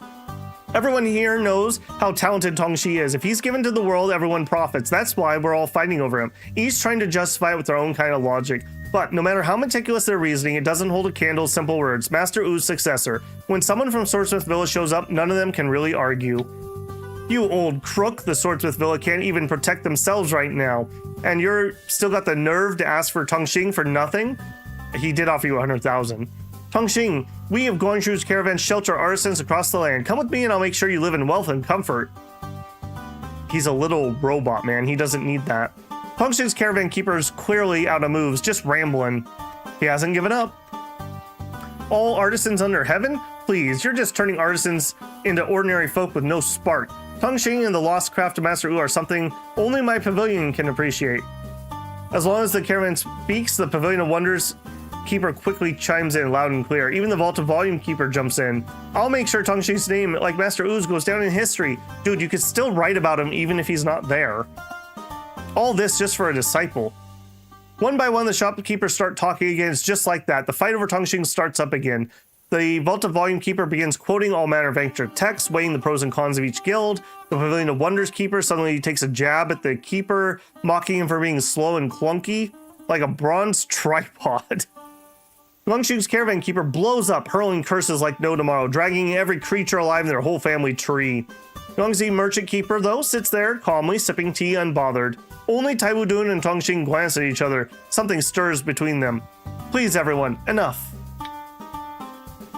At Taiwu Dun's clear shout, all the shopkeepers fall silent. After a moment, they hear Tongxing recite in fragments. Under heaven, supreme treasure, grow precious with time. Conqin, what are you reciting? Tongxing, forging, method. Master Wu, not guest. Tongxing, not guest. Wu's craft, Tongxing today, share all. As he speaks, Tongxing continues chanting and remaining verses. He plans to share the unique arts on the spot. Guangxi's Caravan Keeper is stunned. His face twists in horror as he yells for his servants to write down every word, even parroting lines himself to make sure nothing slips through. Well played, Tongxing. This really is the way to stop the fighting. The Pavilion of Wonders Keeper hears this and quickly tells his assistant to copy. Volume opens a book and starts mixing ink to start writing. His speed is so fast that it makes the Caravan Keeper green with envy. But just as Tongxing is reciting and everyone's scribbling down notes, Champion's Armament Keeper, who's been in the smithy, frowns. The old artisan next to him frowns too. They look at each other. Tongxing, is this forging method you're chanting? When you say metal, do you mean pure metal? Do you mean bronze? The method of bronze casting is from a millennium ago. It's outdated and worthless. These days, weapons are made from metal. Who still uses bronze? Which is definitely not a metal, apparently. 1,000 years ago. Tongxing used to clang, clang, clang, only work with bronze. At these words, Taiwu Dun hears several clacks as brushes drop to the ground. Everyone stands frozen, staring at Tongxing, watching their own money trees collapse in an instant. Only the Champion Armament Keeper covers her mouth and nose, unable to hide her laughter. That's right. In Ao Yi's days, they were still smithing with bronze. That ancient craft has to be worth a fortune indeed. Wonders clenches his fists, willing to let it go. He turns to Taiwu. Successor Taiwu, did Ao Yizi himself teach Tongxing bronze casting? Did he teach him to forge celestial weapons of metal or to craft jade mechanisms? I've spent time. I've never heard him mention those skills. Tongxing doesn't understand the craft of forging metal or carving jade. Tongxing nods honestly in agreement. The Pavilion of Wonders Keeper clenches his eyes shut, his face turning pale. The Vault of Volume Keeper hears this, his eyes light up. He turns to Taiwu. Taiwu, did Master Wu teach him any mechanism art? Heaven's mechanism or yellow long kite? They can help mortals fly like hawks or even move the black stones. I've known him a while, he's never mentioned that. Yeah, so much for I just want to write your history down. Liar. Tongxing used to clang, clang, clang, only worked with bronze. Look at the Caravan Keeper. The Caravan Keeper stands there, stunned and frozen, while Champion's Armament tries to hide their laugh. After a while, Guangxing's Caravan Keeper eyes go wide. He tries to point at Tongxing. You! But before he can finish, there's a deafening crash. He topples over like a huge bronze cauldron and lays still. There we go, he finally coughed blood. Pavilion of Wonders Keeper nearby passes his hands to his face and rubs them wildly through his hair, until he looks like a dead willow. Master U's successor never learned a thing? That's ridiculous! Swordsmith Villa's celestial weapon remains unmade. Master U's successor returns with lost craft. Who even started that rumor? It was you, Guangxi Caravan, you old fox. You've doomed yourself and others. I'm not letting this go. Uh-oh. Greed's messing with his head now. Now he's blaming everyone else for lies he told himself. Greed mentioned. Bronze oxidizes into a green color. Yes, it gets I think it would be called a patina, right? That's what you call silver when it gets a patina. Well, we smaller guilds can finally breathe easy, huh? Maybe the reason the successor of Taiwu refused to let him serve as guest was he knew exactly what was going on and didn't want me to stress? The Vault of Volumes Keeper lets out a relieved sigh, then looks at Taiwu Dun. General respect. Some are happy, some are worried. All the shopkeepers' efforts come to nothing. After a brief scuffle, they peel off. 3 or 4 haul their shopkeeper to a carriage. They shake their head and bow. Messy hair quirks his eye and slips off. The Merchant League disappears. She's been gone since he began teaching the art. This is good. Seeing this, Champion's Armament Keeper pats Tongxing's statue on the table and grins. Tongxing, there goes your big dreams and chance at fame. All those generous offers made to Tongxing, they'll sure to get it all back one way or another. The old artisan's cheeks flush. He smooths his beard and smiles. What successor of Taiwu says is right? When Tongxing goes still needs to be discussed. Taiwu, you found him. You're closest. Tongxing is an artisan. Even if he knows bronzesmithing, please persuade him to return to Swordsmith Villa. Tongxing, do you want to come to Swordsmith Villa? Tongxing will follow Taiwu. We should go to my village, I'm telling you. If we go back to Swordsmith Villa as an artisan, you'll have to start from the bottom. Start from the beginning. Tongxing stares blankly down at the now empty corridor. He says, apprenticed, no guest advisor. Champion Armament Keeper walks up and, stunned into silence. Hearing that, Tongxing directly refuses, making the Champion Armament Keeper sigh in disappointment. Champion Armaments laughed at Tongxing, said my skills were outdated. Tongxing won't go. Now he's throwing a tantrum. Tongxing don't know. Unique art sword forging, willing to teach Tongxing? Tongxing asks the old artisan. Look at the old artisan. The old artisan strokes his beard and nods. Yes, even if Tongxing has no unique arts, he's still a disciple of Master Wu. I was careless before, my disciples didn't treat him well. We can't let that happen again. But right now, the Swordsmith Villa is in bad shape. I might not be able to take good care of him. Successor Taiwu, I want to ask you something on behalf of Swordsmith Villa. Please, can you help us? Adopt a robot. Just say it. The old artisan nods, gently pushes away the supporting disciple with a trembling hand, leans on his cane to bow deeply, solemnly. The grand sword trial is near. My seniors and juniors have opened workshops across the land to forge celestial weapons. I ask you to lead Master Wu's successor to each workshop. Try to learn from masters and attend the trial. That way, beyond forging celestial weapon, you'll contribute to our sect's legacy. Tongxing, what do you think? Inside the smithy, the furnace flame glows brightly, reflecting in Tongxing's eyes like flickering light. Before big bells and great cauldrons, boats, 2 people, fully loaded. Now, rare treasure, fine craftsmanship, boats come, people come and go. Tongxing will work hard. If that's the case, that's your wish. The old artisan who doesn't have a beard strokes his beard. The beard is more than the physical embodiment. You feel it in your soul. The old artisan bursts into laughter, his wrinkled face creasing with each chuckle, and then there's a clear clang, clang, clang as the champion's artisan keeper taps the hammer on the anvil and calls out, wonderful, wonderful. After all that time, it's finally time to piece Tongxing back together. Since you're here, why not lend a hand, Successor Taiwu? Thanks, you two. Why can't I help? I want to help. The old artisan enters the smithy, lifts another iron hammer, and straightens his bent back a little. Champion's armament keeper takes Tongxing's remaining parts from Dun and brings them inside. They spread out the diagrams, dissect each mechanism, sketching his structures. His voice is clear and articulate. The old man's is low and occasionally guiding. Soon the two are hammering things out. During all the chaos, the young girl walks over, quietly sits behind Dihun Taiwu. They listen to the clanging sounds from the smithy. Master Wu's successor has no craft legacy. Looks like everyone got played by Tongxing this time. The shopkeeper says it like the outcome doesn't matter at all. Yeah, they all got what they wanted.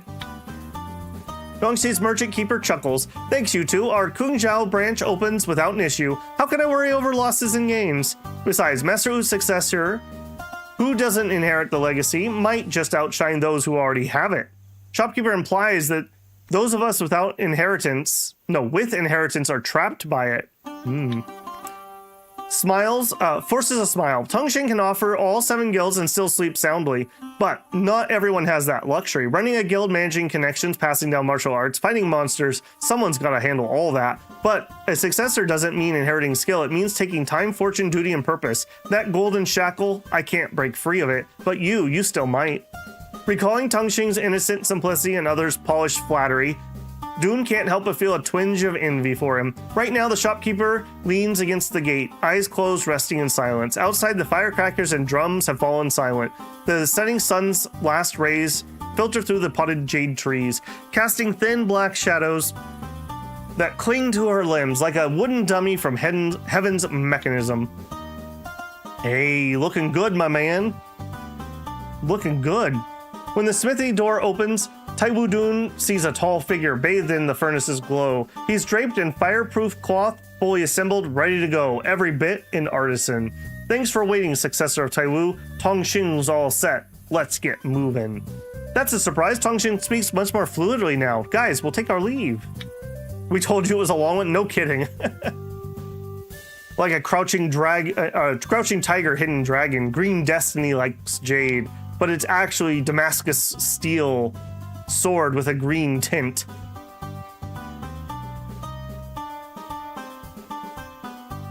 The shopkeeper opens her eyes at the news, then gets up and guides the two guests all the way to the outer gate. She gives a practiced Han-style bow. Safe travels, both of you. Successor of Taiwu will meet again soon. We've opened a pavilion. This is good. Event complete. Whew. Okay, I won't lie. My voice was really going out there at the end. I'm glad we made it through that. We are definitely over time, so we are going to be calling it there. So I guess we're at about the 50% mark for this one. So I guess it is what it is. We'll continue on tomorrow with some more Sword of Taiwu. As always, a like goes a long ways to helping me out. If you take the time and you appreciate the content, that helps me a ton. If you're not subscribed, I hope I've earned your subscription. I'd love to have you back again. If you want to support the channel, you can always do a super chat when I'm live, a super thanks on a video or VOD. Consider becoming a member of the channel or checking out the Patreon linked in the channel info. I also have a free Discord. I do an announcement about 15 minutes before going live. So if you don't get those from YouTube and you like to be pinged, you can do it over there. I'll be back in a little less than 2 hours, and we're going to do a little more Pal World today. We had a lot of fun yesterday, just a pretty chill stream. So yeah, I hope I'll see you there. Thanks for hanging out today, guys. I will talk to you tomorrow. Babble out.